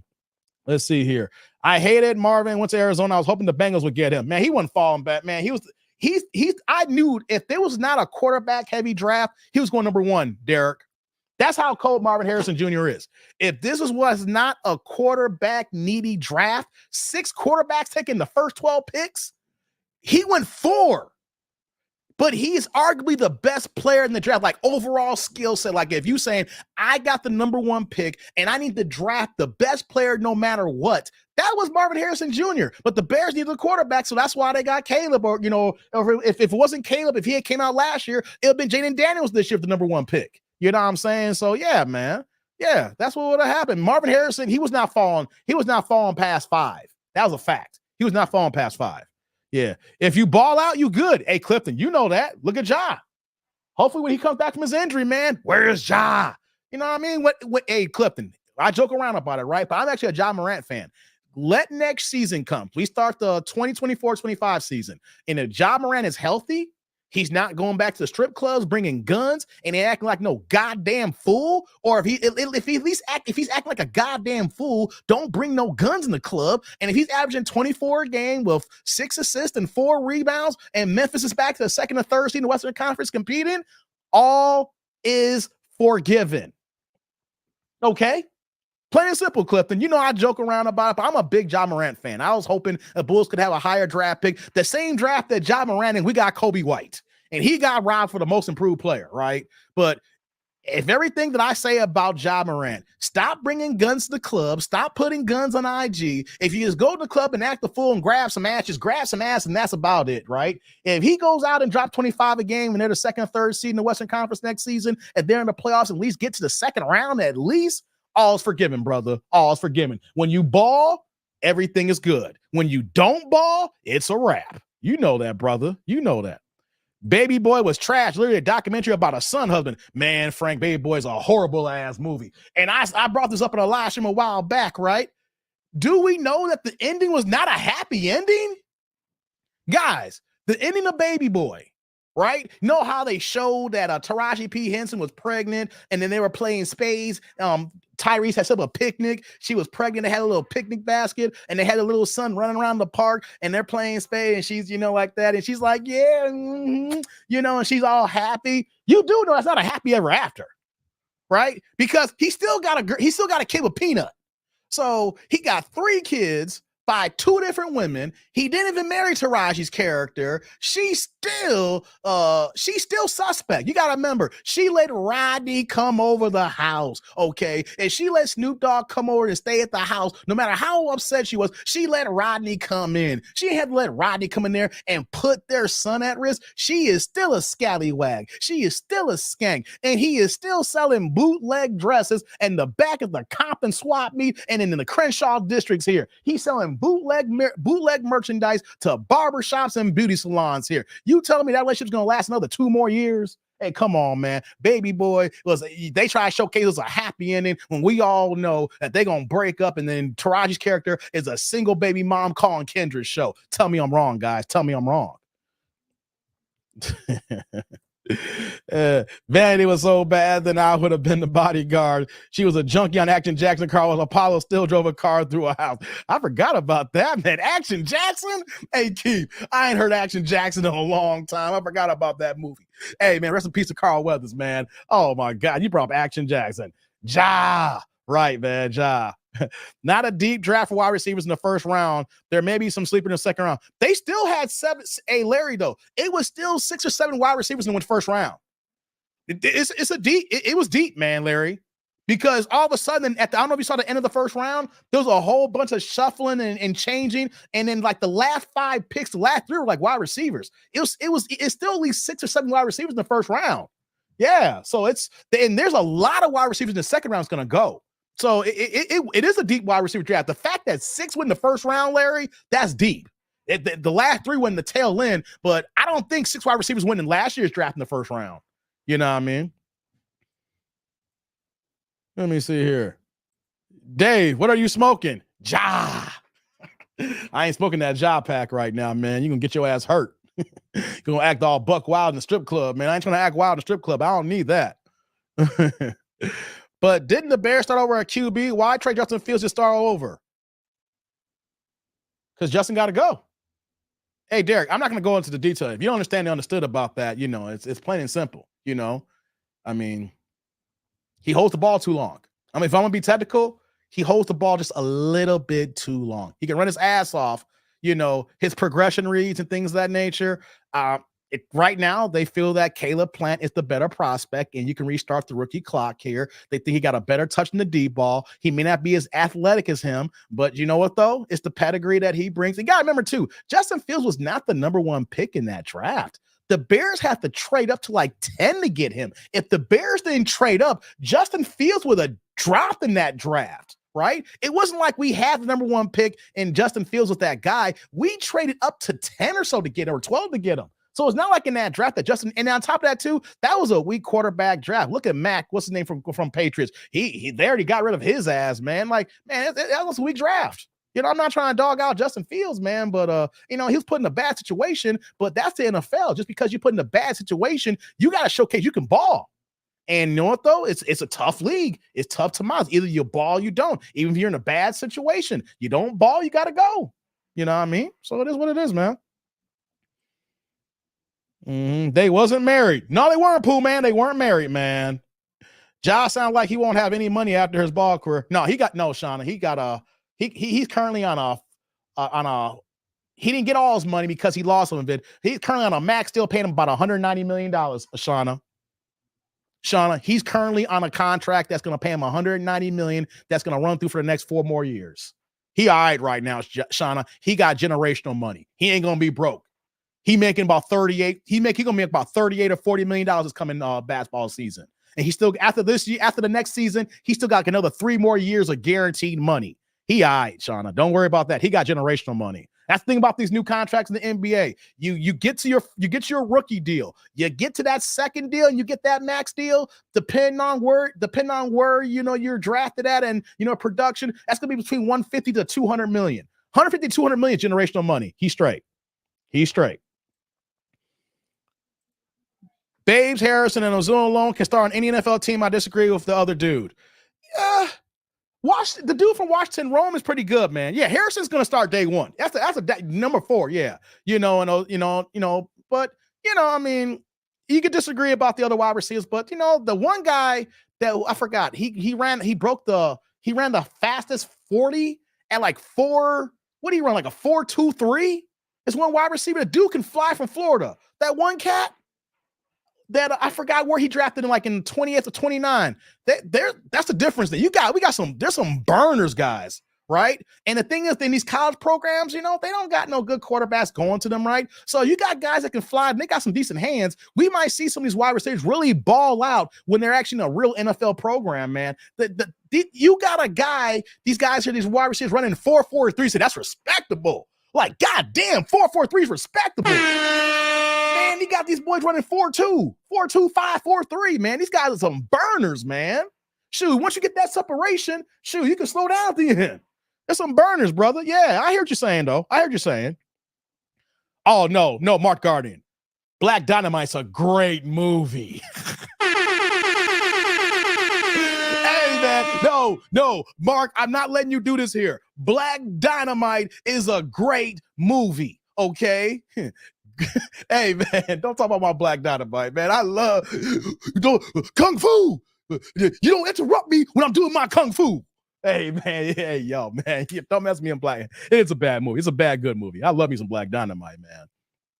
Dave, did you see the last pick that came from the green room? That hood chick was dressed to party. Yeah, man. Yeah, that's they were. Yeah, I did say that. They say Phil's issues was he don't trust his eyes and don't move the offense in the flow. He doesn't. His first, I mean, of course, he only had DJ Moore last year. So if DJ Moore wasn't open, he just ran.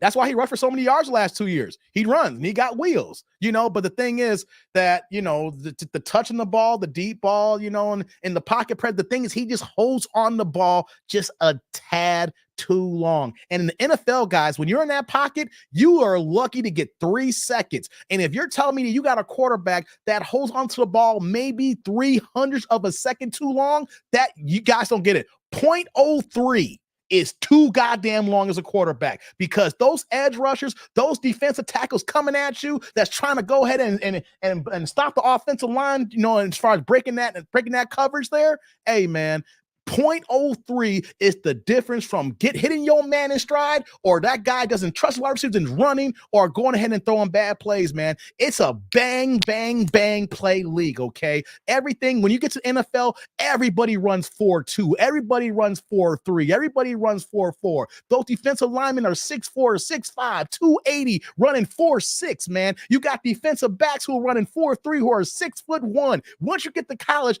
there is no separation as far as who's fast and who's strong. It's about who wants it the most and who got the best IQ, because they're all physical sports specimens, man. Yo, if you don't trust, if 0.03 will get your ass in trouble no matter what, guys. No matter what. Let me do this here. Let's scroll down here. Ozone alone? Yeah, I already saw that there. They did Justin Fields dirty. If he had the team Kayla had now, he'd be thriving. Maybe. But that's the NFL, man. Sports don't care about you.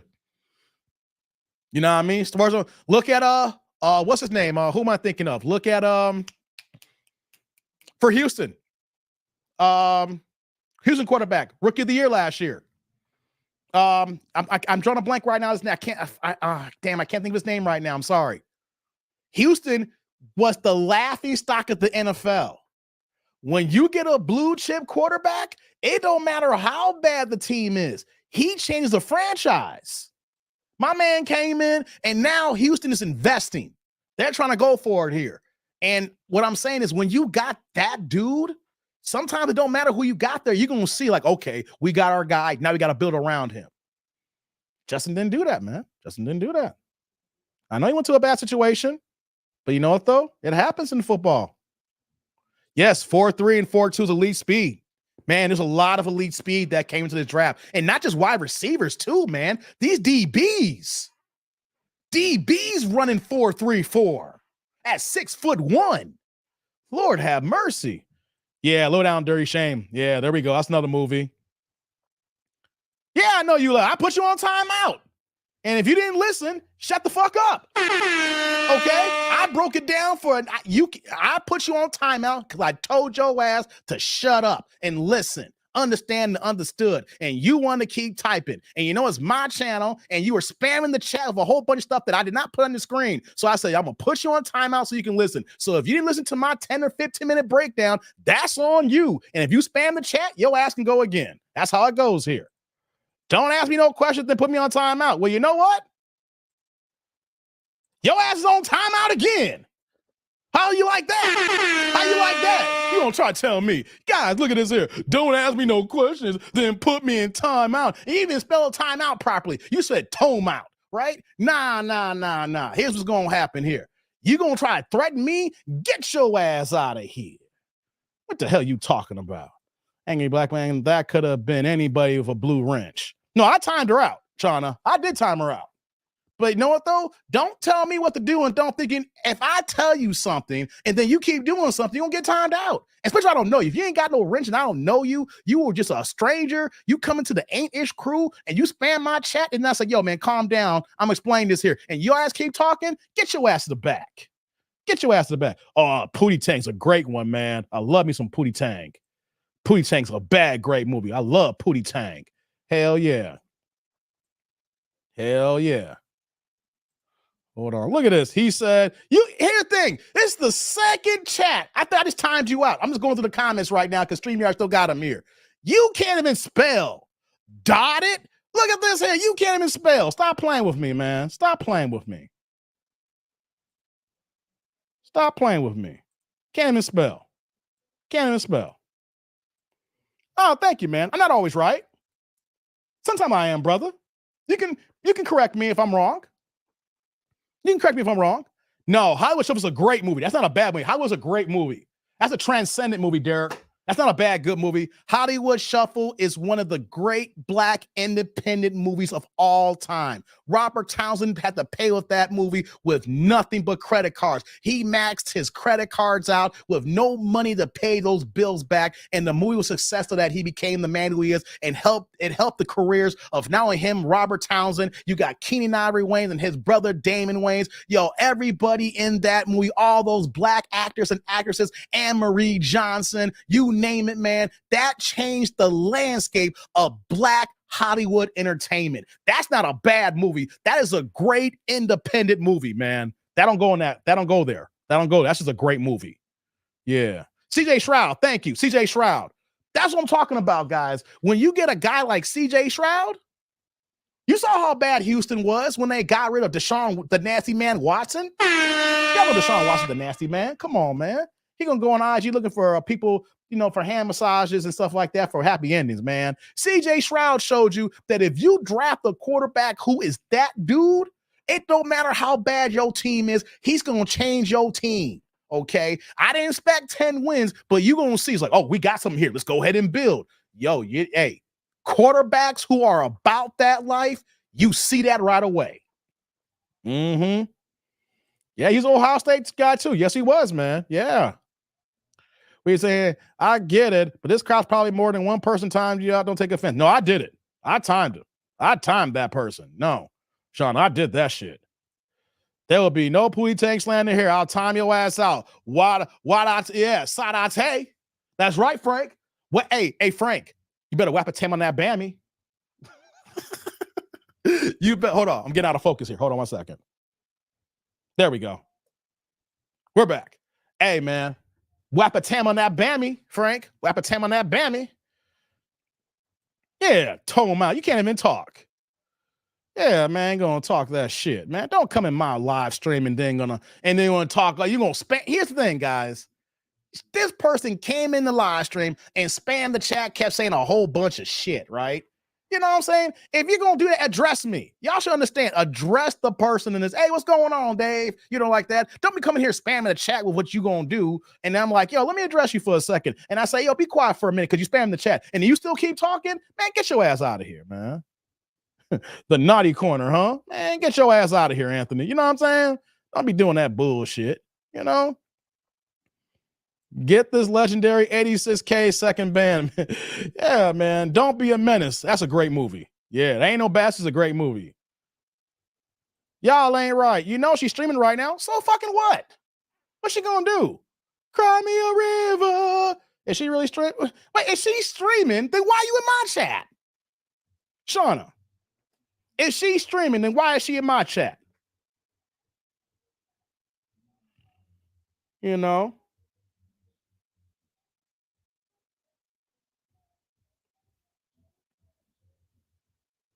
Sorry about that.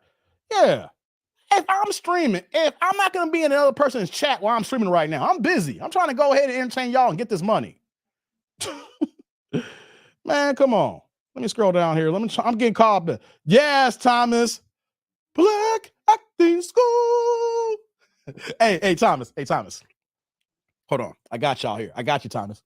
Learn Jive Talk 101. You motherfucking jive turkey motherfucker. Yes, that's good. Okay, you fucking mothers. No. You gotta act cool. Jive turkey motherfucker. Black acting school. Hey man, yo, if I start if I go ahead and start some other stuff and I can start playing content like that, I could do the whole movie word for word. Hey, remember the dude? He's like, hey, I played a rapist twice. That was fun. In my next role, I play an ex-convict. That is so great. I'm so happy for you. Need I say any more? It's Hollywood's first black acting school. It teaches you everything. And then the list come down. Learn everything. Jive Talk 101. Shuffling 200. Epic Slaves 300. Hey, man, they got a class called Epic Slaves 300. Jive Talk 101. Hey, man. Yo, you can't go wrong with Hollywood Shuffle, man. That's a classic. Hey, man, sneaking into the movies. Chicago Jones, the Temple of... Hey, I like the first couple of Chicago Jones Temple of Dooms, man. But you know, yo, he gonna jump off the ledge of his mother and live? Nah, man. No. I believe him, man, because he understands science and the degrees of gravity and polarity. Yo, man, you talking shit, man. That's bullshit. Man, it's the truth, man. You just don't know it because you dropped out of high school, man. Man, fuck you, man. All right, after the next clip. Yeah, man. Yo, man, y'all can't. Yo, man. Hollywood Shuffle, man. Hollywood Shuffle is a classic. How was it? Yeah, man. Black actors, man. Oh, you beat me to it. Yeah, sneak into the movies, man. Yo, Attacking the Street Pimps, Thomas. Where's my money? Hey, man, time Attacking the Street Pimps, man. Shout out Attacking the Street Pimps. Hey, man, I love that. Buckeyes, all this chat. Yeah, man, Clifton. Yeah. Y'all Ohio State running deep here tonight, man. It's running deep with Ohio State tonight, man. The Ohio State Buckeyes are a great team, but their QB sucking the NFL. Except for CJ. Hey, man. Hey, Derek. CJ Stroud arguably had the greatest rookie quarterback season of all time. Do you guys, anybody in the chat here not understand that? CJ Stroud arguably had the greatest rookie QB season of all time. That is why Houston, who had a horrible ass team that was sorry as sin, won 10 games this year because CJ was that damn good, man.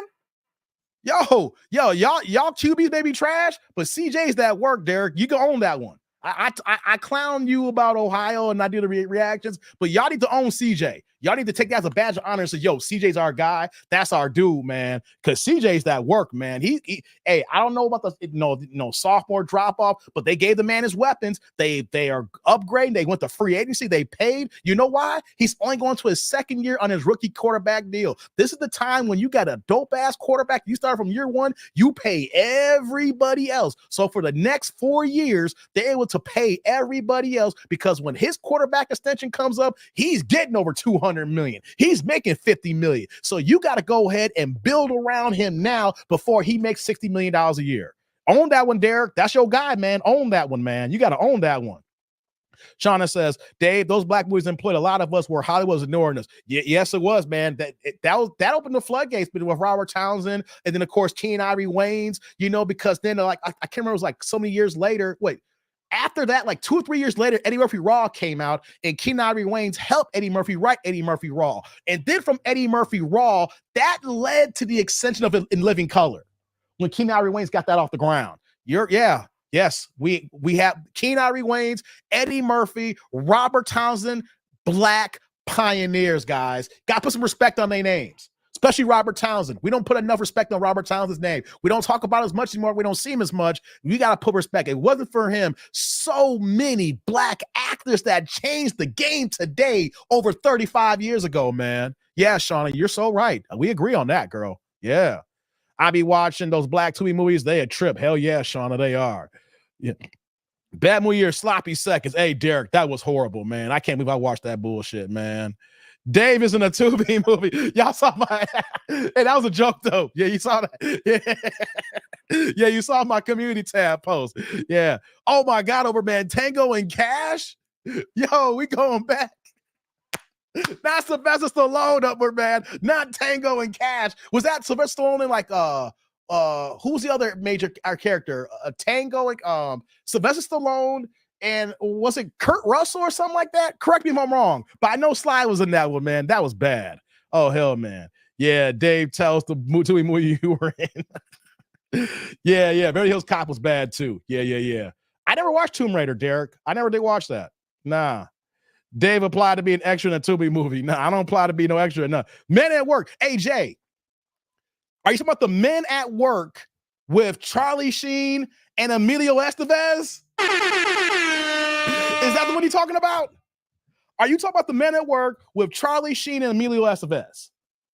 Because if you are, that's a bad good movie.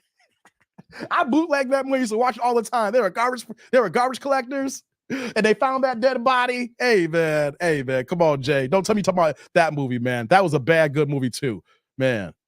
Dave, I don't know why she was here. Shauna, I don't know why she was here too. Some people want to be part of the crowd. You know what I'm saying? I don't got the biggest YouTube channel there is, but my personality is kind of infectious. Either you like me or you don't. Either you rock with me or you don't, Shauna. You know how it goes. Me and you go back and forth, but you rock with me, right? So, I gave you a wrench, not rock with you. But some people just want to come in and spam the chat, and they want to make their presence known. But y'all got to understand that spamming the chat does not ingratiate you with the host, because I see what everybody's saying here, and I choose to put on the screen or address certain people. Right? But if you just want to come in and say, she's beautiful, I'm a holla, y'all don't know what you're talking about. Woo, boom, boom, boom. It's like, all right, man, shut the fuck up. Say hi. Say what's up. Who is CJ Stroud? Left Ohio State, has been suffering the quarterback. What are you talking about? Who is CJ Stroud? You just start, Derek, what the fuck are you talking about? Dude, he had the best quarterback season of almost rookies of all time. What are you talking about? What do you say? Who is CJ Stroud? Left Ohio State, has been suffering a quarterback by remain. He's your Buckeye though, Derek. I think he would own that, right? Mark says CJ is the first OSU quarterback to actually. Yeah, exactly. Hey, Derek, you better embrace that, dude. That's yours. He played for y'all. He played for the Ohio State. If you're the alumni, if you rep OSU, you better own that guy. There is no way that if someone arguably had the greatest season of a position in NFL's history as a rookie, I'm claiming that dude if he went to my college. If someone went to the University of Illinois or something like that, like Illini is the major state school here. If we got a lot of my peoples I didn't go to University of Illinois. You know, I say I'm Illini adjacent because I got a gang of people I went to high school with and a gang of people I went to college with too who ended up going to Illini, right? So I say I'm like Illini adjacent, you know, that's the major state school here. And so if we had a guy at the Illini who was CJ Stroud and he went to the NFL, I'd be claiming his ass. Derek better claim that dude. Better claim him. That's yours. Black exploitation in the 70s. Yeah, man. I love the black exploitations. I love Robert Townsend. Grew up on Meteor Man. Oh, yeah, Meteor Man. That was a bad movie. Hey, brother. Hey, first of his name. That was a bad movie, Meteor Man. Hey, that was so bad, man. But no, though, that's a bad movie I can't watch again. Like, if it's on, I might give you like 5 minutes and I turn the channel. That's not a bad, good movie where you watch it, you keep watching. I get it. I watched Meteor Man too. I tried to give it a chance, right? I was young. I was like, oh, yeah, Robert Townsend made a superhero movie. But, you know, that was bad, though, man. If Robert Townsend had a goose egg, that was the one there. I'm sorry, Robert Townsend. I love the show The Parenthood when he had that on the WB back in the day. You know, we can go down all up to Robert Townsend's joint. Robert Townsend, Partners in Crime, volumes 1, 2, 3, and 4 on HBO that also helped launch the careers outside of Hollywood Shuffle. We can go through everything, but Meteor Man, bro, that was a hard one for me, man. I'm just being honest. That's a hard one for me. Yeah. Black actors. Robert Townsend responsible for the movie called A Soldier Story. That was a great movie. Yeah. Kurt Russell. Thank you. I knew it was Kurt Russell. Thank you. I knew. I'm getting caught up. In the chat, guys. I knew, man. Yes, that day. Hey, come on, Jay. They had the BB gun. Yo, they was rocking around the BB gun. And I forgot the black dude. I can't think of the black actor's name, but he's done a gang of movies, man. What was it? His name is David. Keith David. Yeah, Keith David was in that movie too, man. Yeah. That's a good one. Golden Child, yeah, that was on actually cable the other day. That was on cable. Golden Child was on. May I have the knife? Please. What about Jean-Claude Van Damme? Oh, man, Jean-Claude got some badass movies, man. I don't know why they're not rewatchables. Dave, you still won amazing. Still at the wrestling show. I'm ready to go home. Oh man, you wrestling right now? Oh man, get it in, man. Get it in. Yeah, Keith David. Thank you. Yeah, thank you. That's what I thought was Keith David. I'm getting caught up here. Yeah, Keith David, man. Yeah, I like that movie, man. That was a good one. I worded that wrong, Dave. I was using Google Speech. It should have said Ohio State's been suffering. Oh, okay, Derek. Sorry, gotcha. Okay, I'm Derek. I was gonna call you out, man. I joke with you and I give you shit. I was like, man, Derek, y'all got a baller. You better own this dude, man. I was about to say, man, what do you got against CJ? You must have met him personally and he disrespected you and your family. But no, Derek, yeah, y'all got a good one, man. I crack jokes in a while, but man, when it comes to sports, man, when a guy's a stud, pause, hey, man, y'all got to embrace him, man. Y'all got to embrace him. Robert Townsend, Stan Lathan. Yeah, John Singleton, and all black media pioneers. Right, upper man. You are so right about that, Red. What about Mike Tomczak? Mike Tomczak. Only Clifton would throw a zinger like that at me. I think Mike Tomczak was starting at, I can't remember if he was before, if he was before Jim Harbaugh, after Jim Harbaugh. But it's that succession, though. We had Harbaugh and Tomczak, or Tomczak and Harbaugh. I can't remember the order of it, but that's what back when Mike Dick was here. Hey, man. Hey, also, hey, Clifton, you know how to hit a man when he's down. You're going to bring up Mike Tomczak. You love Meteor Man? Loving a Bullet. That was a bad, good movie too. God damn. Is this the last part of the live stream? We talk about bad, good movies here. Hey, man. Keith David. I hate Rent a Cops. Dude, hey, Jay, I'm going to find Men at Work. I need to find what app, all the apps that I have, right? Whether on Hulu, Netflix. I'm going to go look at all my apps and find out where Men at Work is at. Man, you got a sober Charlie Sheen. You got Emilio Estevez in his prime, a young Keith David. Hey, man, yeah. Are you with the UIC? Hey, shout out to Chicago, man. Yeah, UIC, man. UIC made all that money and tore down the old Jew town. You know how old I am, Mad Dog? I'm so old that UIC wasn't UIC when I came up. You used to go down all that area, man. You can go where that UIC area is at. You can go to Jewtown and get you 2 Polishes, a pork chop sandwich, comes with free fries, get yourself a great pop, and then you go around to the next spot there. You get yourself 5 VHS porno tapes and 6 packs of tube socks. You get some white tube socks. You need some new socks for $15. Yo, Mad Dog, if you know I know Chicago, and if you've been around the 80s, you know about that Jewtown. Get you a 5 VHS porno tapes. You get you a 6-pack of some new tube socks. Man, that costs you $15, and then you go get you a couple of pork chop sandwiches while you out there. Tell me I don't know Chicago, Mad Dog. That's the 80s, baby. UIC now is all yuppie town now. That's all yuppies over there, man. Come on. Any Shaq movie, dog. Shazam. Hey, man. Yeah, Shaq, man. Hey, Shaq got the check. That's all. Give me the check. I know Kobe Bryant, but give me the check. Shazam. Just give me the money. Blah, blah, blah, money. Shazam. Dave, you should do a Tubi. Call it Locks Rocks. I'm gonna do an independent movie. Why not? If I do an independent movie, y'all gonna help me out? Y'all gonna help me cast? MOP says, yes, sir, Dave. It's hot as hell here. Someone yelled out freak party. I yelled out, keep Diddy out of here. No Diddy. Yeah, we don't need no Diddies around, man. Take that. We don't need no Diddies here, man.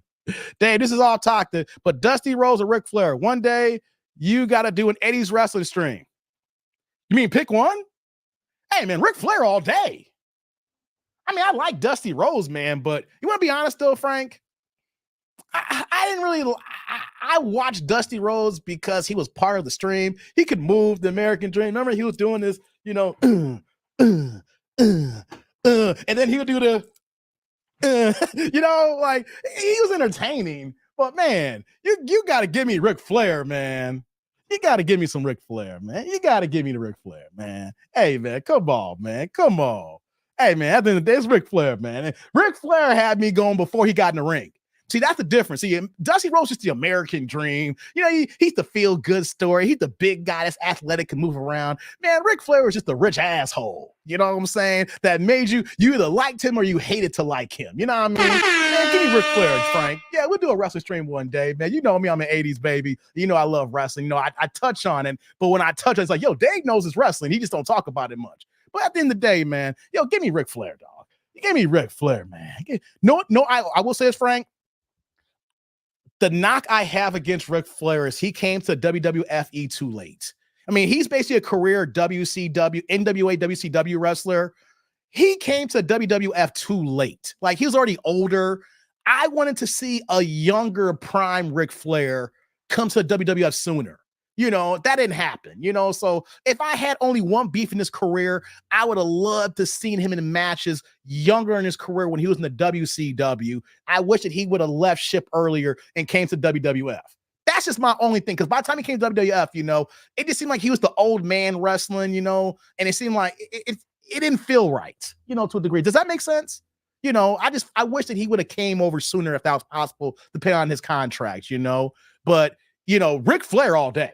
Ric Flair all day, man. Ric Flair all day. Yeah, man. No doubt. Let's see here. Damn, Dave, $15 was an 80s deal. Dog, Jay, y'all had to be in 80. Y'all had to be out here in Chicago in the 80s to understand that, man. To understand the understood about going to Jewtown, right? Chicago is arguably one of the most racist towns in America, where you got towns designated for how you are, right? You got Greek town, you got Chinatown, you got Jewtown, you got the hood, where that all the blacks are on the west side and the south side. Everything is segregated. Yo, man, even the Polish people got their own side of town. You know what I'm saying? Everything is segregated. But in Jewtown, you can buy a gang of porno tapes, VHS. That's how old we going. We ain't saying no VHS tapes, with the big old boxes, and everything like that. You go get about 4 or 5 of them joints and some, and you think I'm joking when I say tube socks, right? Hey, man, everybody needs socks. Everybody needs some new clean white socks. You like, yo, why not? You start grabbing a whole. It's like, yo, I get 5 of these. I get 30 pairs for $15. Then he said, then you give him a 20, you got 5 left. Then you go get your other 5, you got $10. You go get 3 pork chop sandwiches and 3 grape sodas, you good to go. Hey, man, only people in the 80s and the early 90s know what I'm talking about. Y'all young Chicago cats don't know nothing about Jewtown. Okay, man. Weekend at Bernie's. Yeah, man. Weekend at Bernie's. Blue chips. Hell yeah, man. Yeah. They live John Carpenter. Oh my God. Okay. Yeah, Keith. I forgot it, man. Y'all got me. Yeah. Dusty Rhodes, the son of a plumber. Hey, come on, man. Okay, you know about that, man. Doug. Okay, I don't know how old you are, brother. Man, because you got the DMX picture there. Man, only 80s babies. At least you're older, 70s and 80s babies, or you're older like my parents, like before my dad passed away. The reason why I know about Jewtown, because my dad used to take me to Jewtown every weekend. He had business out there. So, of course, I'm a little kid. And if I'm home from the summer, my dad worked midnights. So during the day of his other business, I had to go with him. When he went to Chicago, he wasn't going to leave me home all day by myself. I could if I stayed at a friend's house, but if someone's really popping, it's like, nah, little nigga, you got to come with me. I'm going to be gone for 7 hours. You can't be home alone like that when your mother at work. So I was every week, my little black ass with my dad was in Jewtown, baby. Yo, man. Yeah, the Ultimate Warrior, man, he just had a short stint. I love the Ultimate Warrior, but he had a short stint. Yeah, facts. My shoes cost more than your house. Yeah, man. Yo, Ric Flair was an asshole, brother. Ric Flair was an asshole. Yeah, 92. Yes, yeah. Hey, AJ. I think that if he could at least came over. Let me get this straight here. Hold on. WrestleMania 3 was in 87. Like when the WWF made that transition, WrestleMania 3 was like the culmination, the scene, the swing up. If he could have came by 89, because you had Hulk Hogan and Andre the Giant at that peak in WrestleMania 3, and then you had WrestleMania 4 when they started bigging up Randy Macho Man Savage. Because WrestleMania 4, WrestleMania 5 was the ascension of Randy Macho Man Savage and the Ultimate Warrior. Right. And if you could have brought Ric Flair in during that time, that would have worked out. By the time 92 happened, you got Bret Hart running the show, things like National Champion, and then that's when they start taking that dive. That was at that time period when WWE started taking that dive, and it took the Attitude Era to bring wrestling back for WWE. Otherwise, they would have went under. So that's what I'm saying. He came in the time when there was in that transition, and they didn't have the transition stars like that, and then boom, so he was just a little bit older. So I don't know if y'all agree with me or not for y'all wrestling fans. Like, I think that if Ric Flair could have came over around like 89, I think that could have been a bigger impact for him in the WWF. Just me speaking. And then like you're saying here, Flair versus Hogan exactly. So if he would have came over by like 89, you could have had Ric Flair and Hulk Hogan in like a major WrestleMania event by like WrestleMania 6, maybe. Maybe you could have built it up by like WrestleMania 6. You had Flair and Hogan. You know what I mean? Because WrestleMania 6 was Ultimate Warrior and Hulk Hogan, right? Wasn't WrestleMania 6 Hulk Hogan and Ultimate Warrior where they put Ultimate Warrior over and gave him the championship, and Hulk Hogan gave him the sign-off and gave him the handshake, right? If you had Ric Flair come a couple years earlier, you could have had a Ric Flair Hulk Hogan, because reason why I'm saying that, though, because Ultimate Warrior flamed out. You had made this guy the top guy, and then by WrestleMania 7, he was basically out of wrestling because of all the other stuff that he had going on with Vince McMahon, his own demons and stuff like that. So if you could have had him transition like that, you could have had like a WrestleMania 5, WrestleMania 6, where him and Hulk were the top guys competing at the main event. Just my opinion. I could be wrong. What do y'all think? You know what I mean? That's just my opinion. Peacock has a documentary on The Undertaker. It's pretty good. Oh, really? I got to check that out. Real talk. I wish I was older to see him younger, if that makes sense. Yeah. I get you, man. Yeah. I was an 80s baby. So I watched all that WCW. That was the heart when Ric Flair, you had a young prime Sting, the Road Warriors too. That's another thing too. The Road Warriors were the WCW before they came over to WWF. And then, they was only there for a short period of time, Hawk and Animal, right? But then by the time they came to WWF, the drugs had kicked in. They had like a good hard year and a half, and then they just flamed out too as well. But the Road Warriors, they were the shit in WCW. And the same thing for them. If they could have came over WWF, if they're going to cross over, if they could have came over like a year or two sooner, because by the time they came over, I was like, oh snap, Hawk and Animals in here, right? The next thing you know, like with under 2 years, man, they were done. That they were in the rest for so long, the drugs, the alcohol, the painkillers that kicked in, and then they flamed out. Yeah, man. That was my time, man. The 80s, man, was my time back then. When WCW folded, those wrestlers went to WWF. Yeah, they did. Yeah, a lot of them did. Yeah, of course, they got consolidated, right, when Vince bought it all out back then. I watched Ric Flair back in the 70s, and I knew that he would be great. Oh, yeah, I believe you, man. If you watched, you're a little bit older than me, Thomas. Yeah, I believe you was watching the 70s. Yeah, man, yeah. Let's see here. Night of the Comet was a good movie. I vaguely remember that, Jay. I remember that name, but I vaguely remember that movie. Sheila says, I saw that movie. Yeah. I want to be in the movie, but not crackhead Dave is making about. You don't want to be no crackhead, Keith. Hey, man. It keeps calling me, man. It keeps calling me, man. How was Chris Rock in New Jack City? Pookie. He's like, hey, man. Remember Ice-T was like, hey, man, I'm sorry, man. But this crack shit, man. I can't control it. Just keep calling me, man. It just keeps calling me. You know what I'm saying? It just keeps calling me. I don't know what to do, man. It just keeps calling me. Hell, shout out to my crackhead acting skills. Okay. Just keeps calling me, man. It just keeps calling me. Yo, Dave, you redoing sloppy seconds? Hell no. I don't know if I can do the whole thing. I don't know if I can sit through that. Ric Flair, Space Mountain. Yeah. Jay Gray, really, that movie was slow for me. Jewtown also had the fresh air brush clothes. Dude, Mad Dog. Yo, Mad Dog. Tell me if you remember this. Not only the airbrush clothes, you can get the fake knockoff luxury clothes. And back then, guys, y'all may not think it now.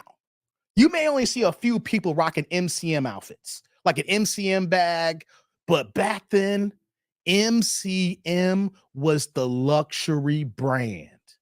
And you could go to Jewtown and get you a 2-piece MCM set. You'll find yourself a knockoff MCM t-shirt and some MCM pants or shorts, dog. Hey, man, you find yourself a knockoff, women find yourself a knockoff MCM purse, or for the fellas, like a side fanny pack, the MCM bag too as well. Hey, Mad Dog, do you remember MCM and selling them outfits? You think Louis was big back? You think Louis Vuitton? Nah, y'all Negroes. Yo, MCM was that shit back then. And you go to Jewtown and you get yourself a hard MCM outfit. You thought you was doing it. Y'all know about that. Y'all, I'm only 44, right? But I'm a young old soul. I was there. Y'all know about MCM in the 80s, man. Y'all know about that. The 80s are missed, man. Y'all know. You remember that, Mad Dog? You remember that? Hey, man. ECW made the Attitude Era. Yeah. I'm talking about WWF, though. Because the reason why I was making that argument, Thomas, was when WWF went down. Remember? Because it was the Attitude Era that took it away from basically being like, WWF almost got bankrupt. They almost closed their doors.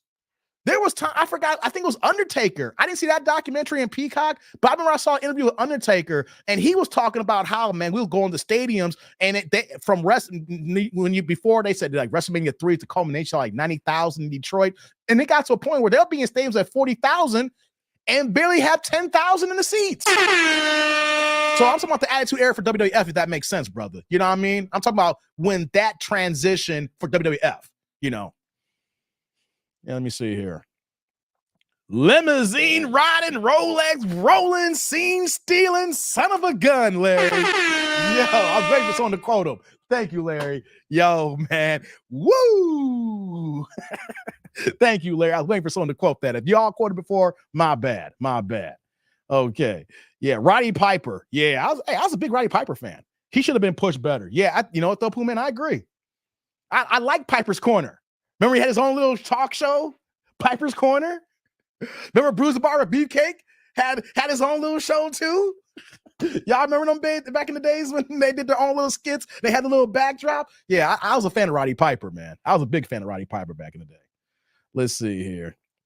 Dave, do you remember the 80s movie called Impulse where the house was trying to kill the family through electrocution? Vaguely, Jay. Vaguely. I vaguely remember that movie. I remember it, but it's one of those, not one of those movies I can just go ahead and recall off the top like you see other movies. Certain movies just didn't make it for me. I love that movie, The Road Warrior, Mel Gibson. Oh, yeah, that was a good one too, Sheila. That was a good one. Larry says, I can tell you one wrestler who had mean traps from the 1970s, the Magnificent. Oh, Don Morocco. Man, Larry, yeah, Don Morocco's a beast. That was, I mean, yeah, he was in the 70s, but in the 80s, I followed his old content, his old wrestling matches. Yeah, Don Morocco's a beast, man. Shoot, Don Morocco, Bruno Sammartino. Yeah, man, Bob Backlund. Hey, we can go back, guys. Like, hey, man, I may be only 44, but even then, when I found those old wrestling tapes, I watched the old timers, man. Yeah, man. You ain't lying about that, Larry. You ain't never lie. Yeah, you're right. Started NWA and AWA. Yes, sir. That's why I said NWA earlier, because I remember watching TBS and I remember seeing NWA all the time, and I remember seeing the transition to go to WCW. Yeah, man. Yeah, no doubt. Yeah. Let's see here. Again, Drew Titan does wrestling talk on Barricade Entertainment. Oh, he does? Okay. I didn't know he does that. Remember Rikishi? Hell yeah, Jay. I remember Rikishi, man. I used to use him in the wrestling game on Nintendo and Sega Genesis all the time. Hell yeah. Him and I don't know why I use Rikishi and Doink the Clown. It was funny using Doink the Clown because he'll jump out the top rope and do like a 720, somersault and then pounce on your ass like doo-doo-doo-doo. Shout out to Doink the Clown. Rest in peace, Doink the Clown. Little midget ass. Rest in peace, Doink. Yeah, y'all remember Doink the Clown, right? Yeah, I'm weird like that, man. I like Doink the Clown. Most of the guys I watch are dead now. That's most of wrestling, Derek.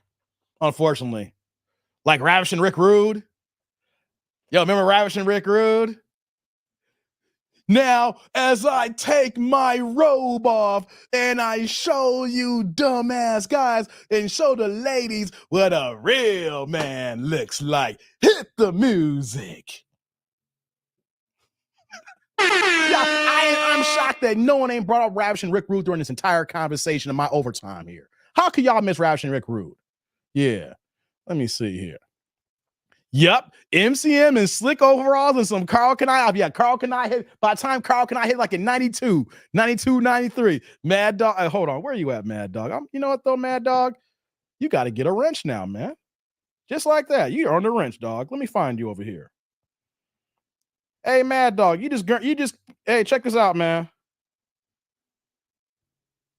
Hey, Mad Dog, just by me talking to you right now, next time you comment, you certified now. You part of the Anish crew, brother. You wrenched up now. Everybody, say congratulations to Mad Dog Jax. He's now part of the wrench crew. He's part of the AIC. He's a tribe member now. Hey, Mad Dog. Anybody that knows what I'm talking about, we're talking 80 Chicago. When you brought up UIC, brother, you get a wrench, man. Welcome to the crew, brother. Welcome to the crew. You know there's only one way out, man. You know there's only one way out. Anish crew. There's only one way out, brother. Death. Welcome. Hey, everybody say what's up to him, man. He family now. He family now. Dave, do you remember Zorro, the gay Blaze starring George Hamilton? God damn. Derek, you going back on me. Yeah. I'm done with that, man. Yes. Keith says, Miss South Wrestling was my shit. They used to come, all the time in the territory, junkyard. Oh, yeah, junkyard dog. Yeah. Butchery, Ron Simmons. Dude, man, y'all making my night right now, man. Y'all making my night talking about that. Hell yeah. Not Rick, the memories. Y'all, come on, Jadarian. You know you love some Ravishing Rick Rude. Pause, right? Remember his tights where he would put his face, he had the spray paint and everything. Hey, man, pause. Y'all know, hey, man. Hey, what I was mad that they only gave him the push to be Intercontinental Champion. I wanted him to get a bigger push. I didn't want him to be the heavyweight champion, but I wanted to see him get that push to fight for the heavyweight title because the dude had a mouthpiece, pause. He could talk on the mic. He'll make everybody pissed off. All the ladies want to see him take it. Man, I like the villain. You know, I didn't want to see him win the title, but I wanted to see him get the push to compete for the title, right? They only gave him the Intercontinental push, when he got the Intercontinental Champion. Yeah. Let's see here. Evil Doink was my guy. They watered him down and switched his character when they fired the man behind. Yeah, I know. I don't know why. I'm just weird like that. I like Doink, man. Don't get it twisted. I don't know why. Yeah, Doink the Clown with the shit. Rey Mysterio flying off the top rope too. Shout out to Rey Mysterio. Yeah. Ravishing Rick Rude with Kurt Hennig. Yeah. Yes. You know, Larry. You know. Let's see here. Rick Rude's in-ring career ended in 94. Injuries, his back and matches. Yeah. That sucked though, right? His injuries. Because the dude, hey, pause. We gotta say pause a few extra times here. he probably had one of the best definition bodies I ever seen in wrestling history.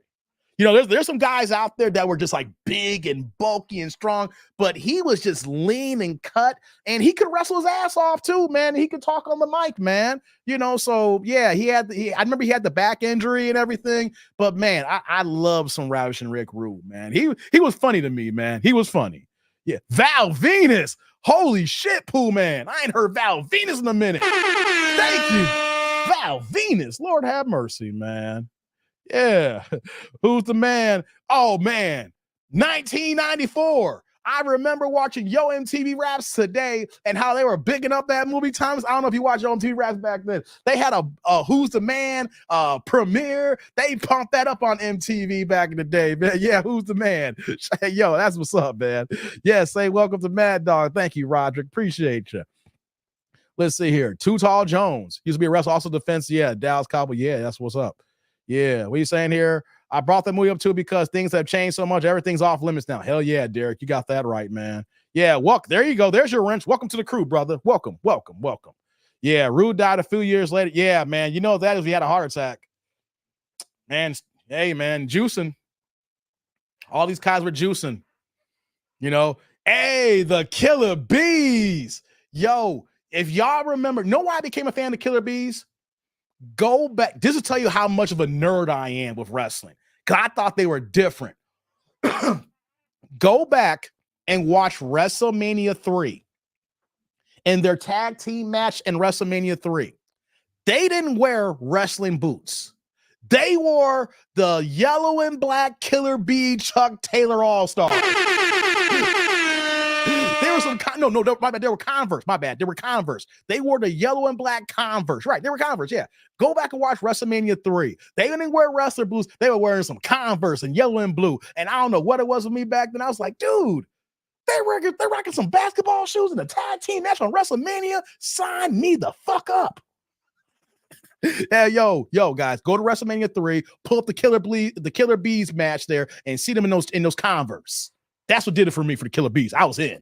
I don't know what it was. It's little things like, I don't know why I like Doink the Clown. He's a little ass midget jumping off the top rope. That was like my little shits. You know what I'm saying? Killer Bees wearing some Converse. That was my shits. You know what I'm saying? Tell me if y'all remember that. Now you gotta go watch it. I heard Rick Rude wasn't none to play with. He smacked the shit out of Ultimate Warrior backstage. Hey man, you want to fuck with Rick Rude, dog? Rick Rude was that dog. Hey man, you know that the character and everything, dog. Anybody who got a body that day, Rick Rude was that. He didn't get the push that he should have got. Like he was a face, but they didn't make him the face. You know what I'm saying? Yeah, he was that shit, man. Yeah, the Wild Samoans, yes sir, man. Fuji, yeah, Thomas, yeah, we there. Yeah, Puma said Drew Titan was talking about all this on Barricade. That's what's up, man. Yeah. Undertaker and Macho Man are all my favorites. Macho Man always calling the Hills fans the pukesters. Hey, you know, Randy Macho Man at one point used to live about, he used to live about 20 minutes away from me. Remember his name is Poffo. Remember his brother, the poet, aka Leapin' Lanny Poffo? Hey, the Poffo just lived in Downs Grove, Illinois.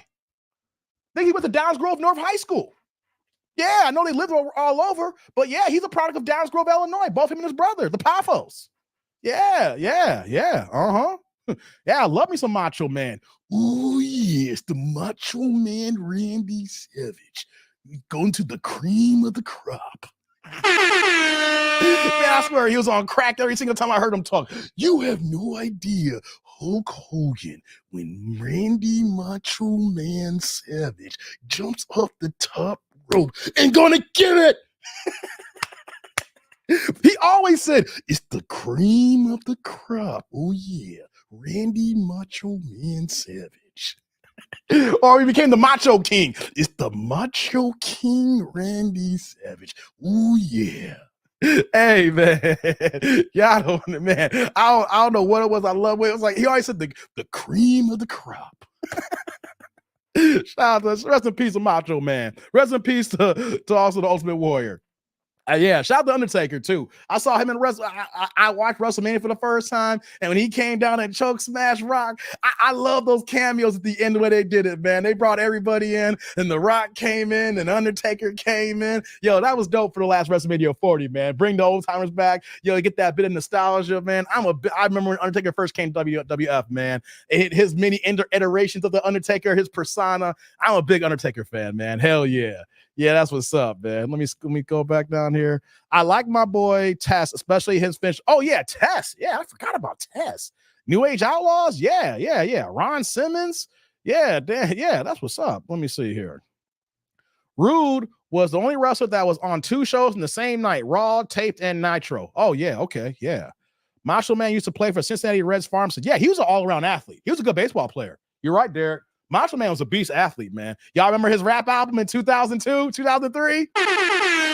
Y'all remember when Macho Man was rapping?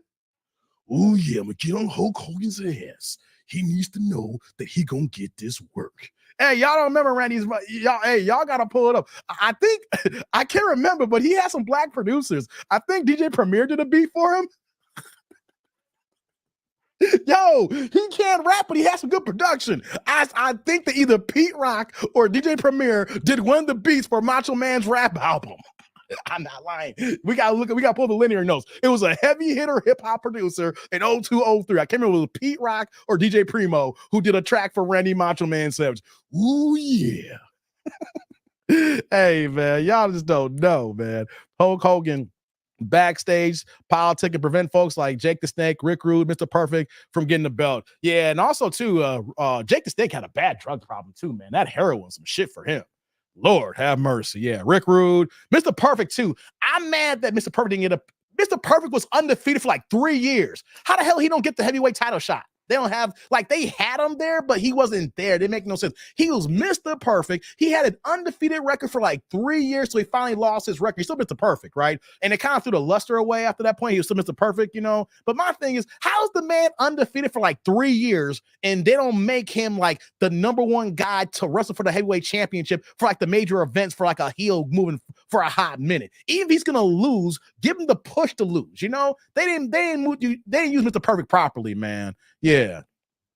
Hey, Jay, you like my Macho Man impersonation? I haven't done it in a while. I used to do it good back in the day. Yeah, Chris Benoit. Yeah, man. He kind of lost it, didn't he, Larry? Hey, didn't he kind of lost his mind, didn't he, Larry? He murked everybody, didn't he, Larry? Took his kid out, took his wife out, took himself out. Yeah, man. Hey, what's going on, brother? Yeah, Macho Man. Love me some Macho Man. Yeah. His story is sad. Yeah. The Ultimate Warrior was my guy. Didn't say much, though. Yeah, I like the Ultimate Warrior, too, man. Know why I like the Ultimate Warrior? He was the only wrestler that kept changing the championship belts. Like, everybody had the traditional belts. When he became Intercontinental Champion, he had the yellow belt. He had a white belt. He had a blue belt. Y'all remember that? Y'all remember when Ultimate Warrior became the champion, he changed the color of the straps. There was no other belt holder that did that before the Ultimate Warrior. When he got the Intercontinental belt, he had a white belt. It was blue. It was yellow. That was dope as hell. And the same thing too when he became heavyweight champion. He changed the belt. It wasn't black leather. He had the white one and also too as well. That's why I was loving the Ultimate Warrior. I was like, I wanted to see him because I wanted to see the goddamn belts. Y'all remember that? I don't know if y'all remember that. Ain't responded back. Oh, well. Ron Simmons from Florida State. Yeah, he was from Florida. That's right. Thanks, Larry. I forgot about that. Randy Poffo. Yup. Y'all remember that. Yeah, remember the studio matches that WCW said? Yeah, man. Yeah, he had that diss track to Hulk Hogan, man. That was funny as hell, dog. Yeah. Let's see here. But he had a fur coat, Magnum. Yeah. He always rocked that fur, didn't he? Boy, he had the poof hair. You know, like it was like a mullet that he was rocking. Hey, man, I wish he did some better with that hair. What happened to the original Kane? That's a good one. I need to look that up. Yeah. Sting. Yeah, I was a fan of Sting. And you know what, though? I was upset that Sting didn't come to WWF earlier, too, as well. That's another guy who was a great wrestler. He wasn't the great aerial guy off the top rope, but he had aerial skills, right? And he had a good physique, pause. You know, he had great wrestling skills. You know, he had a personality until he became Dark Sting. But I felt that his character could have been bigger, guys. Correct me if I'm wrong, if y'all think differently. I think that the character of Sting could have been bigger than life if he could have left WCW and came to WWF faster too as well. I felt that his best competition would have been in the WWF than it was who he wrestled in WCW. I think the storylines and then the chemistry of the different wrestlers at the WWF time and WCW, I think it would have brought the best out in Sting. That's just me personally. And then when he became like the Crow Dark Sting, you know what I'm saying? Like that, the Crow character where he didn't even talk anymore and stuff like that. You know, he was a good ass wrestler, but he didn't talk. You know, now he had to change because he was the blonde surfer guy. And of course, you got to transition with your characters. But I just felt that either the blonde regular Sting or even Crow Sting, he would have been better off as far as chemistry matches and dialogue and then the storylines. It would have been better suited if he could came to like WWF by like 1990, 91. You know what I'm saying? Correct me if I'm wrong, guys. I could be off, but that's just my opinion. That's how I feel about that. Let me see here. Likes up in the building, guys. Let me see here. I used to love Ken Shamrock. Oh, yeah, Ken Shamrock. I remember when he came by. Yeah. Hey, brother, the Ted DiBiase $1 Million Man. It's overdue. My next belt. See, I got the WBC belt here for boxing. The next belt that you're going to see here will be the $1 Million belt. I'm buying the $1 Million belt, brother. That's been on my hit list. I will buy, guys. I shit you guys not. I'm a huge Ted DiBiase fan. Hey, man, rest in peace to Virgil. He died like about a few months ago, man. Virgil, he was only like 56. He was like in his mid 50s, early 60s, something like that. He just passed away, man. Rest in peace to Virgil, man. Virgil's no longer with us, man. Like all of our wrestling guys we grew up with, you know, are gone too soon.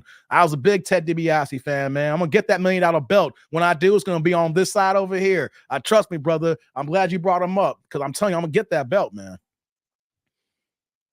Macho Man was from, I know that, but you know what though? He went to high school down the street.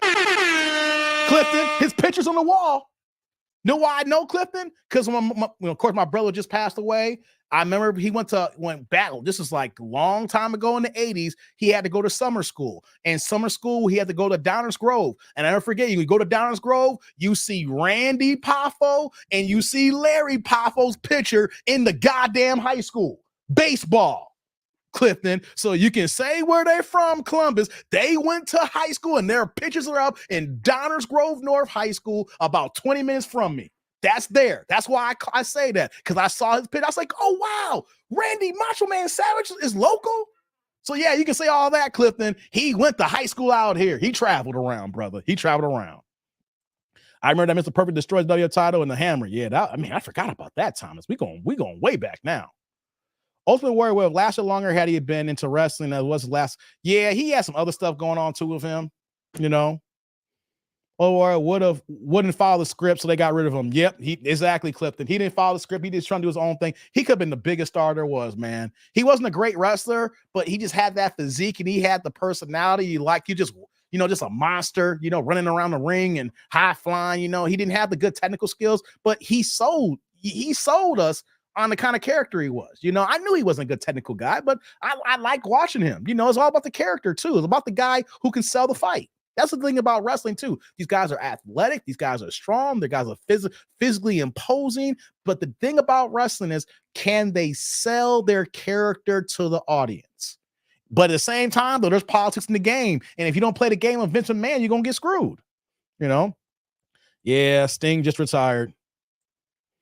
Let me see here. Steve didn't get along with Vince. Yeah, a lot of people didn't get along with Vince McMahon. Yeah. Rest in peace to Virgil. Man, Stone Cold, man. Shoot, Stone Cold was at the peak of my young adolescent. When I say adolescent, my teenage years. Hey, I'd never man. hey, when Stone Cold hit Vince McMahon with the bedpan in the hospital room. Hey, come on, man. Remember Vince McMahon was in the hospital and the nurse was telling the Vince McMahon. And then Stone Cold's in the corner. And you knew that was no doctor. I took it from here, nurse. And then he comes around, bing.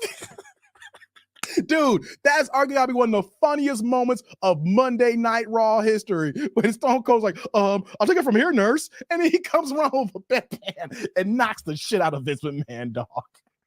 I never, man, for years, me and my cousin, that was our number one line. I'll take it from here, nurse.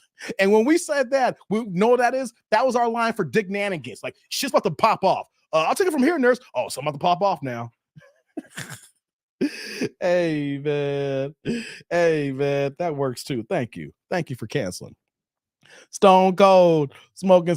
Hey, man, I'm a big Stone Cold fan. And that's the bottom line. Stone Cold said so. Man, that was the perfect transition when Stone Cold and Vincent McMahon were fighting every week, man, on Monday Night Raw. They kept firing Stone Cold, and Stone Cold kept coming back. Dude, the storyline between Vince and Stone Cold kept me coming back to Monday Night Raw every Monday at 8 p.m. every week, dog. See, that's the thing about wrestling, people say it's fake. But you know what, though? When you're a fan of it and it's so funny and you see the storylines and you get into it, that's the whole thing, the whole build-up, man. Stone Cold, once again, injuries derailed Stone Cold's career. He had like, what, a 6-7 year prime?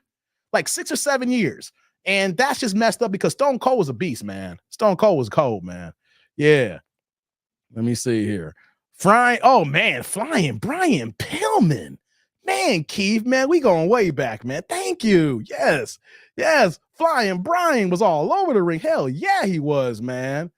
Dave, again, changed the rules so when it comes to whether Chicago can claim them. Hey, dog, all I know is I went into the stadium, into the gym, and his picture is up there, and he played ball for that high school, okay? It ain't changing the rules. They got his picture up there, all right? He didn't live there. He lived over here. The Poffos lived over here, okay? Yeah, hey, that's what it is. He moved, so they moved. You can't, Clifton, it's no lie. That's the reason why I was like, yo, that's the reason why I knew about before Leaping Lanny Poffo, aka the Poet, became to the WWF. I didn't know about him. The reason why I knew about him because I saw his picture in the gymnasium. And then it's like, oh yeah, he's a wrestler now. So shout out to Leaping Lanny Poffo. Remember, he was Leaping Lanny Poffo, then became the Poet. Y'all remember that, Clifton? Come on now. I didn't know about the Poet until I saw his picture into the gym wall. Come on, man. Ain't changing the rules. You just mad because Chicago got one too. Okay. You want to claim Ohio, but know that he relocated out here. The family relocated out here. Yeah. You don't like that. You don't like them apples, huh, Clifton? You don't like when Rabbit got the gun. Yeah. He was on that white powder. Yeah. He was a savage. Yeah. That was hilarious. He was hitting. You remember that, Jada? Yes. Dude. Stone Cold and Vince McMahon during Monday Night Raw Wars, what was that, between like 97 to like 2002? Hey, man, that was, dude, it was more comedy than anything else. It wasn't just wrestling. That was some straight up comedy. You would be laughing your ass off. I never forget watching Monday Night Raw, Jadarian, and then coming to school on Tuesday morning. Y'all watch Monday Night Raw? And then people's like, you still watch wrestling? We'd be like, hell yeah, you watch wrestling. You see Stone Cold? You see Stone Cold hit Vince McMahon the bedpan? You see Stone Cold bring the Zambonis to the ring? Yo, you see Stone Cold bring the truck into the ring with the water hose? Man, Stone Cold was on one, man. Let's see here. Junkyard Dog and British Bulldog. Hell yeah, man. JYD. I thought he didn't get the push. Like he was a name, but because the 80s, they weren't getting that push.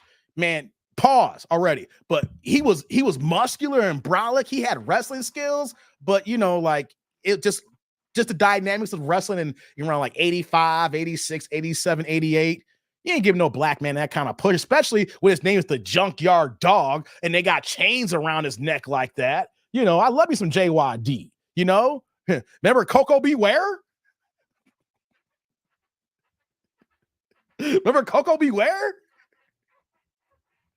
Yeah, come on, man. How am I the first person to bring up Coco Beware?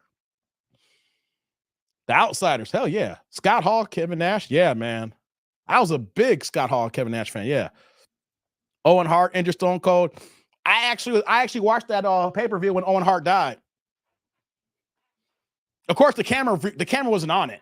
I had a black box back then. I didn't pay for no pay-per-views. Remember I told you I had a black box back in the day? My dad had one. We had a black box since A League of Their Own was on pay-per-view up until like 2004, right? So, you know, we I didn't have to pay for no wrestling pay-per-views. So I was actually watching that pay-per-view, but the camera wasn't there. It was like crazy. It was all kind of commotion and everything. Yeah, I remember when Owen Howard passed away, man. That was messed up, that stream. My son watched a video on The Rock and never realized that he never beat Stone Cold one-on-one until he was about to leave. Yeah, they had to, hey, Stone Cold's the guy.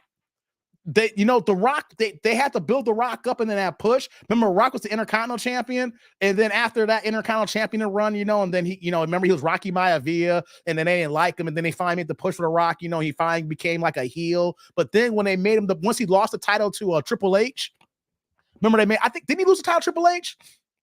And then like that was the push for him to become heavyweight champion. But you know, he was champion so many times, but he didn't beat Stone Cold that much. It wasn't until the end of Stone Cold's career that he got the win. I was always obsessed, like, how come they won't give Rock the win? You know, but Stone Cold's that guy. Yeah. Stone Cold, Macho Man, Clifton. Macho Man can play some baseball. That's why I brought up Downs Grove. Downs Grove actually is known to be, I don't know about lately, but Downs Grove was known to have a good baseball teams out here in Chicagoland. Downs Grove, known for having good baseball teams in high school. So yeah, man. Yeah, Macho Man can play some baseball, brother. Yeah, that's one thing I'm not gonna, you know, he can ball, man. Macho Man's an all-around athlete. Yeah. They used to do Vince daughter, Stephanie McMahon. Hey, man, I had a crush on Stephanie McMahon back in the day. You know what I'm saying? Y'all can't tell me that y'all didn't want a little piece of Stephanie McMahon in that wrestling ring, dog. Come on, man. The way, especially when she had that mean growl on her face like her daddy and everything. It's like, yeah, I want to give her that mean look. You know what I mean? Yeah, of course. RVD, baby. RVD, hell yeah. Yeah. The Rock and Stone Cold. Yeah, man. Hey, man, that was some good times on Monday Night Raw. Those some good times, man, especially on those pay-per-views. Those some good times, man. Like, that's the part of my that's my teenage years into the adolescence, you know, because I was in high school, then I transitioned to college, you know, but I was still young. I'm a teenager. Mad Dog, those were some great times to watch. That was a great time for wrestling for me. Man, it's hard to, I'm trying to watch it again. I'm trying to get back into it to follow a little bit of storylines, but that's like, for me, that's like the glory days for me. Like, I watch all wrestling all up to that point. But for me personally, The Rock, when you lead up to The Rock and Stone Cold, that was like the culmination for me. It's like, yo, man, I'm watching every Monday night. SmackDown on Thursday nights, I'm watching every SmackDown. I had a black box with my dad because we had bootleg cable. I had wrestling parties in my house all the time. We watched all the pay-per-views. That was a great time, man. That was a great time. Hell yeah. Fun fact, Stone Cold never beat Bret. Hey, man, Bret the Hitman Hart, man, was a beast, dog. The Hart Foundation, Bret the Hitman was a beast, man. Bret was a beast. Facts, Dave, Steph could get it. Man, come on. Y'all sleeping on Stephanie McMahon. Y'all sleeping on her. TLC, man, yeah. John Cena. Yeah, he showed up at WrestleMania 40. I thought that was funny when The Rock got in his ass and then Undertaker took out The Rock. I was like, hold on. I thought The Rock and John Cena were cool, right? Because, you know, The Rock put John Cena over. You know what I'm saying? Like the same way that Stone Cold put Rock over when he let Rock win, the same thing The Rock did with John Cena, and he put John Cena over. So, you know, the way that the storyline was, I thought they were cool now, but, you know, and John Cena came in and Rock whooped his ass. Hey, I loved it, man. I like it. Just because we cool don't mean I can't whoop your ass later. That's the beauty of wrestling. Just because you have an alliance and think everything's cool, it's like, okay, they've been, you know, now it's cool. Man, let a few years go by and then they get back in the ring. You know what, though? They back at it again. That's the cool thing about wrestling. No homo, but Bobby Lashley had the best body definition. He's huge. Okay. Oh, man, Trish to A Clifton. Hey, all jokes aside, this is the first time that me and you are 100. Man, y'all remember Trish Stratus? That was a white girl who had some black girl lips. Hey, yo, Trish Stratus Prime. She is the white girl that you can bring to the picnic, y'all. Y'all remember? Yo, Trish Stratus is the white girl that if you brought her to the black picnic, even your aunts would say, I see why. Hey man, Trish Stratus could get it. Oh man, y'all. Yes, Anthony, Trish Stratus. Yeah, man. Hey man, Trish Stratus, shoot, she was that work. Hey, I wasn't into white girls, but you know what though? I'll bring me a Trish Stratus home back then. Hey, not the Dudley boys, man. Wait, no. Okay, yeah, I'm thinking the Bushwhackers. Remember the Bushwhackers? Remember the Bushwhackers? Hey, man. Hey, Monday night was so good. I had to change between both channels, though I like that a little more. Yeah, man. Those Monday Night Wars, man, they were a beast, man. Ricky the Dragon, Steamboat. Hey, remember that war really up to WrestleMania 3 when Randy Macho Man Savage got the ring bell and jumped off the top rope and he hit Steamboat in the neck and he supposedly broke his larynx. Shout out to Macho Man again and Ricky the Dragon Steamboat. Hey, they did a documentary on WrestleManias and they talked about WrestleMania 3 and Ricky the Dragon Steamboat. Did you know that whole that like 40-minute match was completely scripted? And then Ricky the Dragon Steamboat break down how Macho Man was just a stickler for detail and they worked on every single sequence and move because that was the highlight of WrestleMania 3, guys. Like I have that still on VHS tape and I used to watch Ricky the Dragon Steamboat and Macho Man's match all the goddamn time. That was the main event. I don't know if y'all remember that, but that Randy Macho Man and Ricky Dragon Steamboat was like 40 minutes of a wrestling clinic. Okay. It may have been choreographed, like they knew every move that they were good to do. They had it laid out, but the fact that how they did every single move in sequence and they had chemistry, those moves were intact. It didn't look fake at all. They were, man, hip tosses off the top rope. When you watched that match, you knew you were watching a classic all-timer. Matter of fact, if y'all ain't never seen that match, y'all need to go ahead and watch that again. Ricky the Dragon Steamboat, Randy Macho Man Savage, WrestleMania 3. And if I correct me if I'm wrong, Ricky Dragon Steamboat won that. He won that match and they gave him the Intercontinental belt. He didn't keep it long, but that was arguably, to me, was one of the greatest matches of all time. Of all time. You don't believe me? Go back to WrestleMania 3. You know what I'm telling you guys to go back and watch WrestleMania 3 again. Remember I tell you about the killer bees in their shoes? See, that was the peak. That was the culmination saying, I'm about this wrestling life now. WrestleMania 3 for me was like, yo, I am here for wrestling. I am here. There is no going back. Y'all need to go watch that Ricky the Dragon Steamboat Macho Man match again. I swear, even to this day here, that's arguably probably one of the greatest matches of all time. When you got two guys in sync who are both athletic, who are both good technical wrestlers, and they both could sell to the audience, man. You don't get no better than that, guys. Come on, man. Come on, man. Y'all sleepy on that one if y'all remember. Hey, yeah, Tori can get it too, man. Yeah. Stacy Keibler. Yeah, I mean, she was okay. You know what I'm saying? But she wasn't no Trish. You know what I mean? Big Van Vader. Hell yeah. Vader was a beast, man. You ain't lying about that. Yeah. Black Man Kryptonite. Yeah. White She-Devil. Hey, Clifton. That was White She-Devil before Denise Richards. I mean, Denise Richards was around, but Denise Richards was not here jumping off top ropes. Okay. Yeah, man. Bushwhacker licking heads. Yeah, they were. That was some nasty ass shit when they was licking each other's head.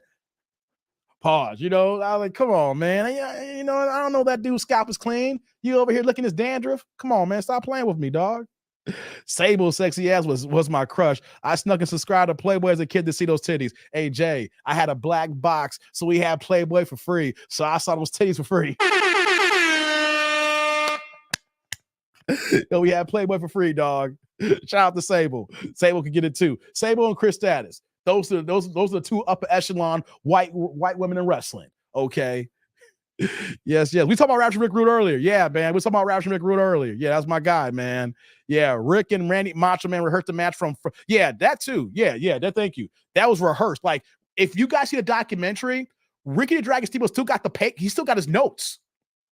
He still got the yellow notepad where it's like pages and pages of the sequence of every single move they did from WrestleMania 3 in their match. And he talks about it. And then when they showed him in his notes and they showed the match and he was breaking down, he even to this day, he remembers all the choreography for all the moves they did. Step by step, play by play, from beginning the bell to the bell ending. Dog, that was a great match, man. You see how much I'm in tune to that. Yeah, Stacy, she did have those long legs, man. She did. All right. Ivory, yeah, she was a beast too, man. Yeah. He said, right? Yeah, what's the greatest match? George Animal Steel was brilliant in that match too. Yeah, George Animal Steel was there too. Yeah, he was notorious for kidnapping Elizabeth back then. Remember Saturday Night Main Event? I'm going to get out of here in a second, guys. We've been here for 5 hours. God damn. Hey, guys, y'all remember the Saturday night main event? Y'all remember that? It would come on the same, correct me if I'm wrong, right? It would come on either before or after Saturday Night Live, right? I think it was after Saturday, but you know what? The one thing I hate about the Saturday night main event, they would literally have the main event match go on. And y'all know if y'all remember this. And then because of timing, if it didn't work right at the end of the hour, they would cut the show and put on some goddamn Magnum PI like at 1 o'clock a.m. And you didn't see the end of the match. You had to wait till Monday night to find out who won the match. That's the one thing. But remember the main event on Saturday nights, man? Those were the classics, man. Do y'all? Okay, yes, yes. Do y'all remember, like, whoever was the main? That's the one thing that sucked. Whoever had the main event, you knew you weren't going to see the outcome. For whatever reason it was, they never extended no overtime or whatever. They didn't figure out the choreography, time, and how the match ended, but it would never go overtime, and you never knew who won the last match. And then so you'd be sitting there at like midnight, 1 a.m., depending on what part of the country you lived at, and you'd be like, no, what happened to Hulk Hogan? Right, Jay? Yes, thank you. To be continued ass matches. Yeah, you will see Hulk Hogan laid out on the ground, got hit with a chair and everything like that, and he's laid out and everything. It's a to be continued. Remember when Vince McMahon was doing the commentary? Oh my God, Hulk Hogan's on the floor. This is to be continued. And then next you know, it'll go like Magnum PI. Be like, wait a minute.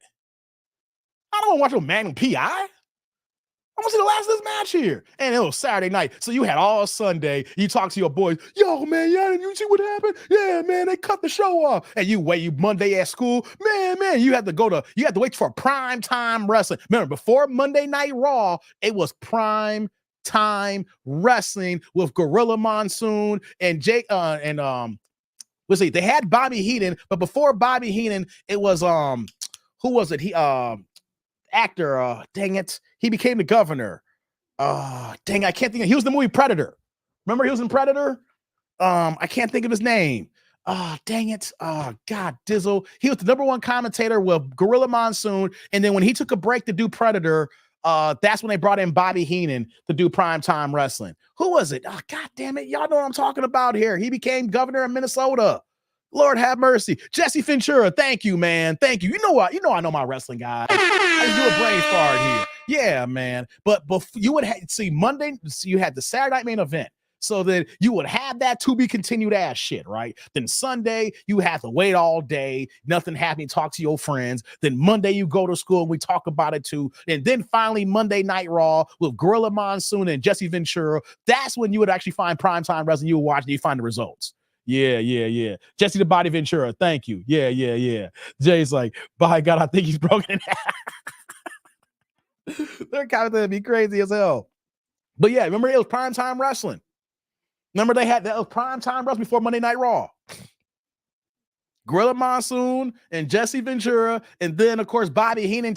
When he left to do the movies, they brought in Bobby Heenan, and then I love you some Bobby the Brain Heenan, and they had all those tape delayed shows, all the shows that happened throughout the entire week that be in other cities, and then it'd be some grainy ass footage that they were recording, stuff like that. So we're gonna go to Cincinnati where we had Macho Man go against the Honky. It was always the Macho Man and Honky Tonk Man and some janky ass cameras that they record for that fight. I'm the wrestling. You know what I'm saying? Always be the Macho Man and Honky Tonk Man in Memphis, Tennessee, or something like that, with some janky ass cameras when they do that recording. Remember that?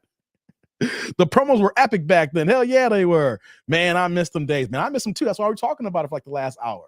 That's my childhood, man. Yo, this used to be like Madonna said in the League of Their Own. This used to be my playground. Yeah, man. True, man. Hey, it's kind of dope, guys, to talk to all y'all who's left here right now, because we've been here for 5 hours. People are checking out now. It's Friday night, but it's kind of cool to talk to y'all about these old wrestling moments, because I know that I was not the only one with my cousin watching this, with my friends, out here in Chicagoland. Y'all out there in Ohio watching it. Y'all was in Florida the same way. Y'all was in Texas. Y'all was in Indiana. Y'all was in New York. Wherever y'all lived at, wherever we were at that time, all of us were sitting, whether we realize it or not, guys, let's think about it.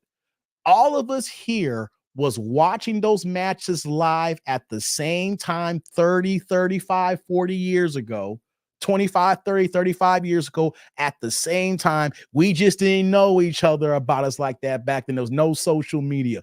All of us here talking about this here, we all watched it in our own residence, our own homes, our own apartments, whatever, how we grew up. We're at a friend's house. Depending on how you remembered, we all watched these matches at the same goddamn time, and these things also actually change and kind of, not warp, but kind of mold it the way that we are when it comes to entertainment and our viewing watches and needs. You know what I mean? I'm back and you're still on? Yeah, I'm still here. Yeah, The Undertaker and Paul Bearer was a hoot. Hell yeah, man. Hell yeah. Oh, yes, The Undertaker. He had his urn. It's The Undertaker's power. Yeah, it's Kane.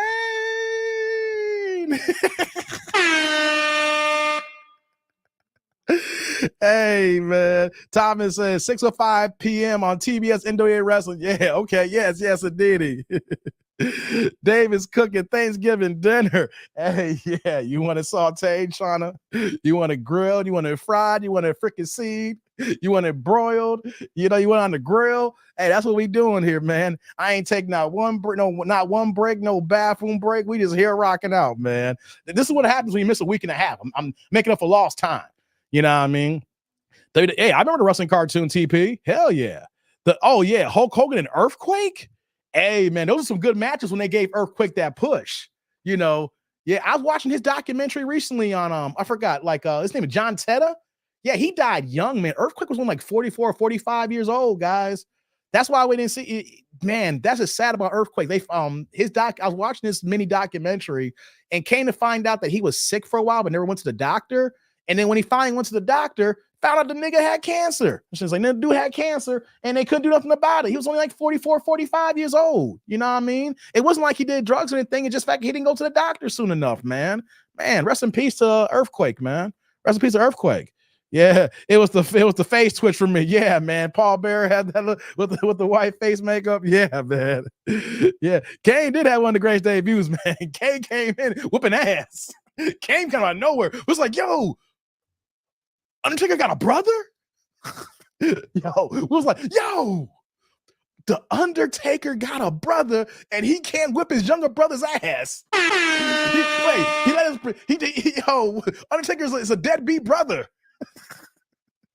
Yeah, John Teta. Exactly, man. Yeah, exactly, man. That was my childhood, guys. Yo, like I'm just right now, how I'm just going through your comments in the chats here. Like, if I just really focus on just a few things, I would go in a deep dive on a couple of subjects. But I'm just reading the chats here and just we're skimming and just kind of jumping from point to point here. But y'all can see, man, wrestling was my get down. Like, I actually had like the wrestling ring that the toys, like the actual WWF ring. I went to KB Toys and bought the actual wrestling ring. And the reason why I had the money, my grandmother, rest in peace, I never went to visit her in Flint, Michigan. And you know how grandmothers are. Yo, she gave me a $50 bill. I was so happy. I got $50. Yo, I came back home from Flint, Michigan. The first thing that my dad allowed me to do was go to KB Toys, and I got me the official WWF wrestling ring, man. Yo, me and the fellas, we had our wrestling toys, man. We was using that. It came with the WWF Championship toy belt too as well. Yo, man, we were doing a whole bunch of wrestling games back in the day.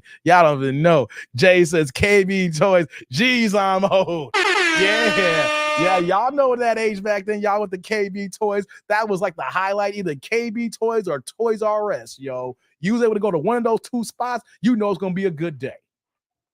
It's going to be a good day. My dream match was to see Hulk Hogan against Lex Luger. Hey, Anthony, true facts here.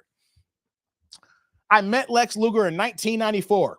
I gotta go through the photo albums. I gotta find the pictures. But back in the day, Michael Jordan used to have his golf classic out here in Lisle, Illinois. And so there's a nice ass golf course. It's still there, actually. I haven't golfed there in years. But in Lisle, Illinois, that they had this golf class that Michael Jordan used to host every single year. Celebrities, you name it. And that year is the year I met Ernie Banks. Still got the picture. Rest in peace, Ernie Banks. Probably the nicest and best athlete, celebrity, Hall of Famer I ever met in my entire life. I cannot say enough good things about the late, great Ernie Banks. Ernie Banks, that's the kind of legacy that you want to leave as a man. Not only was he a great Hall of Fame player for the Chicago Cubs, he was a better man. He was a better man. And the fact that when I met him, I was so young and I was only 14 years old. Here I am 44 years old, 30 years later, and I am singing his praises right now, guys. If you ever can leave a mark like him, and I'm not talking about baseball, I'm talking about the man in life. The fact that just meeting him and with my dad, guys, y'all don't know half the story about Ernie Banks. That was a good man and a great man, and we should strive to be like that in our lives. That even we've been gone for, I know he's been dead for several years, but I remember that moment 30 years ago. Let me just tell you this before I get to Lex Luger, because I met Lex Luger right after the fact with my pops. My dad was working the entire weekend. You know, he's volunteered for the golf tournament. My dad's a big time golfing fan. We golf together all the time, right? So we get there to the golf course and we're just going to walk in. Ernie Banks stops his car in the middle of the fucking parking lot street. Hey, Bill, what's going on? He said, hey, Ernie, what's up? He said, I brought my son today like I told you. And I just kind of say, hey, how you doing? That's your son, Bill? Hey, let me park this car. I'll be right back. And I was like, that's Ernie Banks, Dave. I was like, Ernie Banks is acting like that? Man, Ernie Banks parked his car. When he came around, man, we talked to Ernie Banks for like 40 minutes, man. He gave me a hug. He was talking to my dad like he knew my dad for like 40 years, man. So many folks wanted his autograph. He wasn't checking for all those white folks, okay? No disrespect to the white people here. He was not checking for those white folks. He saw a black man who loved golf, had his black son with him, and he recognized that, and he was just talking to my dad and talking to me, and all these folks wanted an autograph, and he weren't checking for those white folks. He was checking for us. He was checking for the black man who brought his black son to the black golfing course in 1994 when you didn't see many blacks on the golf course. You know what I'm saying? That moment right there changed my. I was like, man, this is that guy here. That's just a short form of the story. But then a few hours later, Lex Luger shows up. We're talking the narcissist Lex Luger back then. Remember he was the narcissist? Remember when Lex Luger came to WF and he was the narcissist when he wore his white tights outfit? Hey, I gotta scan the picture and show the picture of Lex Luger and my pops. Lex Luger's bicep is bigger than both my dad's legs and my two legs combined. You could take 4 legs and it wasn't bigger than Lex Luger's one goddamn bicep. Dude, to this day, I know I was only 14 years old.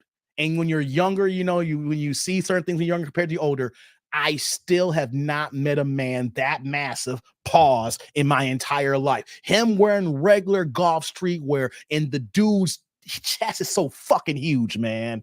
He ain't looking good now, diabetes and the steroids and everything. You tell he's a skinny shell of himself. But back in 1994 when he was the narcissist, hey, man, that man was huge as ever, you know? Yo, let me scroll back up here. What did I miss? Can't believe Kane Undertaker still at it.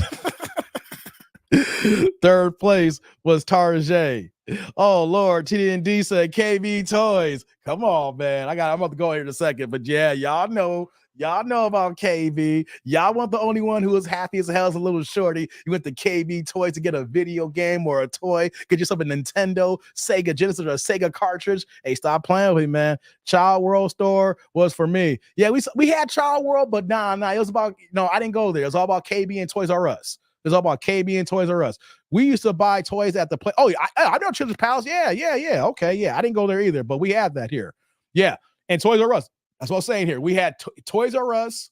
See, KB was in the mall. Here's how this worked here. Toys R Us had its own separate store that was next door to the mall. Like the way the mall is where I live at is the same mall that I'm talking about here. So you had the big mall area, but then off to the side, still in the mall district, you had Toys R Us on its own, but KB was actually in the mall. So when we went to the mall, it was actually KB, but before we went home, we would actually go to if my dad promised me something, we'll go to Toys R Us. Yeah. I'm going to go back even further. Play World. Oh, hell yeah. Where prices were so low, it turned into Toys R Us. I remember Play World. Yeah, we're going way back here now. We're taking it back. Yeah, playing cops and robbers in the store aisles with the real replica right, bang, bang, ring, and then it's time to go. You got to put the guns away. I remember that, man. You go get the guns, you play in the aisles, and then when time for you to go, you got to put the guns away. Hell yeah, man. Scott Steiner. Oh my God, Scott Steiner was cold, man. Yeah, Jeffrey the Draft. Yeah, 93 Lex Luger. Yep, 93, 94 Lex Luger, Bog. Yeah. 5 hours. No, it's not my longest, Derek. My longest live stream was, I think, my 5,000 subscriber live stream. I went like 6.5 hours. When I cracked 5,000 subscribers, I went like 6 hours, 6.5 hours that night. Remember the rest with the parrot? Hey, Shauna, I'm shocked that you the only one that pulled it up here. I said it a few moments ago, and no one in the chat called it. We're talking about Coco Beware. Man, Shauna got y'all fooled, man. Hey, come on, man. Shauna got y'all, man. Come on, man. What y'all talking about? Shauna got y'all. Shauna's the only one that claimed Coco Beware outside of me. Shout out to Shauna and Coco Beware. Coco Beware. Hey, man. Yeah, shout out to Shauna. Yeah, Shauna. It was Coco Beware with the parrot. Yeah, I mentioned that before you came back, Shauna, like 10, 15 minutes before you came back. I was talking about Coco Beware. And no one in the chat said nothing about Coco Beware unless I missed it. And you came in here. Yeah, we're talking about Coco Beware. Thank you, Shauna. Even though he wasn't great on the mic. I like Lex Luger. He was red hot in 96 when he won the title from Hollywood. Yeah, he wasn't big on the mic. He was just a physical dominant man. You know what I'm saying? He's just huge as fuck. Yeah. I'm a professional putter. My stepdad had golf clubs when I was a kid. That's what's up, man. Yeah. Man, my dad got me into golf in 1989 when we were the only black ones in the golf course. It was rough back then. Yeah. Hey, the white eyes didn't like us there. They ain't like us out there. Man, did you live near Lincoln Mall, Madison? Nah, I didn't live in Madison, man. I grew up in Bolingbrook. I grew up in the southwest suburbs. I didn't, I had people in Madison. My best friend that passed away, Zoe, Dr. Zoe, y'all know I'm talking about. I used to be in Madison all the time when I used to go hang out with her and stuff like that because she's from Madison, Illinois, but I'm originally from Bolingbrook, dog. So, I wasn't by Lincoln Mall. Fox Valley Mall. It's the closest mall for me. Fox Valley in Aurora, Illinois. Yeah. That's why I used to go to the KB, and then the Toys R Us would be right around the corner for me, Mad Dog. So the mall for me would be Naperville and Aurora, Fox Valley Mall, and stuff like that. Yeah, man. But Bolingbrook for me, man. Oh, did you? My bad. Oh, my bad, man. I didn't see that, Jay. Okay, my bad, man. The Repo Man. Hey, Anthony. Shout out to you for the Repo Man. Forgot about that day, man. I remember the Repo, man. He was part of Team Demolition. Yo, Captain Lou Albano. Y'all remember Captain Lou Albano? They did the WWF hotline. When you was a kid, you call the 800. Here's what goes on, right? You call the 800 number, and there'll be a pre-recorded message. And every time you call, it'll be a different wrestler. It could be Captain Lou Albano. It could be Hulk Hogan or somebody. But then at the end of the free message, they'll say, call 1-900 and be like $5 for the first minute, $15 for each additional minute to actually talk to someone who sounded like them. That's not hung up the phone because my parents would have kicked my ass if I go ahead and call that 900 number and put all that charge on the phone. You remember them 900 numbers? You paid they had the party lines back in the day. They had the wrestling lines too. $5 for the first minute, $15 for each additional minute. Captain Lou Albano was the main person on commercials.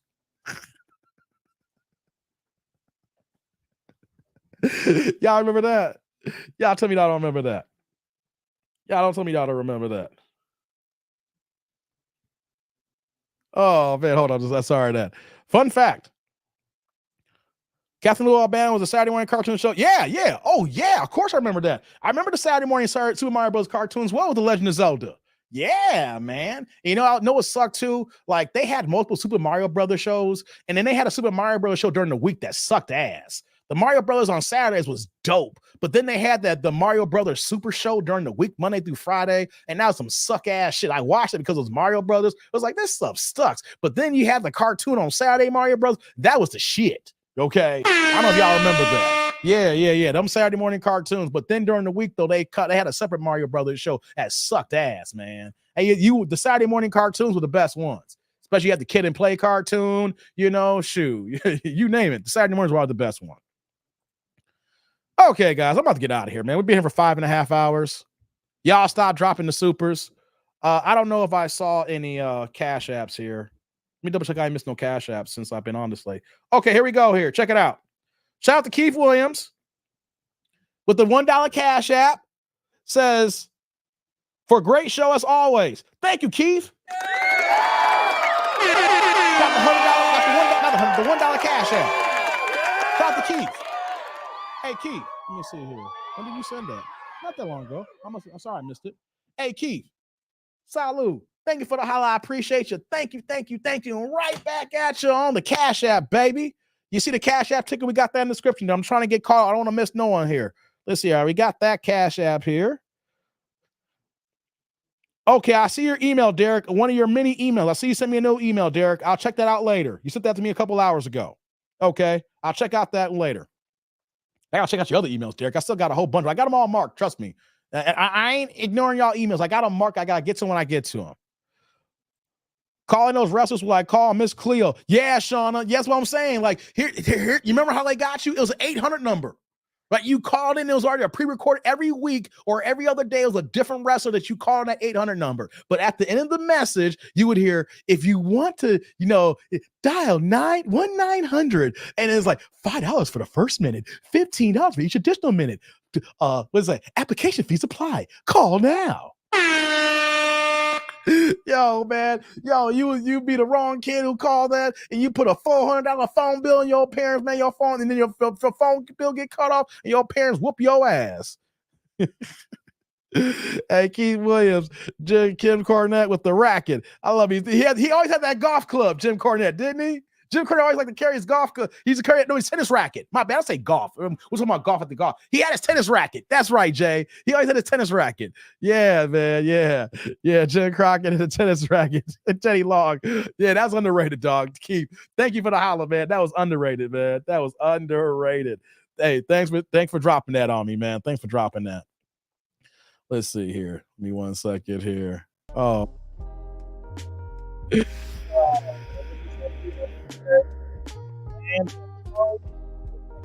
Oh, sure. Hell yeah, they were.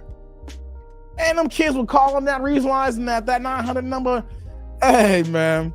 Hey, before I go, do y'all remember Over the Top when Hulk Hogan fought Zeus, aka Tiny Lister? Rest in peace, Tiny Lister Jr. Y'all remember that before I go? They had a movie, and then they did a pay-per-view event where Hulk Hogan was in a steel cage match against Tiny Lister. Before I go, do y'all remember that?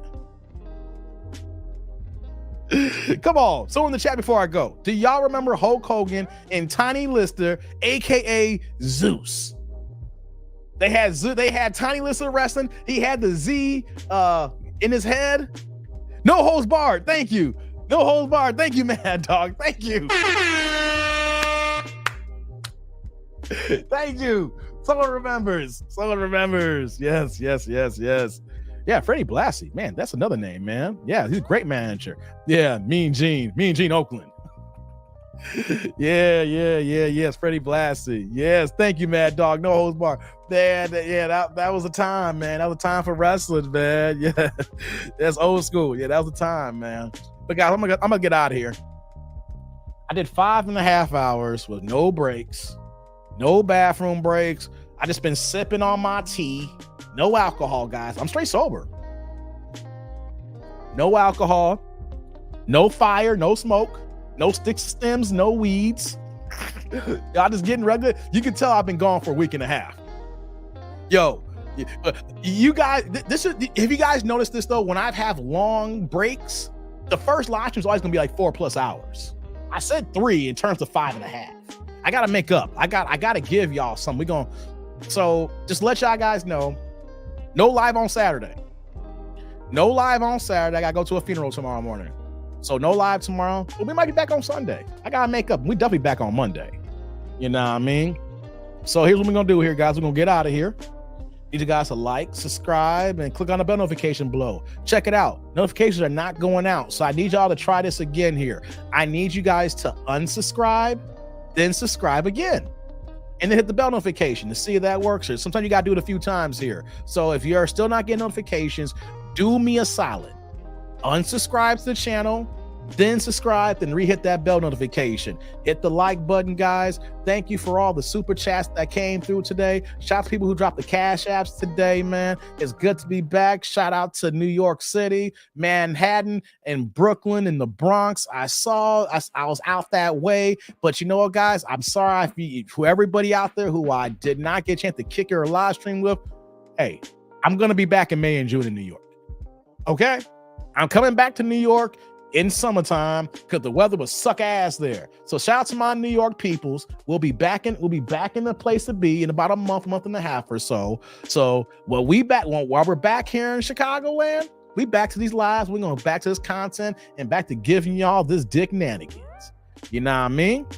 So on that note, guys, we're going to get out of here. You know, shout out to everybody who came through here. Peace, Keith. See you, Anthony. See you, Shauna. Yeah. All right, guys. As always, I'm that dude named Dave. Shout out for all the wrestling talk and everything else. But on that note, I am out of here. Peace out and deuces.